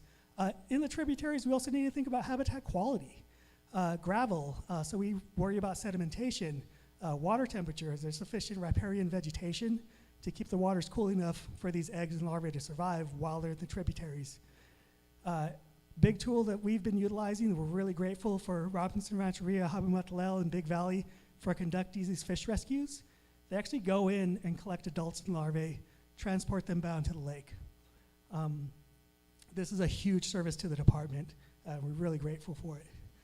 Moving a little bit downstream to the littoral zone, we have community organizations, Lake County Land Trust, Terra, that are undergoing wetland restorations, doing prescribed burns to support the littoral habitat, which is important rearing habitat. This picture here is the Big Valley shoreline, where they're doing tule planting, important habitat for juvenile fish. And then we have the county shoreline stewardship program, where they're actually actively going on, removing non-native species, working with landowners to restore this wetland. Moving out into the lake is a whole different beast. And so Blue Ribbon Committee and the Turk have been doing, and UC Davis have been doing great work on nutrient source tracking and dissolved oxygen monitoring. Fred up here at USGS has a great paper showing how dissolved oxygen in the summertime really compacts the habitat available to hitch. And that has other effects, concentrating them, reducing the amount of resources that are available to them. I mean, many of us are familiar with fish kills that we see seasonally. And then Big Valley, again, just another leader with their cyanotoxin monitoring. So these are just some examples. The list is far too great for me to cover in a talk, but these are just some examples about how many different organizations, from federal government to state government to local government to citizens, to Lake County Land Trust, to the Lake County Land Stewards and the Farm Bureau, are all kind of taking a bite out of this big problem. So I did mention barriers. when a species gets listed, so clear lake hitch is a state listed species, the department, when they're petitioned to be listed, the department does a status review, and one of the big, more easily understandable stressors that we've noticed is that they've lost an estimated 92% of spawning habitat blocked by barriers. And this is an example of that. This is a little road on Manning Creek. We were able to do this, to install this little fish ladder, and it looks kind of silly, but we actually have footage of hitch using this, allowing them to move up past Manning Creek. This would not have been possible without cooperation from the landowner. The landowner approached us and said, hey, you know, we noticed them accumulating here. Our district biologist, Ben Ewing, who's going to give a talk later, went out, worked with some of our folks in our HabCon group and got this little fish ladder installed. So we're looking for these sorts of projects. You know, we don't have eyes everywhere. So this is just another crowdsourcing appeal. Like, if you guys know of a spot that's a barrier, if you're having problems, come let us know, come talk to us, and we'll find some solutions. We're going to start working with the county on various projects, and many are already underway. There's also organizational challenges, and so once you start thinking about stressors, I mean, this is just a Venn diagram from hell. So we got harmful algal blooms, we got habitat loss, we got predation, we got sediment, we got poor water quality, climate change. All of these interact in ways that we don't fully understand, but we do know that if we address a few of them, it's good. And so, again, there's no silver bullet, and we don't want to let perfection stand in the way of progress. We are working with cumulative and complex stressors. All of these layer on top of each other, and there's multiple organizations with multiple different efforts. And like I said, every time I come out, every time I get on the call, I learn of something new. So again, it's all about community, and that's what the theme of my talk is about. We are also working through multiple jurisdictions, so we're dealing with projects on tribal land, on public land, on private land, sometimes having to deal with Caltrans permitting, sometimes having to deal, well, always having to deal with state permitting, sorry. But it results in a complex regulatory landscape that can sometimes be difficult to navigate. But however, all of us are experts in our own field, and coming together, we can, you know, navigate this instead of, you know, trying to muddle through on our own. And then just to add another layer, we're dealing with multiple funding sources that each have different requirements, different reporting requirements. So again, there's no single solution. The solution is through collaboration and communication.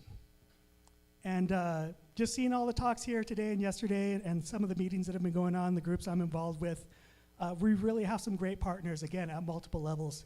Blue Ribbon Committee, of course, taking a big charge, but also the community organizations, which I've mentioned already. We're also working on conservation strategy, which is difficult, to try and develop a governance structure that takes into account everybody's needs and wants, and directs everybody and kind of gets everybody moving in the same direction. It's not an easy lift, and we've been at it for quite some time. And then coming into my wheelhouse, we have a Clear Lake Hitch Task Force and summits, and this is more of a government organizational theme, originally initiated about 2 years ago. So the task force originated from a government-to-government consultation, recognizing that the tribal governments are sovereign nations and treating them as such. So Sarah, Luis, Daniela, Patricia Franklin, all of you all, I look at, you know, I give you the same respect that I give Director Bonham or Carla Nemeth or the director of any of our other partner agencies. And I think that's given us a lot of progress, just the acknowledgement that these are sovereign nations and should be treated as such. We've held 2 summits, and we're planning a 3rd. These summits are high level to get our management in the room and focus their attention and really say, like, hey, like, these are the issues we're facing. These are the gaps in resources or jurisdiction. You guys get paid a lot of money, so give us some solutions. And then we have the task force, which is really to coordinate on the ground field work projects, identify funding sources, and share information. Unfortunately, it's not open to the public. It is a government meeting, but we are finding other ways like this to really bridge that gap and get the public, you know, involved and educated, and really hear some solutions. These are just some of our collaborators. I'm not going to leave this up. Again, it's a big group, and it's always growing and kind of always in flux in what we're focusing Just to report on some of the outcomes and commitments from the 2023 summit. Many agencies committed staff and funding. Our department promised me for another year, so you guys still have me. So to have this kind of coordination role. We've also have a strong commitment to co-management and really listening to the tribes, listening to the local governments, and not being like, I'm from the government, I'm here to help. We really do value that input and learn a lot from the entire community. Of course, supporting research and monitoring and restoration, and again, that conservation strategy. We also identified areas that we need to improve, and that's the strength of science, is that we keep looping back and saying, like, how can we do this better? Where are our data gaps? So surface to groundwater interaction with the State Water Resources Control Board and Big Valley Rancheria are really taking a big bite out of the problem by looking at this. We're also looking at biological data. The county, the tribes, CDFW, USGS, Fish and Wildlife Service all have their own separate sources of data. And we're looking for ways to combine this. One of the conversations coming up recently in the Clear Lake Hitch Task Force is forming a data subgroup and a data clearinghouse where we could get all the data together, look at our methods, make sure that the methods talk to each other, and go from there. Because we can really learn a lot. There's a ton of coverage. And then we're trying to, of course, stepping up enforcement of existing regulations for illicit cannabis and illegal water diversions, and resolve habitat and life cycle uncertainties. For example, 2023 taught us a lot about habitat connectivity and brought up some new hypotheses that we need to really look into. We saw a lot of adult fish that we weren't expecting. We were thrilled. It was a big relief for me. But it does raise some questions about how do hitch utilize these smaller ponds? And are there like little meta populations that support the larger population? And that's a big question that's going to take a lot of us to answer. So how can the public help? Of course, share your data. And this is going for the scientific community as well. Share your data, even just observations. If you know that this is a problem, where hitch tend to congregate or tend to get stuck. If there's regular stranding events, let us know. Report stranded hitch to CDFW or tribal EPA. And just to stress to everybody, this is a threatened species. You cannot go out and grab them and rescue them yourselves. The tribes have a permit to handle them, so please just report them instead of trying to move them yourselves. And then report barriers. We don't know about barriers on private lands. We're not out here during the rainstorms, so we really rely on our partners to be our eyes. And of course, pollution, report either to the county or the local EPA. And then here are some ways to stay informed. I'm gonna, I believe these talks will be available for download, so just go ahead and look at these, and here's some contact information. Mostly CDFW heavy because that's the lens I'm looking through.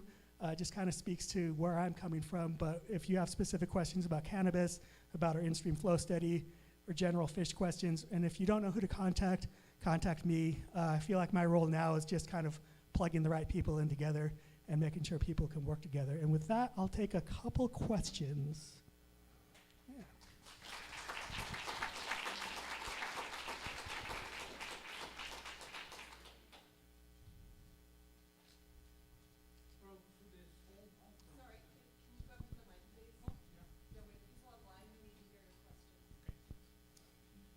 Through this whole conference, it seems that carp is a big red threat, threatening a lot of problems, or creating a lot of problems. Now, commercial carp fishing was a big thing in the lake at one time. Did the market dry up? Did people give up just because they were old or whatever?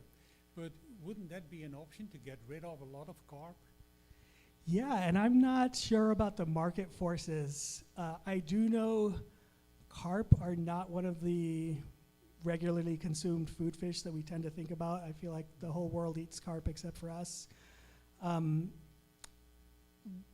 work that Luis is doing really doesn't have a market. I know Luis has been working really hard trying to find a way somewhere to put these carp, be that in a fertilizer factory or a food source. So I don't know why it's no longer commercially viable. But if we can find a market for them, like definitely we do.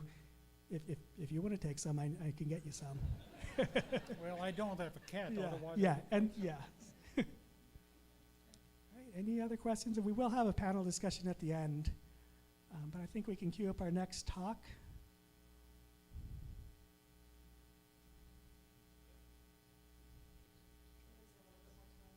Okay. All right, so I'll bring up Matt Young from USGS. Me and Matt actually go way back, and kindred spirits and minnow enthusiasts. So, ladies and gentlemen, Matt Young.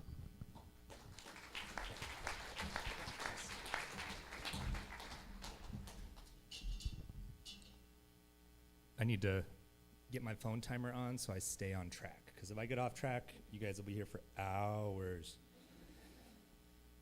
Okay.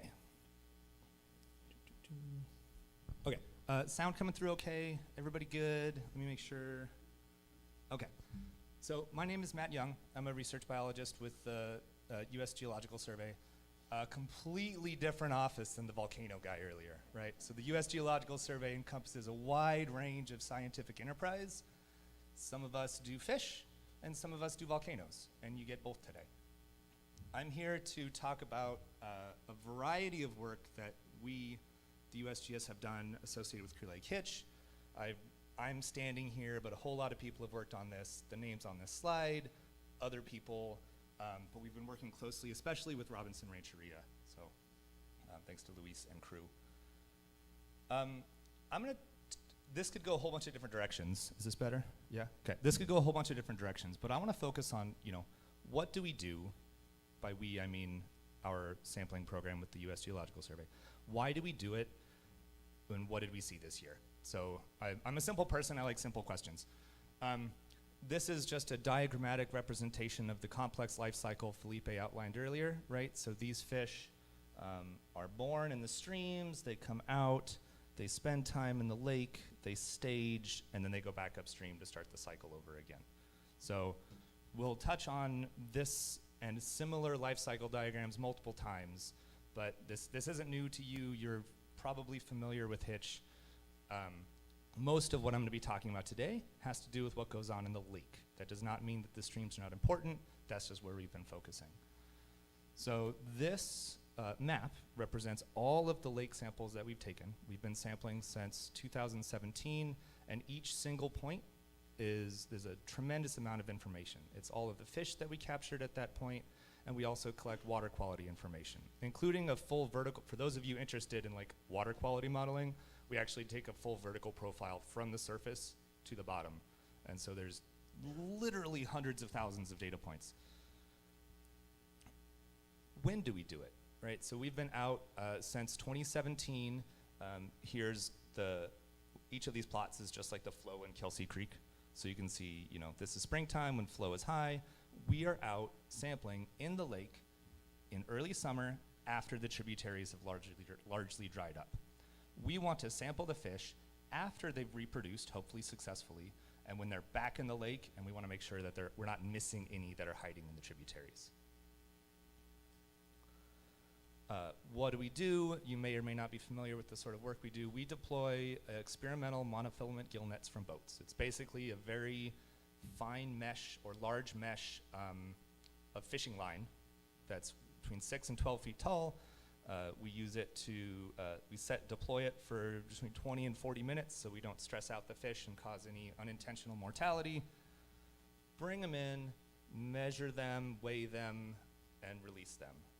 This is a picture of the Robinson Rancheria crew on their vessel, and this is the USGS vessel. We use a range of different mesh sizes in our nets so that we can sample a range of different fish sizes. So if you picture like a mesh, like a big net mesh is going to catch big fish, small mesh catches small fish. That's all this figure represents. We could talk about any of this in more detail if you want.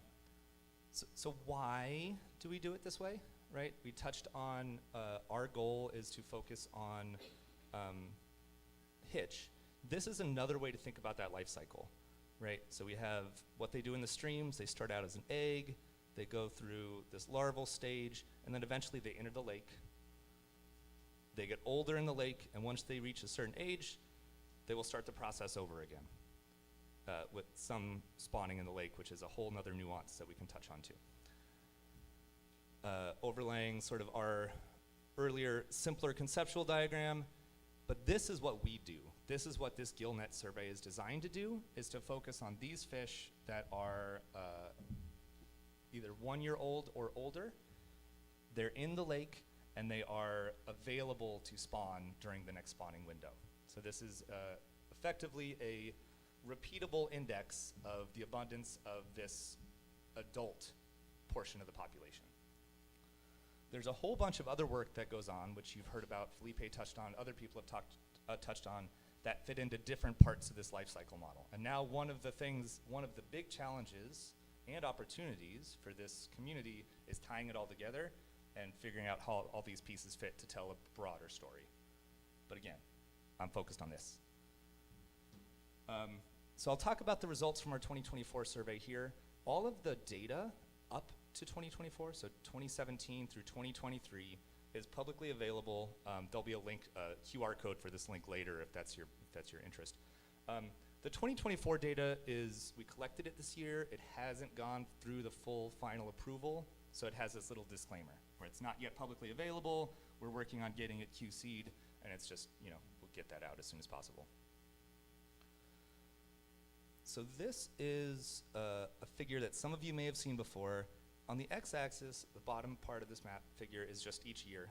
And the y-axis is the relative abundance of hitch. So this is in terms of fish per hour spent fishing, right? So you spend a lot of time, you catch a few fish, that's a small number, et cetera. We documented fairly substantial, dramatic declines in 2022 and 2023. These numbers, like 2022 represents 6 individuals. So we only caught 6 adult hitch in all of our efforts. 2023, we saw a fairly substantial rebound, if you will. We captured individuals, I guess I'll put it that way. And this is what things look like for 2024. So this is the grand sum total of all of the work that we did this year, partially was to generate this number. There's a whole lot more information that we collect than just the sum total or average of fish density that we encounter. So you can think about one of the most important pieces of this information has to do with the age structure of the population, right? Is this population made up of a mix of young, medium, and old-aged fish, or is it all one age class that is really driving the abundance that we see? You can see in 2017, there was a very large number of juvenile fish, and then, adults. As you go down the next year, you can see that these juvenile fish survived, and a lot of them got bigger. But there wasn't as much juvenile production, right? And so you can just keep following that down. These fish, some survived, got a little bigger. These fish, some fewer survived, but got a little bigger. And then 2022, or I should add 2019, 21, and 22, there was very little evidence for substantive juvenile contributions to the population. I'm not going to say there wasn't any juvenile contributions to the population, but there wasn't a lot. 2023 was great. It was such a relief to all of us who were out on the water, who were invested in the species, just to see something that was less dismal than the numbers that we saw in 2022. And perhaps most encouraging was this resurgence of some evidence of successful reproduction. 2024 looks in some ways a little bit more like 2019 in that there are very low density of juvenile fishes, and there's evidence for these fish, aging, and some survived, aged, and grew. There's a nuance here I want to touch on, and many of you may have picked up on this, right? I talked earlier about how we are not looking at juvenile fish. We're looking at fish that are a year old or older. So these numbers you see here that say juveniles, these are fish that were actually born the preceding spring. So fish we captured in 2017 were born in 2016, and vice versa. So what this means is that these fish born in 2023 were actually, or we encountered in 2023, were actually born in 2022, which is quite the enigma. For those of you who saw Val's talk just right before the break, she told us that there was no water in Kelsey Creek in all of 2022.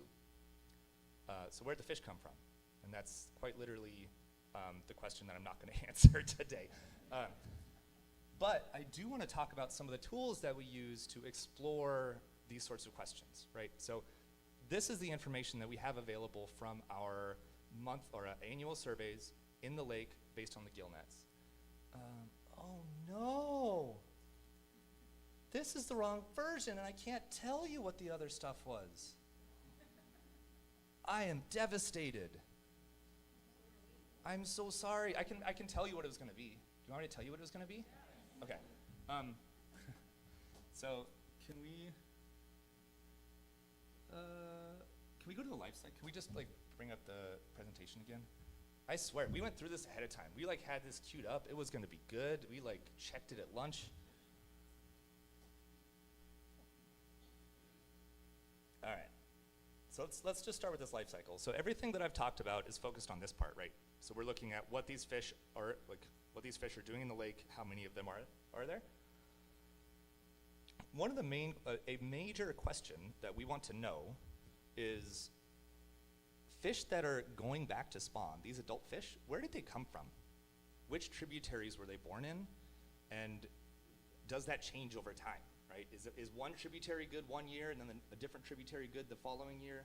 And how does that relate to the total abundance of fish you see in the population? So through some very fancy analyses, we will actually keep a very small subset of the fish we encounter. We will extract various tissues from them. Specifically, the two that we like the most are otoliths, which are ear bones. So fish have these little bones right here that are calcium carbonate. They're made, they're deposited sequentially, and they're made from basically the water that they live in. And you can use these otoliths to recreate the water chemistry that fish experienced in its entire life. So imagine like a little tree ring type deal. And at the center of the tree ring is when the fish was born, and at the edge of the tree ring is when it died. Is that good? Can people like, this is so much fun without pictures. So what we can do is look at the transect across the entirety of that fish's life, all of those tree rings, and see which water bodies it was born in. So through that, we were able to show that fishes from 2017 used many, if not all, of the tributaries that were out there, which is super interesting and super cool, and we're looking to expand on that and evaluate tributaries in different years and success of fish from those tributaries and recruiting to the spawning population. The second tissue, I have time. So the second tissue we really like are eyeballs. And this is my thing, I'm an eyeball person. So fish eyes do the same thing. Imagine you have a little eye, right? I can do this, right here. There's a lens, just like we have. There's the lens at the center of the eye. That lens is laid down similar to an otolith, similar to tree rings. So at the beginning, the core of that lens, you can see what that fish was eating right after it was born. And then at the outside of the lens, you can see what it was eating right before it died. So you can recreate its diet from birth to death. And through that work, we were able to show that these hitch. Sorry? Science is so cool. Thank you. Through that, we were able to show that hitch will go ahead and move into the nearshore habitats of the lake. When they're about yay big, about 4 inches, 3 to 4 inches, they'll be in the nearshore. By the time they reach 6 to 7 inches, most of them are offshore. So out in the middle of the lake, foraging on zooplankton and using completely different habitat than they are at other sizes. Using these two tools together, we can now say that this fish was born in this tributary. It left this tributary when it was 37 days old, moved to the near shore of the lake, lived there for 3 months, and then went out to the middle of the lake. And so we can use that, when we have enough individuals, we can use that to get a sense for which strategies are effective in leading to reproductive success. I so wish you could have seen all the pictures. I'll see what I can do about getting that updated in the publicly available digital booklet for the meeting. Yeah. So, no, it's totally, I mean, I don't blame anybody. But what I do want to point out, and I'll just leave it here for now, well, I would like to acknowledge a whole bunch of people, first of all, right? So there's the agencies and groups represented on this slide, including Robinson Rancheria, Fish and Wildlife Service, USGS, and the California Department of Fish and Wildlife, among a host of others. But I also want to call out the Clear Lake Hitch Task Force that Felipe chairs. It's something we participate in, and it's a really valuable forum. And then a colleague of ours did the excellent illustrations. But the last thing I want to leave this with is all of the information that I presented here and all of the studies that I referenced are all publicly available and can be accessed with any of these QR codes. So if you want any of the data on the fish catch itself or any of the chemistry data and for otoliths or eye lenses, you can see that. Or if you just want the summary of the different papers that describe a lot of these things and where a lot of the illustrations that myself and Felipe used, they're available through these QR codes too. Yeah, that's it for me.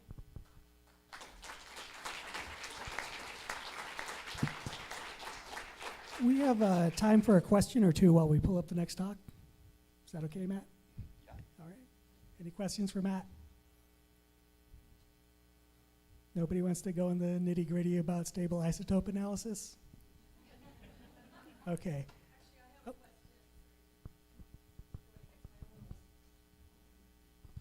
And this is me also making sure that we have enough time to get the next presentation up so you can speak slowly. Ha. This is fascinating, fabulous. Again, we're so pleased to have more data and more data available. So if you could just walk us through these QR codes and answer questions like, how often are you updating the data?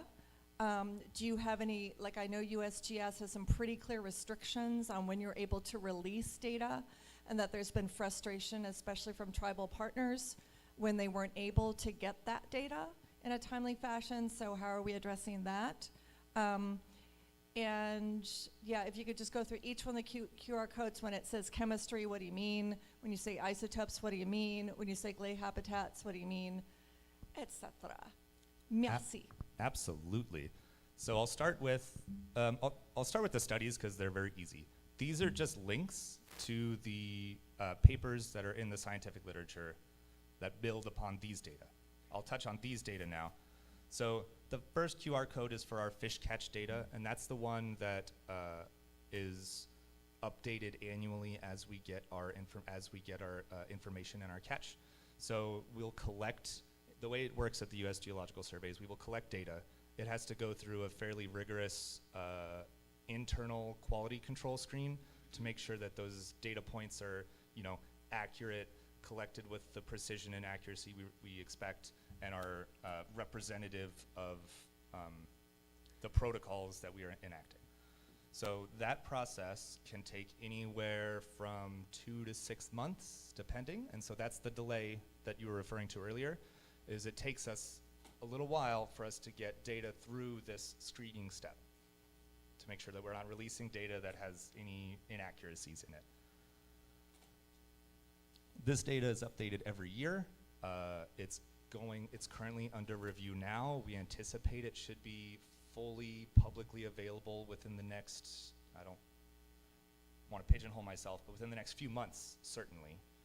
Hopefully much sooner. This data includes our catch, the water quality that's associated with each net, and the location. Chemistry refers to the water chemistry information that was available, that was used for the otolith analyses. So there's information on a whole host of constituents that can be found in different water bodies. The most relevant is the isotopes of strontium in each particular water sample and fish sample. So in this data release, you would see information about strontium isotopes from fish bones, which I think is awesome, but there is a lot of interpretation needed to go along with that. With each of these data releases, there is extensive documentation saying exactly what each number means and how they should be interpreted.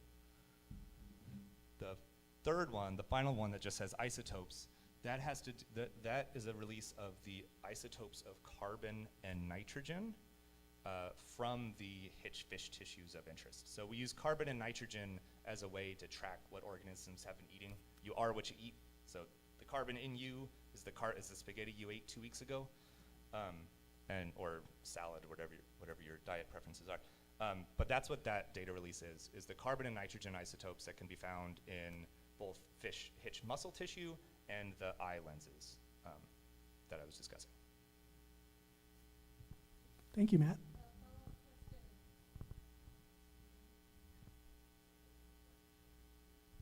So the QR code campaign has been disabled for some reason. Your QR code reader scanner is working fine. Yeah. Hey, thanks for scanning. So that was why there was a new version of this presentation, is because the QR codes don't work. So this is truly catastrophic.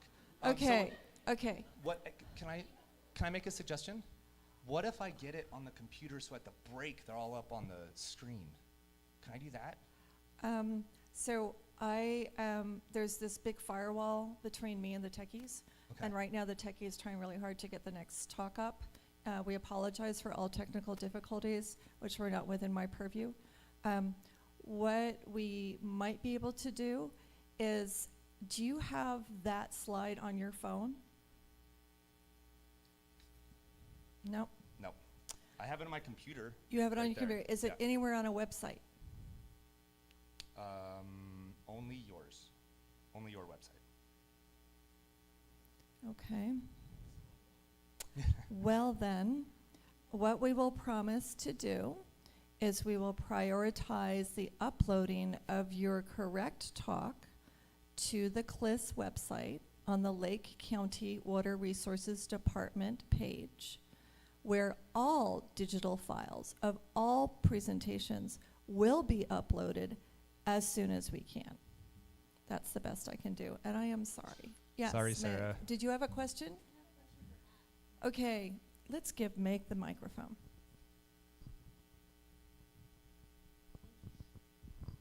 So I have a two-part question. Could you please bring up, this isn't one of those questions, but could you bring up the age class structure survey results? Thank you. So given that 2024 results look a lot like the 70% drop that happened in 2019, I heard you use the word rebound for last year's results, and then you're like, ooh, I don't want to say that. Given what you were saying about 2022 and there not really being the fish available to create the juveniles that were caught in 2023, can you speak to that a little bit? And then what if, here's a what if, like there were a lot of rescues in 2023. Did those contribute to the big juvenile catch? Excellent question. There are a lot of pieces here, and I'll try to answer them as I remember them, and if I'm missing a piece, shout back at me. Yes, so one of the big questions, so maybe I won't answer them in exactly the way you asked, but one of the big questions and uncertainties is really figuring out where this is coming from, right? Is this the success of something that we are doing actively, some active management that's happening in the system that is saving the juvenile fish, bringing them to the lake, and that's the critical bottleneck? If we can do that, we can make this.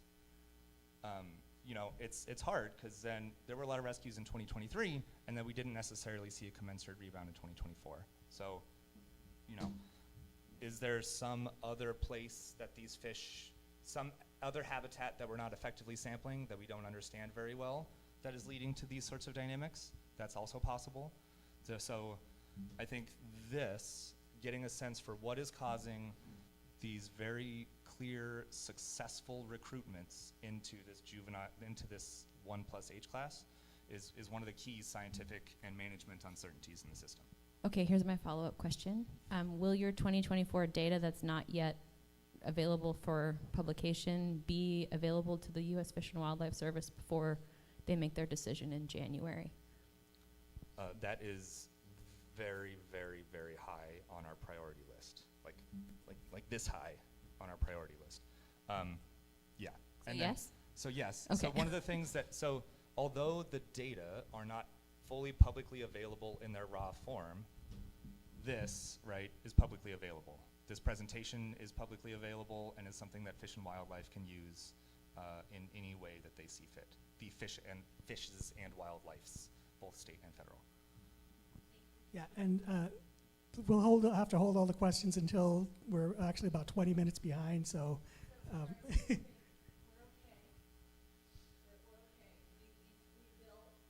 Okay.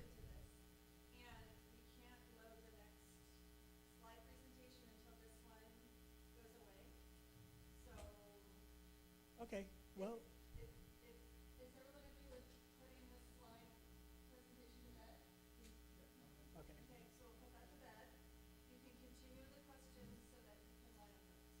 Okay, so we'll get Ben Ewing's talk. Okay, one last question. Hi, Philippe. We met a few months ago. My question is simple. In a given tributary, let's say Hitch Creek, currently known as Kelsey Creek, starts at 1,300 lake level and goes up to 3,000 feet up in Cobb. How high did the Hitch go up that tributary? That is such a good question. So the question was, how high do Hitch go up tributaries? And right now, and I am not necessarily the best person to answer this. Ben Ewing and Felipe might actually be better suited for this. But my understanding, basically, they can go until they hit an obstruction. In most tributaries, there are obstructions that are the defining limit to upstream movement. We don't see fish above this point. We don't know how much further up they get beyond that point because they can't access it. An unsatisfactory answer, I know. I imagine, what I can say is that I imagine it's going to have to do with the gradients involved. Once a stream reaches a certain steepness, they're just not going to be interested in going any higher or spawning in those locations.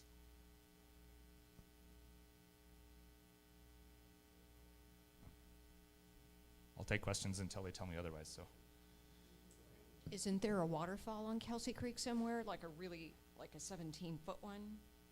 Yeah, absolutely. And so that would be, in that watershed, that would be the natural upstream limit to migration. In the other watersheds, what does that look like relative to topography is gonna differ. And I defer to folks like Ben and Luis Santana. That's a good segue. Thank you.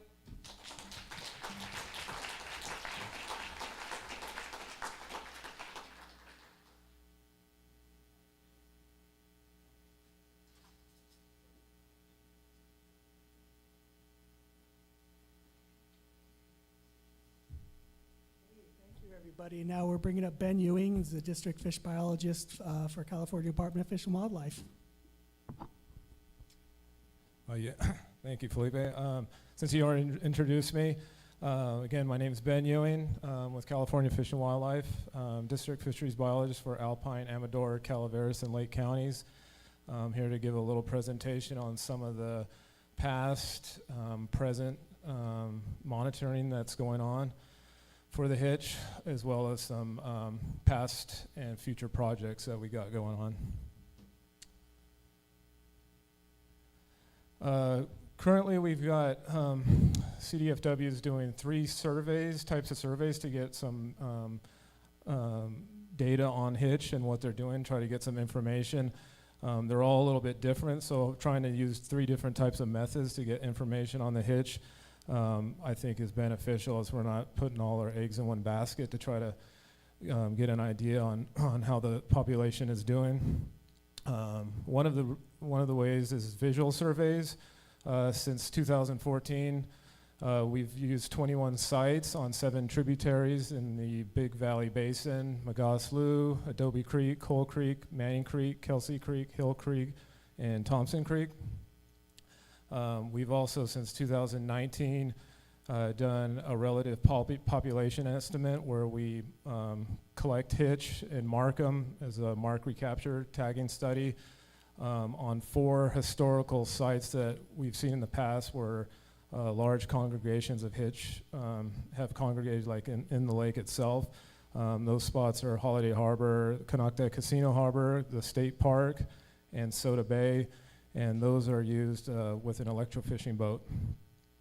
Our last survey is a general fish survey in which we, again, we're using an electrofishing boat, and we sample 18 sites across Clear Lake, and we use this to gather information on Clear Lake hitch relative to also the other fish species in the lake. So the population estimate is obviously more geared towards Clear Lake hitch. The general fish survey is we collect everything so we can get a good idea of like how the hitch are stacking up relative to the other fish species in the lake. One thing I wanted to add, this year during the population estimate, we were able to work with Robinson Rancheria with our carp and goldfish removal project, and we were able to remove any carp and goldfish that were in the sites where we were seeing hitch. And we collected quite a bit of carp and goldfish that were right on top of where hitch were spawning this year. These are the results from 2014 to what we saw this year on our visual surveys. Nothing close to really what we saw last year in 23, which was a really good year, as everybody pretty much knows. They were everywhere. They were still pretty, it was a little middle of the road compared to previous years and this year. And I think most of the fish that we saw at the 7 sites were all at Kelsey Creek this year. This year, I mean, Luis touched a little bit on the methods that we use. We use the Schnabel and Schneemacher-Eschmeyer to get, try to get some calculations from the totals and get some relative abundance numbers. We marked 969 hitch this year compared to 1,000 in 23. You can say unfortunately or fortunately, we didn't get any recaptures in this year, so you need to get recaptures to calculate a relative abundance. So we had 969 with 0. Last year we had 1,000 with 1 recapture. And these are just the total numbers of Clear Lake that we've collected over a relative population estimate over the years. So it was, even though we didn't get a estimate, what we saw in the lake was relatively really good. One thing I need to note, in 23 I was able to sample 10 times, and this 24 season I was only able to sample 9 times due to a very large scale bass fishing tournament that I didn't want to have any conflicts with, so we only got 9 surveys. So I think it actually we probably would have collected more hitch this year in the lake than last year. But the numbers were up in the lake, but obviously like the prior slides, you could see that we didn't see too many in the tributaries. This is some results from our general fish survey. Again, these are the same sites from our 2015 survey. I'm not going to go through everything, but in 2015, the hitch made up the 3rd highest, tied for the 3rd highest for species composition. And last year in 23, they actually made up the 2nd highest.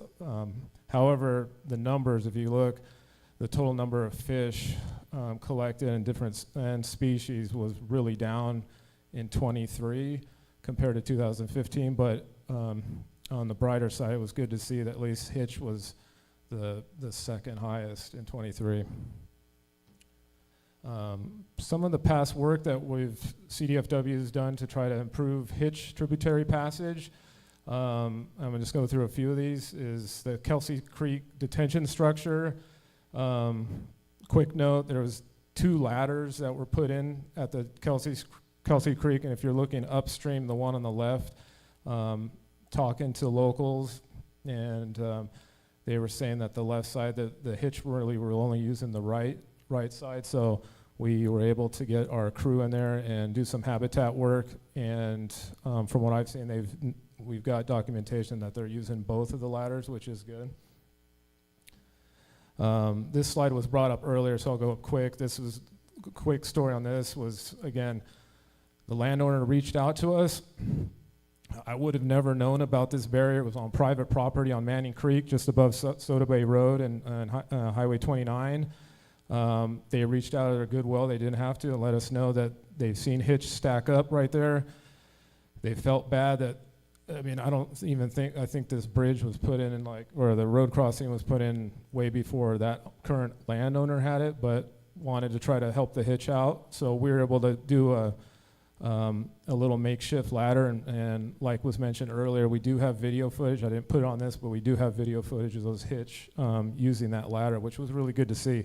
And last year, they got as far up as I've ever seen them in Manning Creek, up way above Highway 29, like above like the Kendall Jackson property, if people know where Kendall Jackson, and it was really good to see them.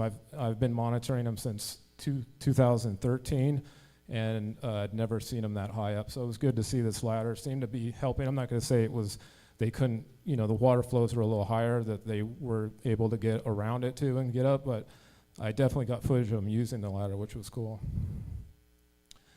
This was a project, this is on Coal Creek right at Highway 29. It was a Caltrans project. This is the before, obviously a big hitch barrier. We were able to work with the contractors and engineers at Caltrans, and they were able to put in this fish ladder.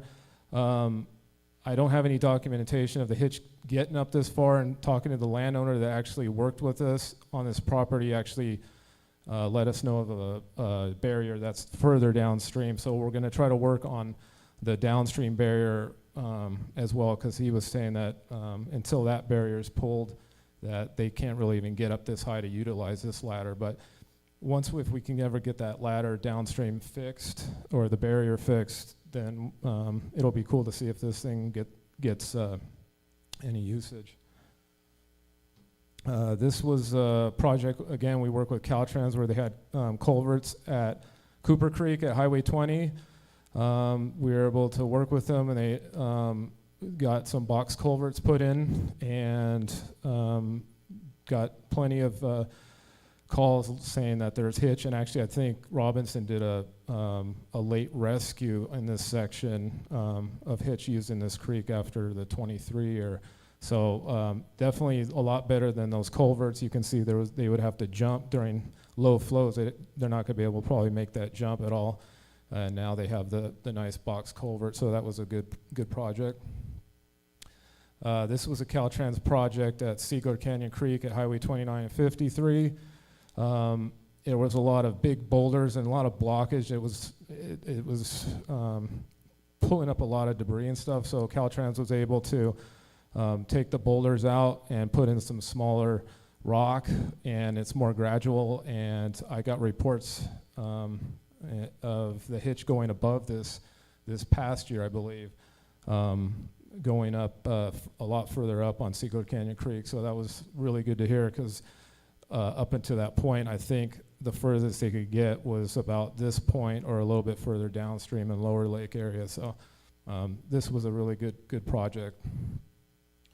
This was a project that Elam worked with the county, I believe, on Seagull Canyon downstream. You can see the barrier that was present before, and after the work they put a series of little steps, and it's worked really well. The hitch can get above that now, and it's right close to town. This was a really good one, because a lot of people can see it. You can go walk down there along the street and look down, and now you can see the hitch swimming up and getting past that area, because currently it was a lot more difficult prior to the project. This is probably the most recent one we worked on. This was on the Kendall Jackson property. They reached out to us. I would have never known, or we would, about this. I had heard rumors, but I wasn't going to go on people's private property and stuff. So they reached out to us, let us know about this barrier. We were able to go in with our crew and take it out, so it's obviously a lot better situation for them. One thing other than the barriers too is just the vegetative barriers too that that we've been working with the CCCs. We're able to work on, they do a bunch of vegetation clearing. This is on McGaw Slough. I believe this is on Finley Road. And yeah, they were able to do a lot of, I mean, this was so thick. I don't have the some before pictures, but it was so thick. This is one of the spots where I do my visual survey sites, and it was so thick that it was a natural barrier for them. It wasn't even a man-made barrier, and the hitch had a difficult time. And so I think we're still looking at trying to get the CCCs to do some more work in vegetative clearing. They did a lot this year. They did an unbelievable amount on Adobe Creek by Finley Road. That was, if people know that area and that stretch, it was really, really bad. And they cleared it out. It was a phenomenal job and made things a lot easier for the hitch migration. Oh, and one thing, we got one project on Schindler Creek. If people are familiar with at the Dollar Tree on Highway 20 on Schindler Creek, there's a barrier there. Our crew is looking on October 8th to go out there and try to put another fish ladder and take out some of the baffling and make things a little bit easier. So we're working on that barrier removal in October. So we'll hopefully give the hitch an area in that, you know, the middle arm of the lake, an opportunity to spawn in Schindler Creek. One thing in the past, the department has been, usually has to be present during fish rescues, but we've now, this is the second year that we've been using MOUs, to memorandums of understandings with the tribes, that they can perform fish rescues, because in the past, I'm out of Sacramento, and I'd get a call on Friday night or something that this pool's drying up, and there's hitch in there, and it was really challenging to have to get up there in time, you know, last minute calls. And now we've got some MOUs set in place, and the tribe's got qualified people. And now when we get a call, they are able to get out and perform the rescue, you know, a lot of times right that day, because a lot of these creeks are drying up really quickly, and young of the year, and adults too sometimes, are getting stranded. So here's some pictures of what happens. Like, you believe it or not, these little pools will have like young of the year. And here's a picture of some Robinson and county staff performing a rescue in Lakeport. Here's another picture with Robinson.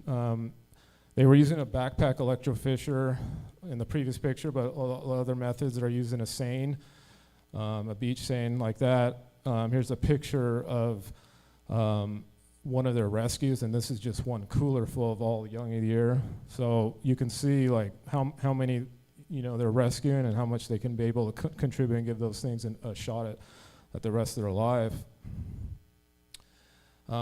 Future projects we got are still assessing water diversion and stream flow parameters and groundwater parameters, and I'm not going to get too deep into that because Jenna Rendy is going to be talking about her stream flow projects that they've been working on. We've also, I'll touch on this real lightly, we still continue to work on reducing the number of carp and goldfish in Clear Lake, and especially during seasons where tributaries may not have enough water. I think it's really important that the hitch have some in-lake spawning opportunities, because, you know, I'm sure we're going to be running into other drought down the road and stuff. So to give them an opportunity to spawn in the lake would be really helpful. And there was a question earlier about what to do with the commercial fishing. Currently we do have a commercial fisherman out there electrofishing, and right now he's selling mostly of the goldfish he's collecting to Bay Area Asian markets. The carp don't have as much, according to him, don't have as much of an interest from people. It's harder to get rid of carp that are shocked like this compared to a smaller goldfish. Some recommendations are to continue to monitor the relative abundance of hitch, try to reduce the amount of legal water diversions on hitch spawning tributaries, continue to educate the public on the importance of hitch as an indicator species for a local community and ecosystem, preserve and restore hitch rearing habitat around lake, and address remaining hitch barriers that still remain. There's still some in Clover Creek. We're trying to take care of that one in Schindler Creek later this fall. Adobe Creek, especially at Bell Hill Road, and Kelsey Creek that we're working on the Main Street Bridge, and Anthony with Flow West is going to talk about that a little bit later. And we'll continue to work with Robinson on reducing the carp and goldfish numbers. Thank you.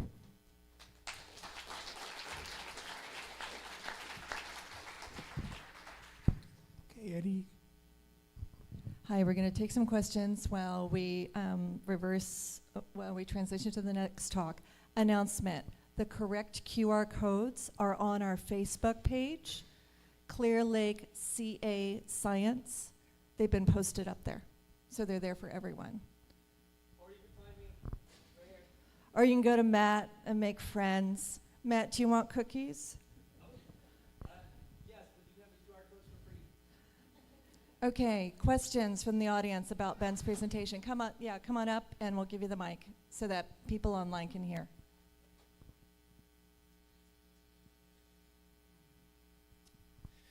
I have a question. I'm familiar with Napa River watershed using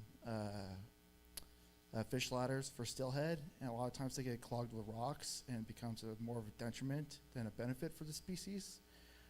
Is that something that is a problem with Clear Lake Hitch? And if it is, do you have the measures in place to remove the clogged rocks from the fish ladders? I mean, the ladders that we've been putting in I haven't heard of any like clogging issues. I mean, not to say they don't. The one thing that we've been working on, I think, when we were trying to make some of the designs, is trying to make these more gradual, nothing like super steep that would try to clog anything like pinch points. You know, some of the examples I was showing are sort of just like a little bit more gradual. So anything that's going to try to pinch things up is going to be tough, but I don't want to sit here and try to compare like the salmon barriers or the salmon ladders to this. I think a lot of times, you know, our fish, I'll be the first to say that I'm not an engineer. You know, some of these things we're still learning on this stuff, like but I definitely think like examples like the box culvert and stuff, like, you know, compared to having just the regular culverts, you know, where they don't have to jump, are a really good thing. And also just, you know, cost benefit type deal. So thankfully I've been able to I have a lot of trust in the engineers that I've worked with, like with Caltrans and with Flow West, and even our engineers at the department on designs that will try to help minimize things. I put a lot of trust in them. That's not my background as engineering fish ladders. I have some thoughts and my recommendations, but I definitely am not going to sit here and say, you know, I know how to design these things. I know that the hitch can't really jump too well at all, and you know, anything where you can try to minimize like heavy flows or like, you know, any like pinch points and stuff. And some resting points. So like that one that our crew did on Kelsey Creek detention structure, they tried to, it was previously a straight shot, and I think that's what was hindering them. The other one had some little meandering and some little pools they could rest in. And so they were able to put some curves and some S-turns and some holding pulls, and now they seem to use it. But I'm still learning on it too, and that's why I'm not going out there. You know, we're working with other people. It's not me making the call. I work with other people I feel a lot more at a higher level that can design these things, and you know, and then we still monitor them. I mean, some of these ladders, the Kelsey Creek, that was made, I think it was made in the late 90s with good intentions. It's never really worked, as far as I know. And so you got a lot of this stuff you're adaptive to see, you know, monitor it, but obviously you try to get it the first time, but sometimes, you know, the flows in these creeks, they change, you know, the hydrology changes, so I think you got to be adaptive on some of this. Awesome, thank you. Yep, thanks. Hi, Ben. Hi. Supervisor Green. I want to apologize to you because I'm one of those policymakers that don't know squat about science, and yet I get to ask you hard questions because I'm an idiot. And so I'm fascinated about the general fish survey and about the relative prevalence of non-native fish like largemouth bass and the hitch. And I guess my question is this. We've talked a lot about carp and goldfish. other environmental factors that may be impacting it. But I continue to be kind of stricken by, I see fish rescues on the one hand, and I know they're going right into the part of the lake where the bass tournament is that weekend. So, and again, the zones, what they're doing in the tribs, what they're doing in the littoral zones, what they're doing in the lake. So I'm glad that we're learning more about the life cycle of the hitch, but the life cycle of the bass is kind of interrelated with that. And I don't want to put anybody on the spot, but I think just like there are certain management actions that can and are be taken with carp and stuff like that, bass boats can do bioturbation too. Clearly predation is still a thing. And just to satisfy my own curiosity, from the barking I started about a year ago, at CDFW level anyway, is there any dialogue between the sport fishing arm and what you guys are doing here to educate us about the hitch, and what do we know at this point in time about the actual interaction? Because I love seeing the hitch getting rescued, but I hate the idea that they're just going nom nom nom with the bass once they get back in. No, I hear you. I think two parts. The largemouth bass, there's no doubt that the largemouth bass eat quite a share of the hitch. So I'm not going to deny that. At this point, I'm thinking with, people think of a big bass like eating an adult hitch and stuff, which probably happens quite a bit. It definitely happens. What we're trying to approach with the carp and goldfish is, I think a lot of people, like Luis brought up a big, like 40-pound carp. You could imagine how much food that has to eat. How many eggs it probably consumes, how many hitch eggs. So yes, like the largemouth bass, in the grand scheme of things, is not helping things, but bang for your buck, I definitely believe not only removing the carp and goldfish and reducing the numbers will help the hitch, but it also help the lake. We actually, and as far as the tournaments too, and that's been a big thing, and there's a rule that the tournaments have to release all their bass from the tournament. I think it's 400 yards from the release site offshore. Now, whether people are, and that is strictly to help, it's not only to help the fish, because what happens a lot of time, people just hang out at the docks after they release them, and then they just snag these big bass and take them home and stuff. But it's actually very, very beneficial for the hitch to release these, especially like places like Canocti Casino Harbor, where if you release all these big bass, and that's where a lot of our hitch, the rescued fish go. You're sticking all these bass right there, they're out of it, and then you just stick all this bait right in front of them. So whether or not these things are being enforced by the tournament directors, whether our wardens are able to, cover all the, especially like the small club tournaments, whether or not they're able to enforce if these guys are releasing these fish. But it's a two-part by releasing them 400 yards out. It's to help give those bass a chance to get away from people snagging them and get them out and not have them congregated, and also to protect a lot of those fish, especially like close quarters, like the harbor, Kanaka Steel, where they're trapped. I mean, they're not trapped, but they're in that tight spot. And then, Robinson does a huge rescue or something, and they release 10,000 young of the year. No, I agree. It's not a good thing. I've stressed to our wardens that they can't be at every tournament and be at every ramp where there's tournaments or club tournaments, but that is a big thing. And if people see it, they're obligated to they're supposed to supply a release boat and take them offshore. Unfortunately, I know that doesn't happen because Canocti Casino Harbor is one of my spots where I shock, and it's actually one of the best bass fishing areas when I shock it. I mean, the amount of big bass, and you'd think, oh, you have to take a boat and go across the lake, and I just shocked these monster bass right in the cove, and I'm like, and we also see a lot of hitch in there spawning too. So it is something that's on the radar, but if the public, if you guys see tournaments, and a warden's not there, they need to have a release boat for that reason. Okay, I see we have 2 more questions. We are now 15 minutes behind. So are you cool, Ben, with them coming up to you and asking their questions directly? Yeah, sure. Yeah, Yeah. okay. Yeah, let's do that. So this gentleman and this gentleman, please go directly to Ben. We're going to take a 15-minute break, and we will be back at 4:15. Thanks.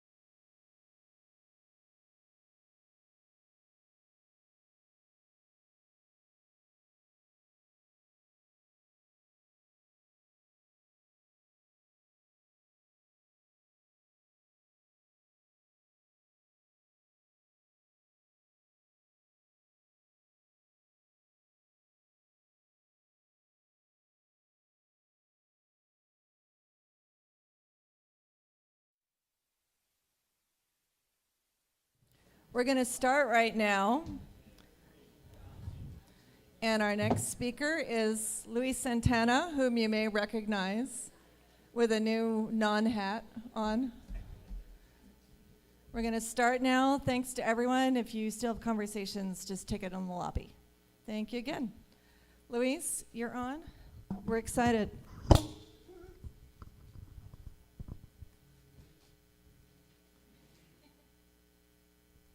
Okay, so since I'm local, I'm going to try to go through this so we could catch up on some time. But if not, then that's okay. So again, if you guys weren't at my talk earlier, I'm Luis Santana. I work for Robinson Rancheria. I'm the water manager and a fisheries biologist.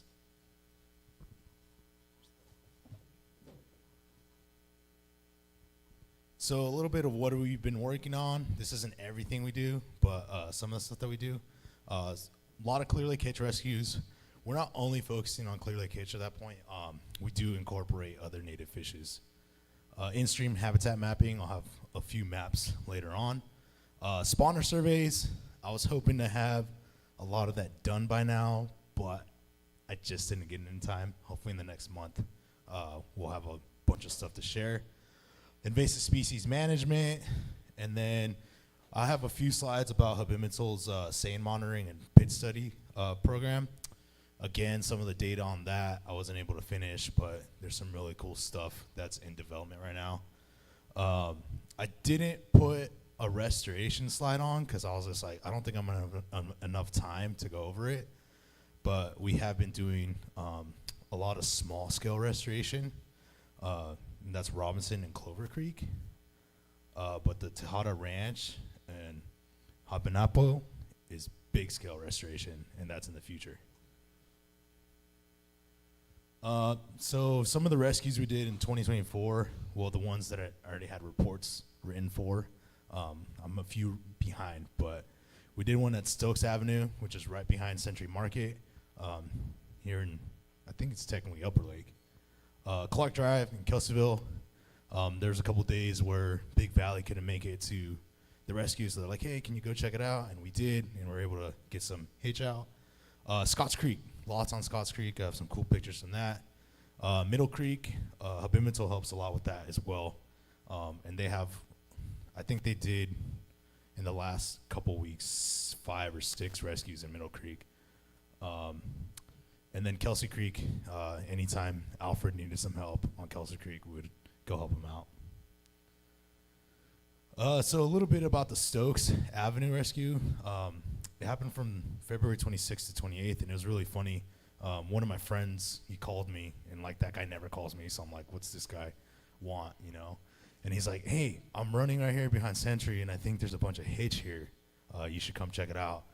And so I'm like, okay, and I think it was like, let's see. No, I didn't take water quality that day. It was a Saturday. So it was a Saturday, and I was like, all right, I'll go check it out. And sure enough, there's a adult hitch. So I called the new game warden, Joe Hernandez, and it was only me and him. And so I took my dip net, and I think that day I got like 18 adults, maybe more. Not entirely sure. But anyway, so what happened with that, because it was in February, so you're like, why are you doing fish rescues in February?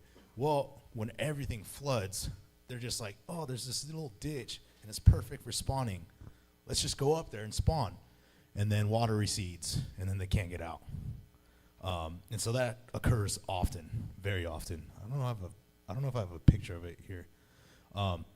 So right behind Century Market, just east of here, I got those fish out, and I'm like, okay, where am I going to put them now to where the temperature is, you know, somewhat similar, so I don't shock these fish and potentially kill them.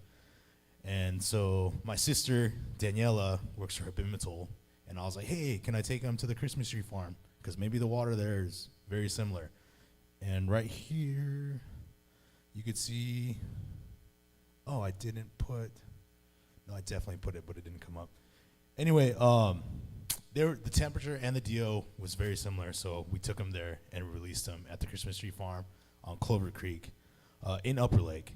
And so with these fish, I was actually able to pit tag them. So passive integrated tag, right? Transponder. And so tiny, tiny, tiny tags, very little. So the ones that I put in, I used a syringe to put them into the fish. And so they're really small. But you could have this thing that I call a magic wand, and you could like scan a fish, and if it has a pit tag, it'll read out a number, and then you could go through your data and be like, oh, this is this fish. So the same thing that vets use for cats and dogs, like when they tag them, it's the same exact thing, so same exact technology. And so the reason I wanted to take them to Clover Creek was Abimatol has their pit tag array on Clover Creek. And so what we did was we released about half downstream of the array, and then we released half upstream of the array to see if they moved up and down during different flows and different temperatures. And so I really wanted to have that done, but I didn't get it done, and I'm sorry. But hopefully in the next month or two, I could have that available. So this is the Clark Drive on March 8th. This was another high flow event. And so this happened last year, and I'm assuming it's been happening every year for the last 30 or 40 years. And one of the locals were like, this happens all the time anytime it's flooding here. And so for whatever reason, the hitch are like, oh, let's just go up this little ditch, and then we'll spawn, and then we could get out later, but then they get trapped. And so we did a rescue last year, and it was pretty extensive. I don't remember the exact numbers. I feel like it was like 600 adult hitch that we got out of those ditches. And so we did the same this year. There's 94 adult hitch that we got out, and those ranged in size from right around 3 inches to like 15 inches. And the crazy part was, like, even those 3-inch fish, they were all ready to spawn. Most of them were juvenile-sized males, and they were milting. And so they were all ready to spawn, and I'm like, oh, you know, we don't know exactly why they're ready to spawn, and hopefully soon we're able to kind of figure that out. We pit tagged only 10 of them this time, but we took them to Highland Springs because they were all still trying to spawn. So if we put them back in the lake downstream, they were probably just going to do the same thing the next rainstorm. So I called Ben, and I was like, hey, this is what I want to do. What do you think? He's like, I think that's probably a good idea. And so we took them all to Highland Springs. Unfortunately, some do die in the process, and that day 3 of them did die. So this is one of those males, and you can see how big it is. That's my hand. So it wasn't that big, and it was milting. And there's been 2 years of that. Not with all of them, but quite a few. And even females. Last year there was a female about this big that was full of eggs, and was getting ready to deposit them. This is another Clark Drive rescue. So this one is the same ditch along Clark Drive. There's a lot that Alfred from Big Valley did. He was able to rescue thousands this year. But in this instance, it was the same pools where we rescued the adults in the prior rescue. I think it was 5 weeks prior to that. And there was all these fish, and we think they were hitch. I can't really say for sure, because I was like, if we handle these fish, we're gonna kill a bunch of them. Let's just take them downstream, and hopefully they make it.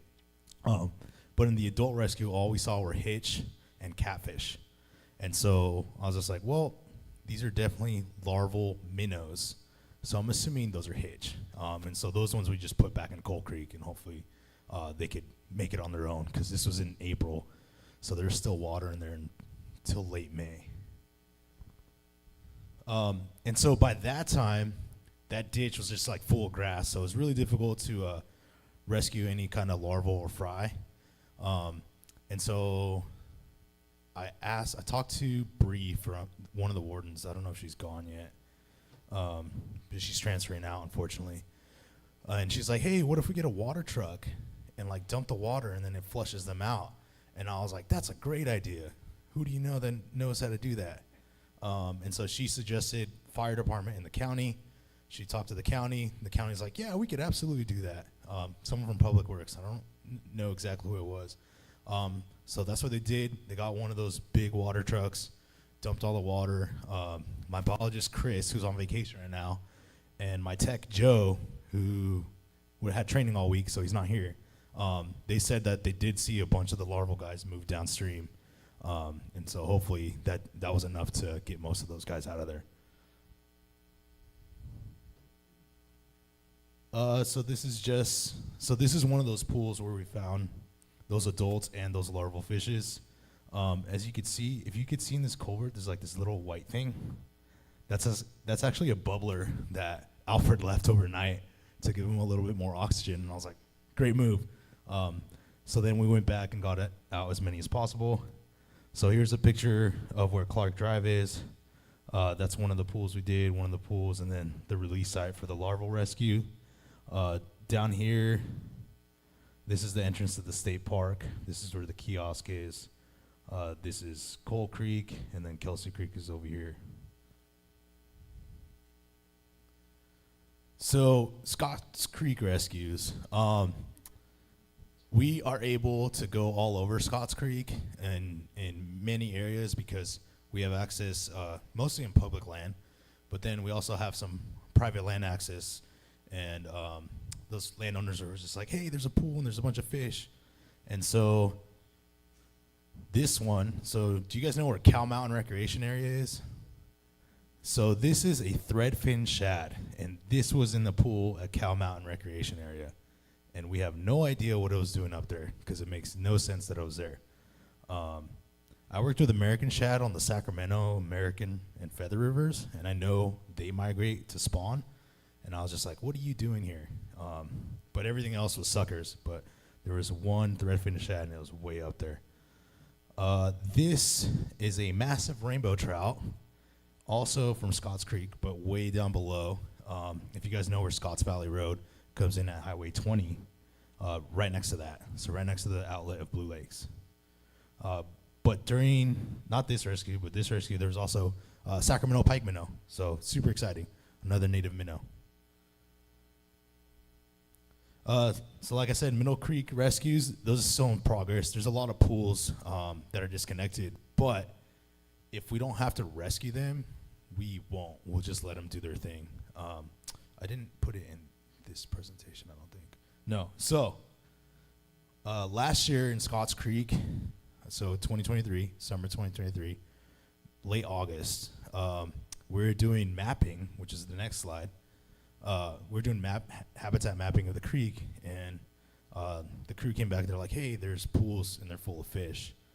Should we do rescues? I'm like, yeah, let's check it out. So we went, and there was hitch, stickleback, mosquito fish, and Sacramento sucker in those creeks. Oh, and California roach. And so we did one rescue, and then I think it was like a Thursday. And so we're like, oh, let's check it out tomorrow. We came back. The pools were still good. We're like, well, let's check it out Monday. Monday comes around. My crew comes back. They call me. They're like, hey, the pool is like 8 inches higher. And I'm like, that's really weird. I don't know if you guys are telling the truth. I'm going to come out. And so I went out there, and sure enough, the pools were higher. So I'm like, oh, something weird is happening here. And so I just said, leave the pools alone. Let's see what happens over the next few weeks. So I think we monitored them. We started monitoring in late August, and they were intact with fluctuating depths, temperatures until November. And then once November hit, the creek started rising, and then late November hit, and the waters came. So those fish made it. And so I think also November, I don't remember if it was, Ben, when we did the hitch, the backpack for hitch on Scotts Creek, I think that was last year, October, November. So downstream, we found more pools with hitch in them. So there's probably a lot of pools that we don't know of that are on private property that are housing a bunch of native and non-native fishes. So I'll talk a little bit about our habitat mapping. And so this helps us with monitoring. If we're able to locate the pools, we could be like, okay, so when it comes time to rescue them, depending on when the creek goes dry, May, June, July, August, we could say, okay, this pool is here. That's where we're going to go back and do rescues, because hopefully at that point they're all congregating together. So in 2022, it was just me doing mapping by myself, and I did Middle Creek, Clover Creek, and Adobe Creek. 2023, last year, We did Copsey, Kelsey, Siegler, Lyons, Scotts. Oh, I put Lyons twice. And Robinson Creek. Oh, I also did Robinson in 2022. I should have put that. And so this year, we're going to do Middle and Scotts again, and then we're hoping to do Alley and Clover. If we have enough time, we'll go to different parts of the county, but I'm not sure because our CART program is going to be pretty extravagant this fall. 5 minutes, perfect. This is like some of our mapping. So if you could see here on the lower left, the blue is a pool, the purple's a riffle. I don't know if that's green or brown, but that's a run. The red is a barrier in the stream. The green is woody debris, and then yellow is gravel bar. And so this is Middle Creek right here, and this is Scotts Creek right here. And so this is one of those barriers. This is right next to Scotts Valley Road, next to Blue Lakes. Last year we were actually able to go in there and help the landowner out, and we got all this out. And so the rains came, and then a wood jam probably 5 times the size of this went under the bridge and landed just downstream of the guy's property. And his property was already scouring away. So we applied for a restoration grant to do some work there, and we got it. And hopefully in the next year or so, we're able to get in there and make the creek better for hitch. And then this, we saw a lot of stuff like this. Not a lot, like 3 or 4. And so we reported them every time to CalTIP and Cal OES. Not entirely sure what came of those instances. Actually, no. The water boards contacted me about this one, and it was gone, but that was just a hose. So a little bit about the sanding project. So Habimatul provides funding for us to help them out on, it's catered to hitch. And so you just go out and sand it, and the hope is to get hitch big enough to be able to pit tag so it could support their pit tag project. And so right here, this is, that looks like Lucerne. Yeah, that's Lucerne Park. And that is also Lucerne Park. So these are a few of the hitch that we didn't pit tag because they weren't big enough. We got some fin clips and measurements. This is just us working up the fish right here on the left. This is us seining. This is at Keeling Park.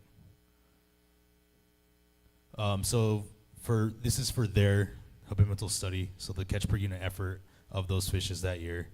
We got a lot of suckers. We got the next most caught fish were Clear Lake Hitch, and then unknown. So all the minnows look exactly alike. So when you catch them, you're just like, oh, I don't know what this is, especially when they're this small. You have to do microscope stuff. And then the next year, I should have compared them side by side. A lot of inland silver sides. So this is this year. Way more inland silver sides. Hitch were still second, but not as many. Some threadfin shad. These were all, I think, crappie, black crappie. And we started catching bass. This is the first time I saw bass in our seines. Oh, I think that's it. Yeah. Any questions?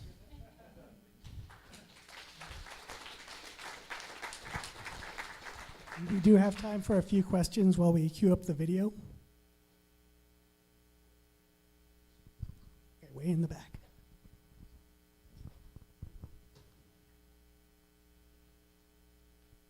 These are probably bad questions because I'm not a fish person, but this is how I learn.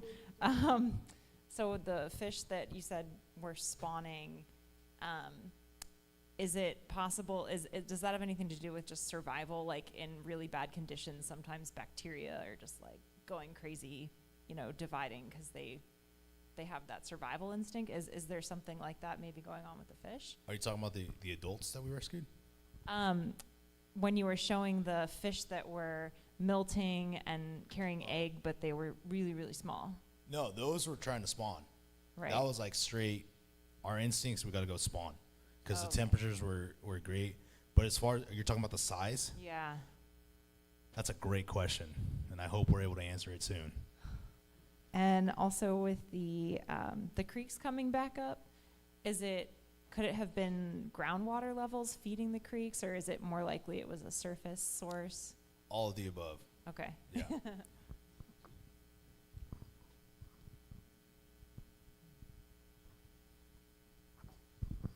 You mentioned one rescue you ended up putting up Highland Springs, I'm assuming upstream of the dam.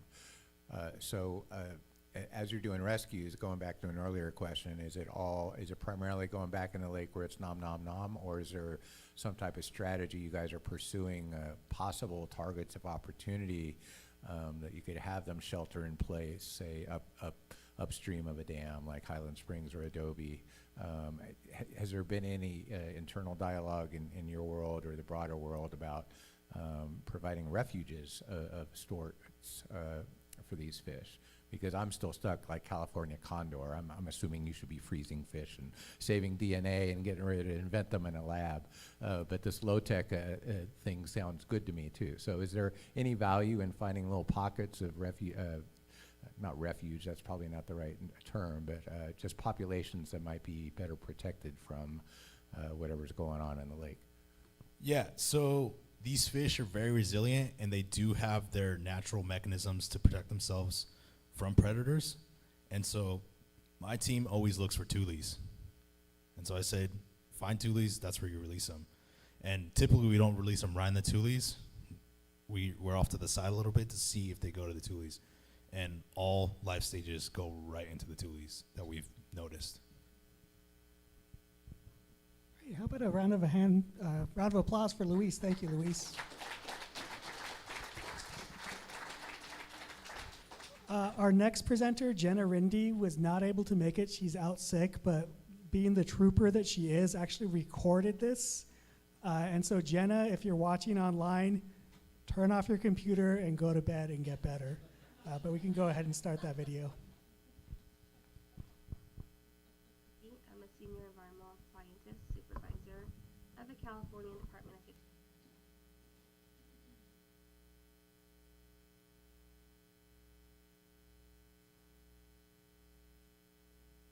Wildlife. Unfortunately, I am unable to attend in person due to COVID.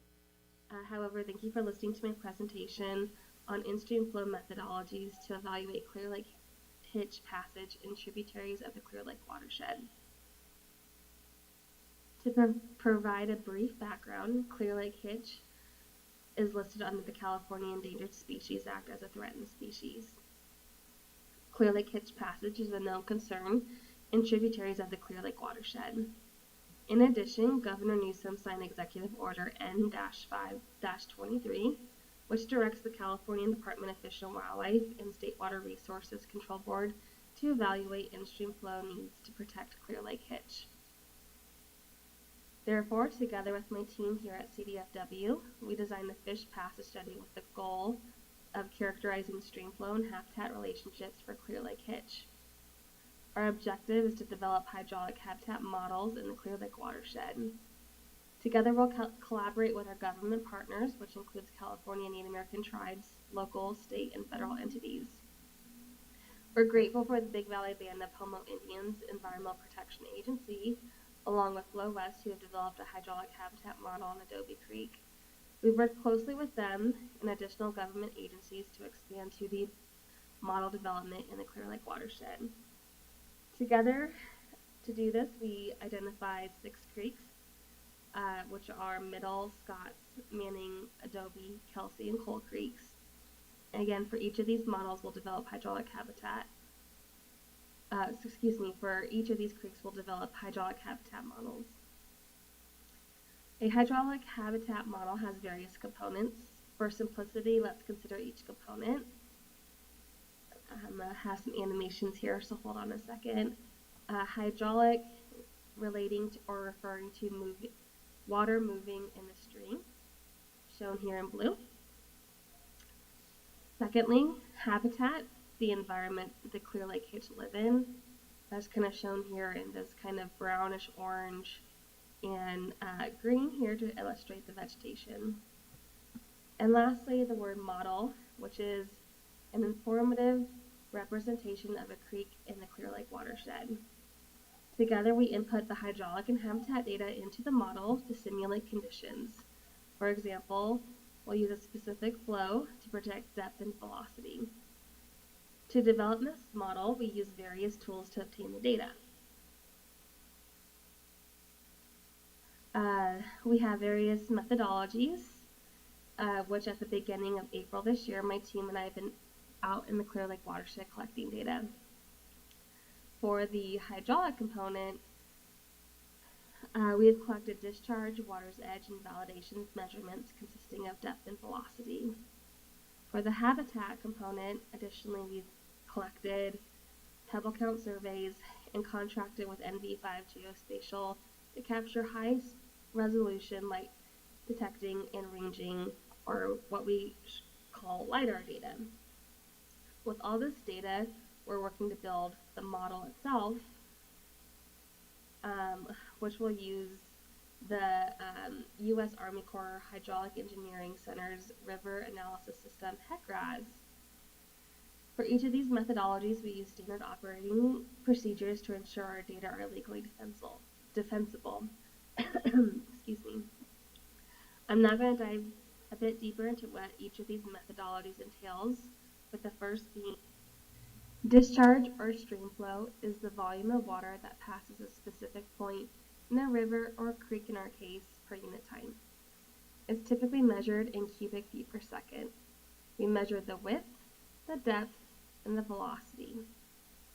What's great about the Clear Lake watershed is how many existing stream flow gauges are available and also in real time. We will use this stream flow gauge data. However, we collect additional discharge in locations at each creek when a gauge may not be present, or to confirm discharge measurements. To do this, here, let me get my laser pointer here. Almost there.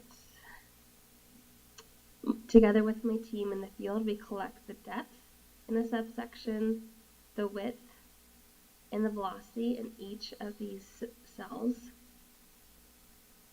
Then we get a total discharge by the sum of each of these subsections to obtain a total discharge, excuse me.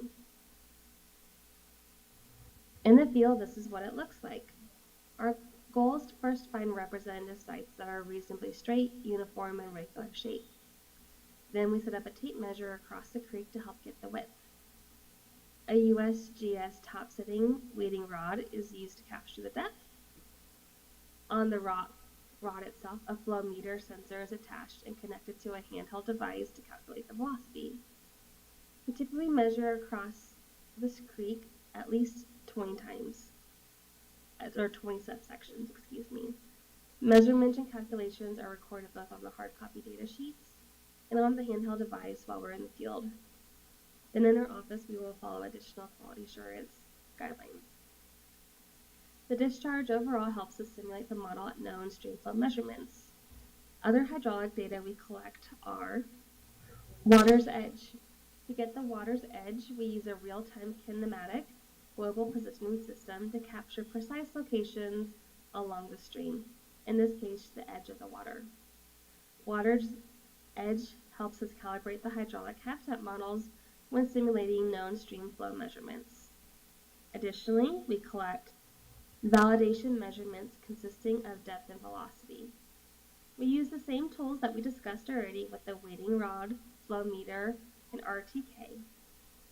However, the validation measurements help us assess the predictive capability of a 2D hydraulic model.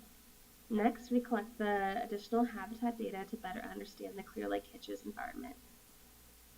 Woolman pebble count surveys are done to understand the grain size distribution at various representative sites. To do this, a gravelometer is used as pictured in the top right. In the pictures below, scientists from our team collected 100 randomized samples at each site. Overall, this information is to help estimate spatial streambed roughness in our models. Next, we hired NV5 Geospatial to collect LiDAR data. LiDAR data is pretty remarkable technology to capture topographic or terrain data, along with bathymetric underwater data. Together, it gives us a high resolution with a goal to help us understand from the Clear Lake Hitch's perspective. with the habitat they live in. Essentially, it's a laser attached to an aircraft in our case to help us understand the elevation. Additionally, aerial imagery was also collected, which is shown in the next slide. Here is an example of LiDAR data on Scotts Creek. On the left is an image we captured in the field. On the right is an image from the LiDAR data. Red indicates higher elevation, and the light green represents lower elevation, which makes sense here. By understanding the elevation data along with other data types, we can simulate stream flow at different conditions to predict depth and velocity in each of these habitats. We just got this LiDAR, and we are very excited to have it. So you can imagine we have a lot of data in the process. Which leads me to our current steps, where we've collected 37 river miles of data. The image on the right illustrates how many data points we have collected over the last few months. I realize it's kind of hard to see, but what I'm trying to convey is that it's a lot of data. We have about 40 discharge measurements, over 1,000 water edge points, over 500 validation points, about 30 pebble count surveys completed, and over 50 river miles of LiDAR data. So as you can imagine, we are currently processing a lot of data. Throughout our data process, we're following our quality assurance plan, which entails various quality control checks to ensure the highest quality data. I mentioned it earlier, but all of our data collected and processed follows standard operating procedures. In terms of next steps, we'll collect additional survey data, continue following our quality assurance plan, perform the data analysis and calculations, and to develop and build our 2D models so we can run simulations to better understand stream flow and habitat relationships for the Clear Lake Hitch. Together with all this information, we'll develop a technical report with our results. We'll continue collaborating, coordinating, and sharing the information we obtain. And to wrap up, I'd like to acknowledge my team and others in our agency within the Water Branch, Region 2 Office, Conservation Engineering, and Fisheries Branch. And thank you again to all of our government partners who worked closely with us, designing or being in the field for the study. Lastly, thank you for the Clear Lake community for welcoming us and listening to my presentation today. I am saddened I cannot be in person, but please send any questions or email to myself or the InStream Flow program. Thank you again for your time. I really appreciate it. Best, Jenna. Hello, my name is Jenna Wendy. Yes, and unfortunately, Jen is not here to answer any questions, but we will call up our next speaker, Anthony Falzone, and maybe during the panel discussion, we might be able to talk some more about 2D hydrodynamic modeling if those questions come up. Yeah, and if there are any questions, I can try and answer them on her behalf. All right.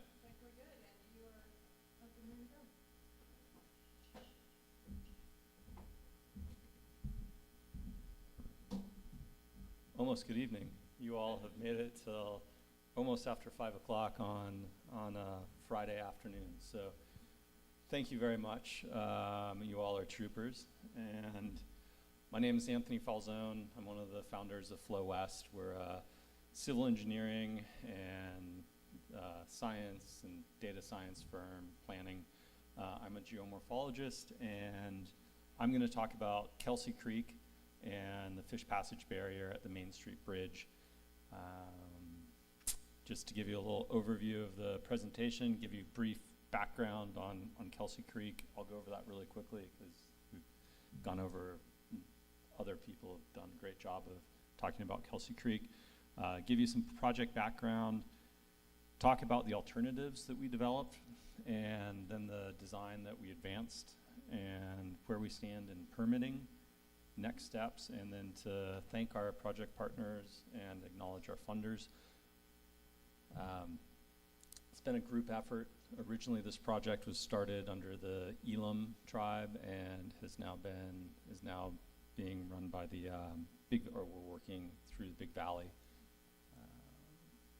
And just to give you an idea of what you're looking at here, that is the Main Street Bridge just outside of Kelseyville. You see the fish passage structure on the right side of the channel, and you can see where the white water is. That is the existing grade control structure that keeps the Kelseyville Bridge from collapsing from the channel being incised. Oh, I guess I can advance it. Sorry, that was the intro slide, missed that. All right, so Kelsey Creek watershed. It's the third largest tributary to Clear Lake. The watershed upstream of the Main Street Bridge is about 42 square miles. It's one of the few remaining Clear Lakes tributaries that still has a large population of hitch, and it flows down from Cobb Mountain. I am not going to talk too much about the hitch and their population decline over the last few years, because you've heard lots of other great presentations this today and yesterday about this. But needless to say, their population is still not great, and they're still in trouble and need help. Kelsey Creek, I want to talk a little bit about the land use impacts. It's been severely impacted by gravel mining. There's been about 15 feet of incision in the channel around the area of the Kelseyville. There are also reduced in-stream flows from diversions and pumping. There's decreased water quality from runoff, and there's significant reduction in habitat from lack of access to the upper watershed, and also reduction in the amount of nearshore marshes, and also predatory animals in the lake that feed off of them. So they have a bunch of adversity to overcome. Whoops, that's going backwards. Here we go. A little bit about hydrology and a little bit about the competition for resources here. In the graph, we've got a typical wet year and dry year hydrograph, and you can see that the irrigation period and frost protection, wine grape and pear irrigation there. And you can see that when the hitch spawn, and that there's the potential for conflict over resources. And as we move into a period of longer droughts and more frequent droughts, water availability will continue to be an issue for the hitch. A little bit about the Main Street Bridge and the grade control structure. The bridge was built in 1947. The grade control structure was built across the channel to control incision and keep the bridge piers from being undermined. There is a bit of, even with the extension of the bridge piers, they are still continuing to be undermined. Let's see, the grade control structure is about 50 feet wide. It consists of grouted rock. There's about a 5-foot drop. There's an apron that extends out. I believe in the 90s, it's not well documented when the fish passage structure was built. Actually, I'll talk about that on the next slide, but I talked a lot about incision, and even now there's still about a 6-foot deep scour hole downstream of the grade control structure and the fish passage structure, and that's continuing to cause, it's undermining both of those structures. A little bit more about the fish passage structure. It's made out of concrete. Like I said, I believe it was built in the 90s, maybe late 80s. If anybody in the audience knows more about when that structure was put in and by who, I'd love to hear more about it. My understanding is it might have been like a local club or group of people who put it in, but there's not very much information known about it. What we do know is that it doesn't pass fish right now. It's currently being undermined. There are holes in it. It's very porous, meaning the water pours out of it. It doesn't function the way they initially developed it. It's about 3 feet of incision at the downstream extent, and it is definitely a passage barrier for the hitch. If we remove this barrier, it provides access of I think it's like 6 to 7 miles of additional access for habitat upstream. This is one of the primary barriers in the watershed, and you know, give a huge shout out to Ben and the work that he's done with his crew to help on the downstream barrier and make that more passable for fish. So this is the next big one to take care of.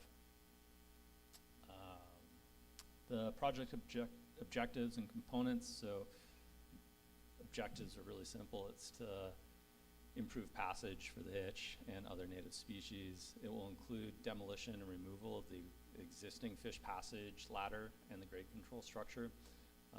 We plan for construction of a series of step pools that will allow the hitch to move up. And it will also provide scour protection for the Main Street Bridge. I want to go through a little bit about some of the design constraints and some of the criteria that we used when we first started looking at this. You know, the bridge is considered historical. It was seismically retrofitted. There is the grade control structure that was built in front of it. You know, flood conveyance is not a major issue here. It is, of course, a major concern with the adjacent residential and commercial properties in downtown Kelseyville being really close by. Some of the interesting components of the hitch is they rarely jump. You know, we're really focused on salmon and providing passage for them, and they're great jumpers. So the hitch is a little bit of a different species, and you know, it definitely requires a different approach. They also appreciate attraction flows so that they know where to go, and that's another challenge at the Main Street Bridge right now. Some of our original criteria was we wanted to keep slope below 3%. We had passage flows, doing some general hydrology analysis. We came up to 15 to 200 CFS. We want to keep the velocities below 5 CFS, 5 feet per second. And we want to have at least half a foot depth, and talk a little bit about the alternatives that we came up with when we first started looking at this structure back in about 2015. We came up with 4 different alternatives. One was to enlarge the existing structure. Another one was to separate a high flow and a low flow channel, and then have a meandering single or multi-stage channel. Also, we looked at a rough and ramp design. That's more to simulate a natural channel bed. We came up with the advantages and disadvantages of all of these, and we decided that the best solution was a rough and ramp multi-stage channel with no steps, and we came up with a conceptual design and then left it to do additional analysis. So some of the key components of this initial design are that it has a low flow channel that's about 8 feet wide and 1 foot deep. It does have slope that's less than 3%. We did a lot of analysis of what would be the ideal slope to maximize or to optimize passage and minimize the footprint of the project. And then we proposed placing large boulders upstream to prevent debris from clogging the low flow channel.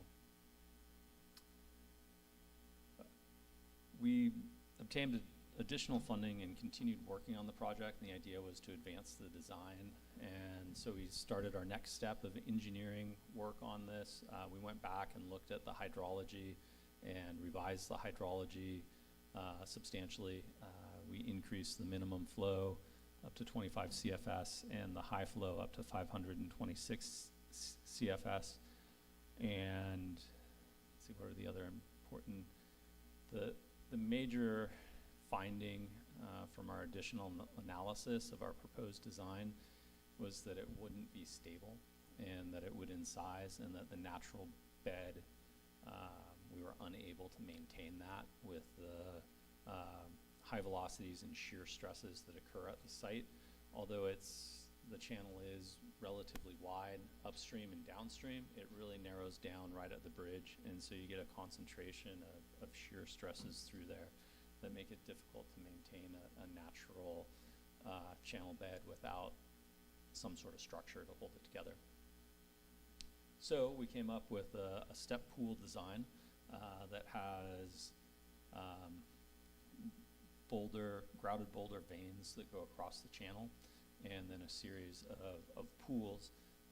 There is a cross vein every other pool, and that provides structure to provide the grade control. Just another view of the same design.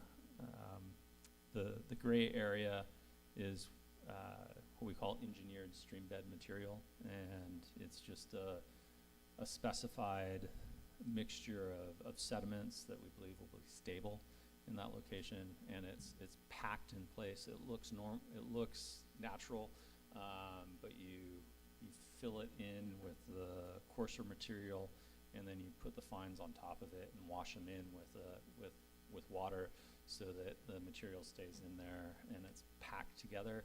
It just another way to try and keep this area from unraveling. We see protecting the bridge as a key component, and so our design there is a fair amount of structure in the channel, but it does more mimic more of a natural channel with the step pool. Just a little bit more of the detail of some of the rock cross veins and the low flow channel that's in the center. We stuck with the 8-foot wide, 1-foot deep channel that we had in our original design, and you can see that our steps, there's about a 1/2 foot jump or step between the pool at the top of the water surface elevation there, and the pools typically are about 2 feet deep from the crest down to the bottom. Let's see, using the hydraulic model was really important for our design. The previous presentation did a great job of explaining what a hydraulic model is. We used what's considered a coupled or nested hydraulic model, where we used 1D HEC-RAS on the upstream and downstream area just to give us water surface elevations, and then we used a 2D model within the actual study site so that we could really see detail how the fish passage structure would perform. And we looked at velocities, inundation extents, depths, and we looked at various different flows. I'm going to show 2 flows just to show you an example of our results. And first of all, we're going to look at depths and velocities through the structure at 2 different design flows, and then we're going to look at the 100-year flow to see what the flood conveyance looks like during the flood of record, or sorry, not of record, but what's considered the design flood. All right, so low passage flow, 25 CFS, the structure performs great. We meet our criteria for depth and velocity at 25 CFS. Water is confined mostly to the series of step pools or the low flow channel. When we bump up the discharge to 526 CFS, we still meet the criteria for depth, but our velocity in the main, in the low flow channels sort of exceeds our threshold. But there is a lot of area where velocities are lower out on the fringes, and we feel that the fish can still make it up there. They will likely come up in steps and hold and then move up. So it's a challenging site to work with, and there are some additional modifications and tweaks that we'll continue to explore to refine the design. Flood conveyance, so it is important for people, if you put this new structure in there, how's it going to change the flood risk? In this particular area, because of the incision from gravel mining, there is a lot of excess flood capacity. And the brown lines across the top, those are the 2 banks, the right and left bank, the elevations, and then the 2 blue lines are the existing 100-year discharge going through the structure or going through the site, and then the darker blue line is the proposed discharge. And so you can see there's a little bit of a increase in water surface elevation right at the structure. It's a few feet, but there's plenty of capacity here at the 100-year discharge. And you can see that these lines, the blue lines, are very similar upstream and downstream, so there's virtually no increase in the water surface elevation in the upstream and downstream, and you get a little bit of a increase as you go through the new structure. Sorry, thank you. I wanted to provide an update on the permitting status of the project. We've been working through the design. We have a CEQA MND application pack, or mitigated negative declaration package, ready to go. We're waiting for landowner approval before the county, who is the lead agency for CEQA, can approve it and submit it. We have a package ready for the 401 water quality certification. We also have our CDFW lake and stream bed alteration agreement application ready to go. And there's a Lake County grading permit we have that package set up as well. Lastly, the 404 wetland project application is ready as well. We did a few specialized surveys associated with this project. There's the rare plant survey, cultural resources, and aquatic resource delineation.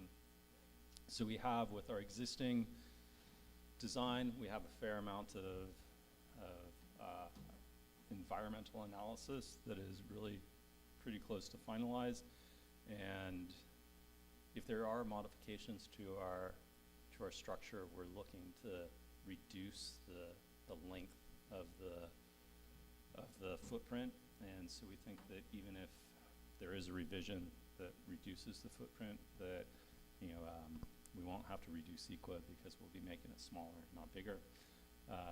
Next steps, we want to continue working with Lake County and CDFW to obtain landowner access to do the project, to implement it. And we are currently working with CDFW to optimize the design and minimize the footprint. One thing that we're looking at is enhancements to the piers on the Main Street Bridge to see if we can either remove or reduce the elevation needed for the grade control structure. That would reduce the number of steps that we need. So that's very exciting. And last step is, of course, to secure all the construction funding. We've made good progress on that, so I'll explain here. I want to thank all of our project partners and the funding that various different agencies have provided. CDFW is helping with the fish passage design review, and they're funding the current design process. Lake County, they are the CEQA lead, and they're taking the lead on landowner access. U.S. Fish and Wildlife Service, through the Tribal Wildlife Grant Programs, they funded the alternative development and the design development. And then CNRA, through the Blue Ribbon Committee, for construction funding, and also Caltrans as mitigation for the Three Bridges projects. There's mitigation funding that will be put towards this project to construct it. And with that, I can answer any questions. You can reach out to me, and also Sarah Ryan, who I believe is still here. You can ask her about it. There are many people who have been working on this project. Thank you, everybody, for your continued support and help.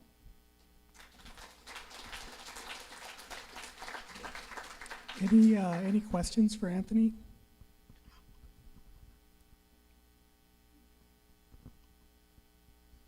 I think that this is more of a question for you because you're CDFW, but I'm just wondering, since it does have the fish in the creek, are you doing a 2081 incidental take permit for this as well?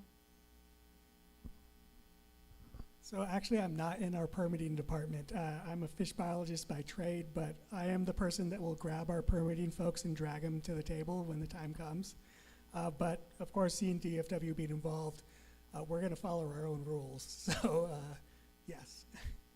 So that's a good question. We were discussing that recently, and since I've been working on this project from 2015, seen a lot of drought during that period, and have always been working under the assumption that there's probably not that much need for take or incidental take permit because the creek will be dry, or in most of those years the creek has been dried. But in wet years there is water year-round in the creek, and so if construction does occur in a wet year, we will need to do some sort of flow bypass and probably do a incidental take permit.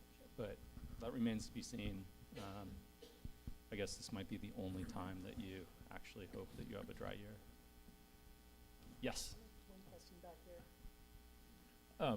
I'm wondering about the rare plant survey. Do you know offhand if you found any rare plants in the Kelsey Creek? I believe in this area we did not find anything that was rare in terms of the vegetation types, but I do not. That's just my recollection. The reason I ask is because there's a semaphore grass, and the original site of it was found in Kelsey Creek, and it hasn't been seen, as far as I can tell, since it was found, which was many, many decades ago. And botanists would love to have a sample of it again. As far as I know, we didn't find any, but I'll ask our permitting lead to review the vegetation report. And we'll have one more question and then ask our speakers to come up for a brief panel discussion. Thanks, Anthony. Just a quick question. Once you do have landowner approval and secure all the necessary permits and everything that you need to do, how long do you anticipate this project taking? And if it is feasible to maybe do when the water's out of the creek to minimize impacts to the hitch? Great question. So I think if in an ideal world, if everything fell into place really quickly, and probably the most challenging part is landowner access, we could, and I think we could go to construction as soon as next year. That would be in an ideal world, and a lot of pieces would have to come together. But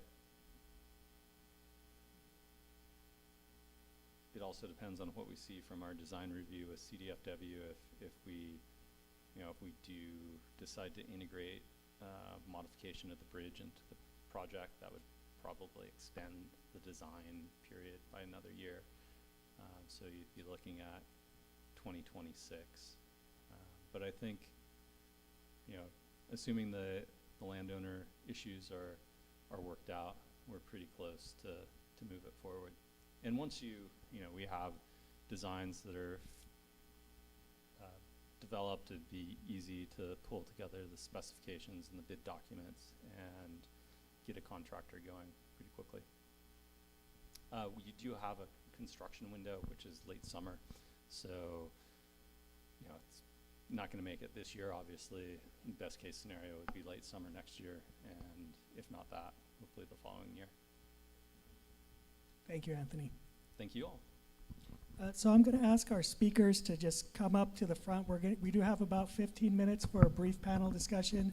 If folks have any specific questions that weren't addressed, please come up to the front and ask them in the microphone. And if there are no questions, then I'm going to lob questions at them off the top of my head.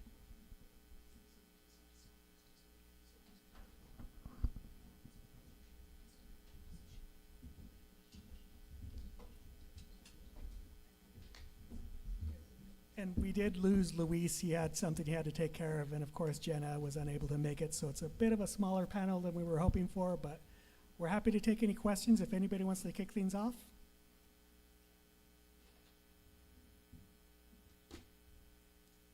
I've got a question.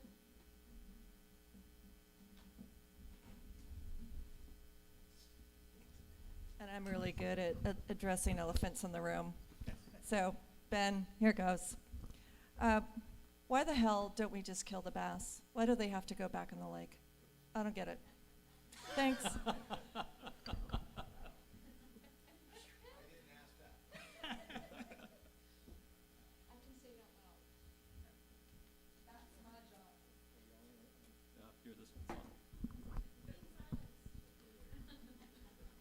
That's a big question. It's been asked more than once to me. That's at a higher level. First things first, I think the feasibility of actually removing all the bass out of the lake would be pretty big feat to try to accomplish.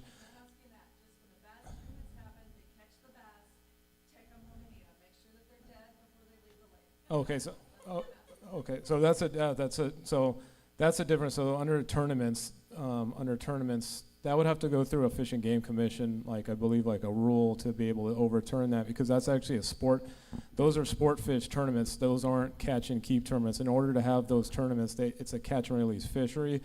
It was brought up, a person from the public came up to me earlier and asked the same question about why don't these guys. Bass fishing is generally a catch and release fishery. Those guys have the option to actually keep fish on their own on non-tournament days. If they want to keep, they're allowed to keep 5 fish over 12 inches in Clear Lake. But the bass angling community is really, as probably most of you guys know, is a very catch and release oriented. To have a tournament, they're not going to probably want to kill their resources and pay to go kill the resources. I mean, these guys are going out catching the biggest bags that they can and releasing them back so they can try to catch them again and have future opportunities to catch these sport fish.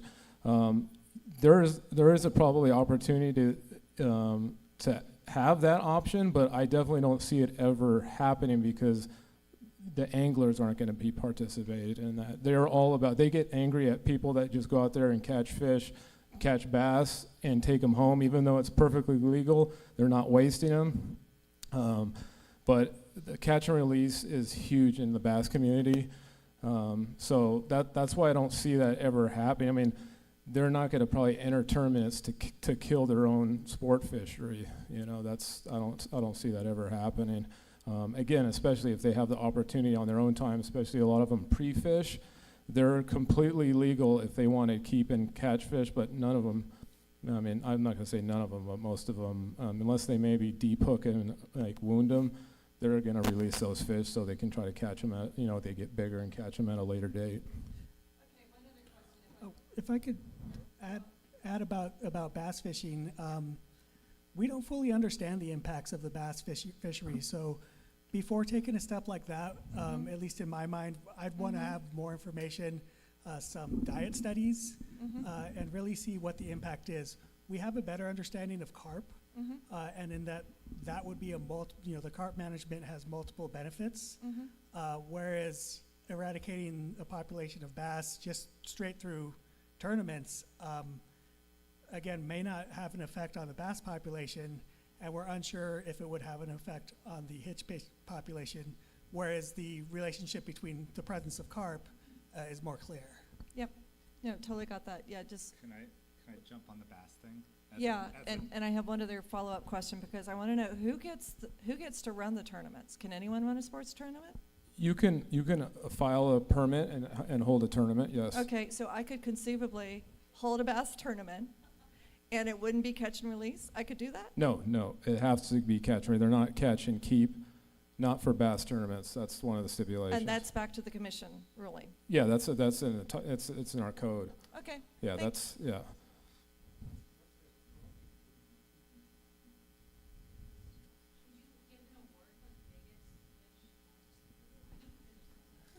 The tournaments offer big fish awards, but again, it goes back to they have to release the fish. But yes, there's big fish and then total bag limit. 25 pounds, 30 pounds for a 5-fish bag limit is pretty good at Clear Lake, and regularly you see 10 to 12 pound bass caught. Yeah. So just to follow up and moderate. Okay, let me moderate first. So I appreciate the passion. I was there a year ago. I got to slow my own roll, and I'm the policy guy. So I do want to state we do understand and appreciate how central sport fishing is to Lake County's economy. That said, somewhere between extermination by terminate, what type of outreach and education, though? Because I know that they would not intuitively want to catch and release, but how much education is there available? I do think there is an opportunity, because I do take opportunities myself to talk to sports fishermen. They probably feel like they're good stewards of the fishery in doing the catch and release. But if they were educated about the special case that Clear Lake is, by far one of the most prominent bass fisheries in the country, if it's under environmental stress, it's not just about the hitch at that point, it is about the bass and other sport fish. So is there any middle ground, any bridge building that can occur to at least start those conversations before we even start pitching things to Fish and Game Commission? You know, is it just a bridge too far that bass fishing is bass fishing what it is all across the country and we can't touch that third rail? Or is there some bridges that we can either start to build locally or through our partner agencies like CDFW to start that dialogue? Because I do think through these various talks there are many extremes of opinions. My own opinions have not been well informed, but what can we do to better inform my opinions as a policymaker and to start bridging the gap with our sport fishing friends? They're friends. I was going to let Matt speak, because if you want to speak on this subject or talk about what you were going to speak about earlier. I'll skip kind of what I was going to say earlier, but I think that it gets to some of what Felipe just mentioned, in that there are, in any scenario, there are often unintended consequences, right? So when you talk about biocontrol that has ramifications beyond immediate known responses, I think that one of the things that's increasingly clear from certainly the surveys that we do, USGS does, and some of the work that everyone else is doing, CDFW, tribal partners, showing that there are broader issues in the lake that are affecting all of the species. So we see booms and busts in hitch recruitment and recruitment success. There's similar evidence for booms and busts in recruitment success for bass and for other species that have we'll say other interested parties.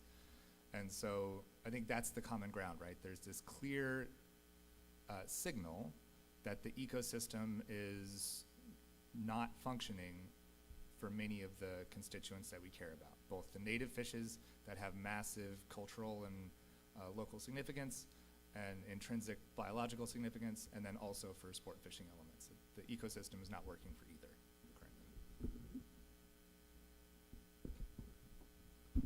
Well said, Matt. Any other questions from the audience? Sarah, come on up.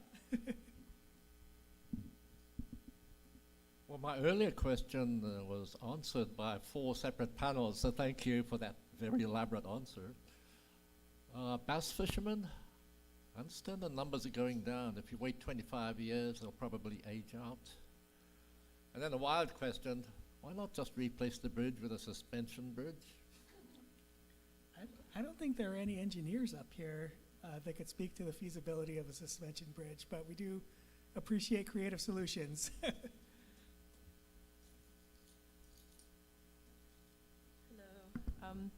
I had a question about water quality and fish.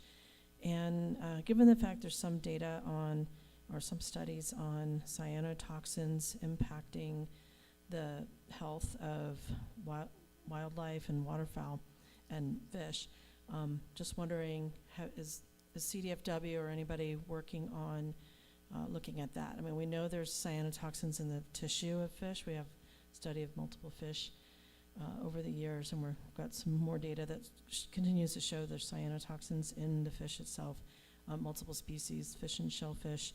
So given the fact that the species seem to be declining in the lake, I mean, I think it seems to me like it would be worth looking at, really the state of California coming up with a number.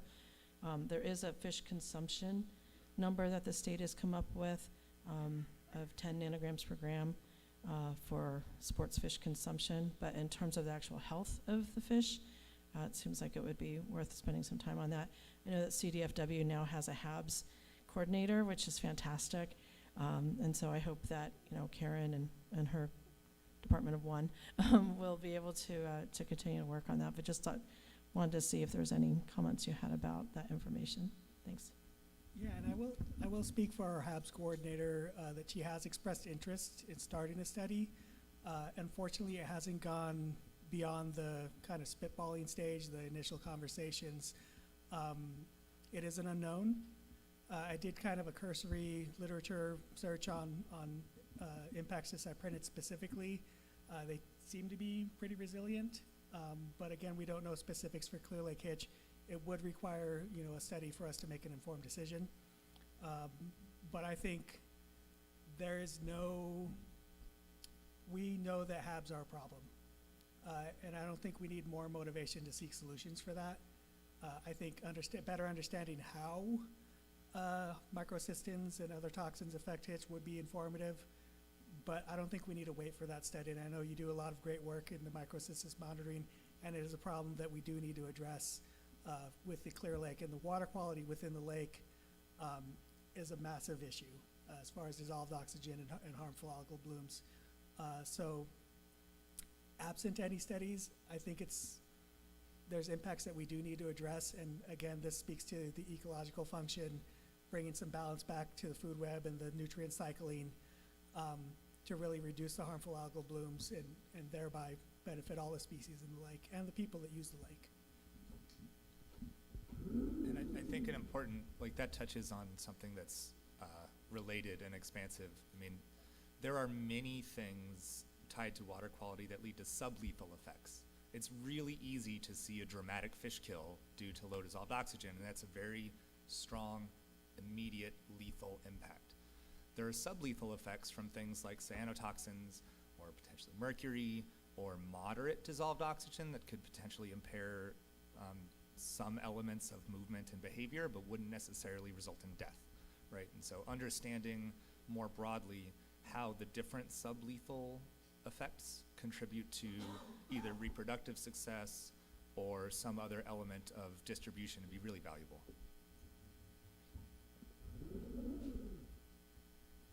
Regarding the question of catch and release versus catch and keep, if you were to keep the bass, you would also be lowering the mercury level. As we learned yesterday, the bass have one of the highest contents of that. I also want to ask a question about that I didn't get to ask yesterday, maybe you guys know, is regarding the mercury levels in plants, in any of the water plants or even the marsh plants like carex and even the tules themselves. Do you know if they capture the mercury so that you might be able to harvest when the wetlands are dry and be harvesting and removing the mercury in that fashion also?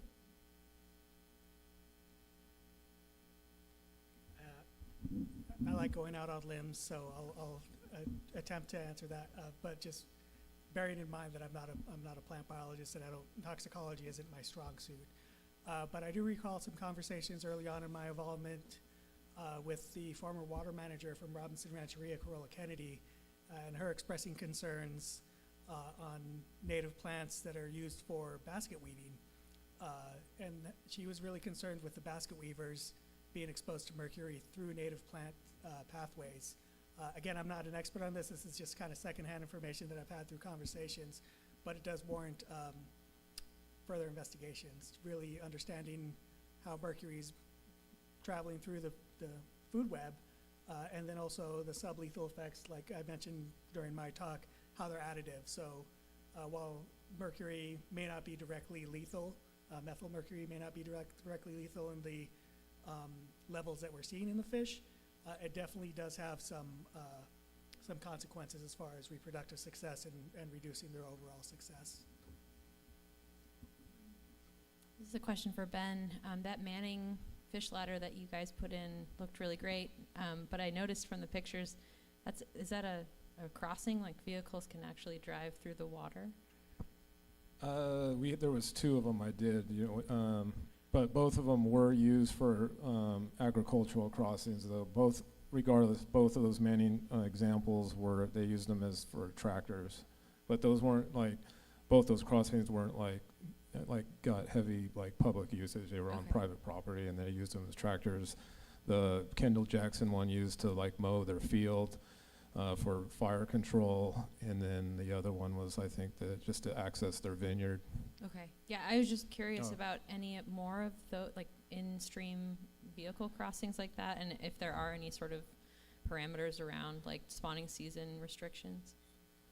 Well, I think both those examples were put in a long time ago. I couldn't tell you like when those crossings were put in, but I'm sure those aren't the only two in the Clear Lake watershed. So again, that's why I was saying like out of their good hearts, because really they didn't have to let us know.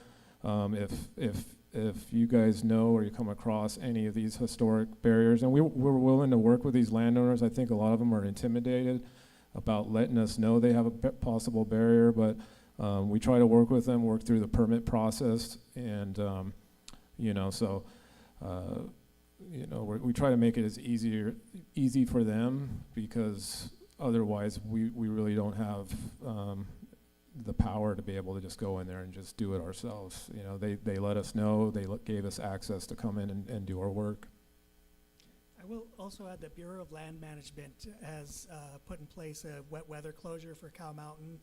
I know it's a really popular off-roading area, and they are taking some actions, are looking into redesigning the entry so that folks cannot drive across Scotts Creek right there at the entrance to Cow Mountain, and do in fact close the area when it's wet, when water's flowing through there. And actually we got some panicked emails this spring because of fencing going up in that area, and people were concerned that it would be a barrier for hitch, but it turned out to be Bureau of Land Management putting up fencing to prevent off-road vehicles from entering that area. So these are small steps in the right direction, but we do want to look for other opportunities like this. And if we know private landowners that have these, again, this is my crowdsourcing. I rely on the community that if we do know barriers like this, road crossings, problem areas, let us know. Like, contact us. Tell Sarah, tell me, tell Ben, and we'll see what we can do. We have a lot of tools in our toolbox, and we're adding to that toolbox constantly. Captive audience, can you speak to the public trust doctrine? People don't know a lot about it. It's in the Fish and Game Code, but it's kind of interesting, because you're right, private property owners might go, ooh, there's something scary in my stream. If I tell anybody about it, I'm going to get dinged. But then we have a large structure like the Main Street Bridge where we have clear blockages, but we need landowner approval basically to get the public trust doctrine to be enforced. Sonoma County is a very interesting example, because they have I forget what they call it, but a public trust resource map that they had to develop at the far end of a lawsuit or two. But I'm just wondering, how do you, one, can you explain what the public trust doctrine is that is in the Fish and Game Code? And then how do we as policymakers try to educate / enforce that as we are navigating these various blockages and things in our waterways? And if you are familiar with the Sonoma County model, has any usefulness come out of that public resource mapping? The short answer is it's complicated. And like I said, it's a complicated regulatory landscape that we exist in, and I know you're well aware of that. I'm not in a position where I could speak a lot about the public trust doctrine, other than we have a lot of good faith actors that are working on Clear Lake Hitch conservation, and I think I have to just leave it at that.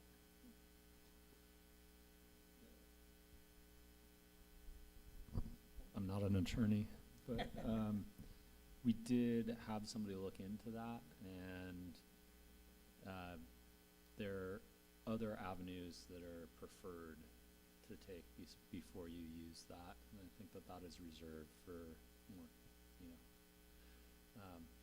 want to be careful when you pull that one out. Chris, we'll give you the last word. I'm the last. Good evening, gentlemen. I appreciate all of the hard work that you guys all put into this science symposium and all your daily jobs. Please, thank you very much for all of that. I have a question. I know that sometimes probably you guys come across some red tape or barriers or something like, if I could just legally do this, what would that look like for you guys if the Clear Lake hitch was federally listed as an endangered species? What would it look like for you in a positive manner that could help you complete your job or get past that one little step, or maybe more funding to expand? What would be something that each of you could gain from the Clear Lake hitch being federally listed? If you don't mind starting with Anthony. So I think one thing, and this has been somewhat alleviated with the state, has been they've had a lot more funding recently, and there has been more funding that's come to the hitch. But in general, if there are a lot of funding programs that are limited to endangered species, and so having an endangered species, having the hitch listed would increase the availability of funding, or would make it more competitive on funding opportunities that are highly salmon focused. Yeah, like Anthony said, I think there's probably some more funding issues, or funding opportunities, I should say. I think some concerns that I'm speaking for myself and just working with Lake County residents, and just doing the barrier work that we've done on private properties. I hope it doesn't scare people from working with us, or if they find hitch, that there might be more reluctant to try to working with us and open us because of maybe more restrictions that they might be afraid of, whether valid or not. I do think, from what I've seen, especially in the last, how much it's ramped up in the last 2 to 3 years with how much work is being done to help this fish, how much monitoring and actually on the ground work to actually try to get this fish back on its feet is really phenomenal. I mean, I follow the Fish and Game Commissions just to keep an eye on what's going around the state on various other species, and obviously I'm biased for the hitch, but the amount of work and time that this community is doing is just is really good. I have to be careful what I say too, because I think anything to help protect the hitch is good, but also I also think there could be there might be too much in the sense that it might scare away a lot of people that want to help the fish, but might be more reluctant to open up and let us know, hey, we see hitch in our creek right here. Even though, once we go in and try to do the work, I mean, the people that we've worked with to do the barrier removal on the private property, I can't speak for them now, they're not in here, but if I were to guess, I think they would say that working with CDFW and the tribes, because the tribes have come out on some of the property to give their take on it, I think I would put money that they're had a good positive relationship with us. They were glad to work with us through the process, and I want to keep that going, because I think that's what we got to keep the community. We're all in this together and trying to work together, and that it's not just some iron fist we're trying to get on properties and we're going to tell you all these permits and fees. I think in order to get further towards our goals, we got to keep working with these people. And but I'm hesitant because I'm not going to speak for the feds and stuff. But just my concern is that there is a lot of good work doing done. I don't know how much, but like Anthony touched on, I think there's going to be more funding opportunities. I just hope the public continues, because I think we're heading in the right direction. When we worked with Kendall Jackson, they were trying to work with the other private landowners out there too, to let them know. I said, hey, if you could just let them know, don't have them be afraid of us. If they see hitch on their property, if there's barriers, to keep spreading the word. So I want to keep that going, because I think we're headed in the right direction on that. Can I give you a quick, easy answer and then a naive, optimistic answer? Funding, right? I mean, so we are at the U.S. Geological Survey. We're also in the Department of Interior, so we're a sister agency to Fish and Wildlife. And so that we work closely with them for informing their listing decisions and all of the critical habitat designations that might follow, those sorts of things. I think that in the scenario you laid out, the regulatory framework gets that much more complicated for everybody, as more agencies have direct fingers in the pie. It's a terrible metaphor, sorry. But I think that there's, as Ben was talking about, and as Felipe has exemplified with the task force, hopefully there's this framework where there's local entities working in partnership with the regulatory agencies, and everybody will have a fairly good stake at the table, and it'll move forward fairly smoothly. And I naively think that the structure is in place for that to happen. I'm crossing all my fingers, but we'll see. Yeah, and I guess I have to preface this with, like, my goal is delisting.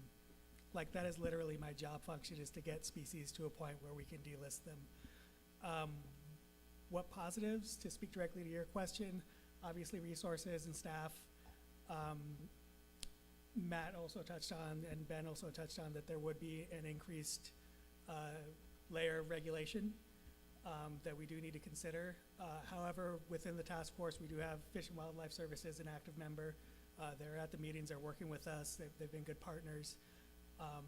So I am optimistic that we can put together like a structure.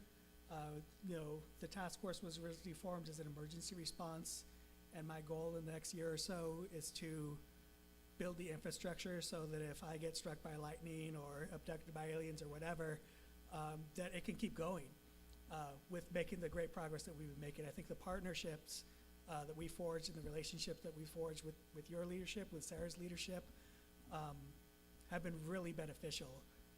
So optimistically, if they do get federally listed, the service would continue to be good partners.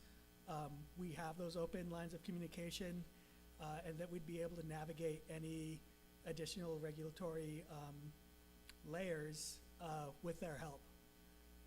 But again, can't speak for the feds. I'm a state agency. Ultimately, my goal is to get these fish delisted to a point where they no longer need our protections. Lofty goal, but that's what I'm working towards, and I think we're making some great steps in that direction.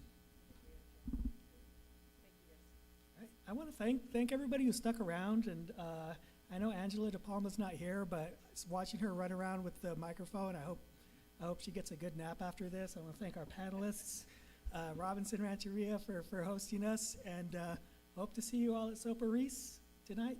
One more thing. So doors open at 6. We'll see you there soon. Thank you all.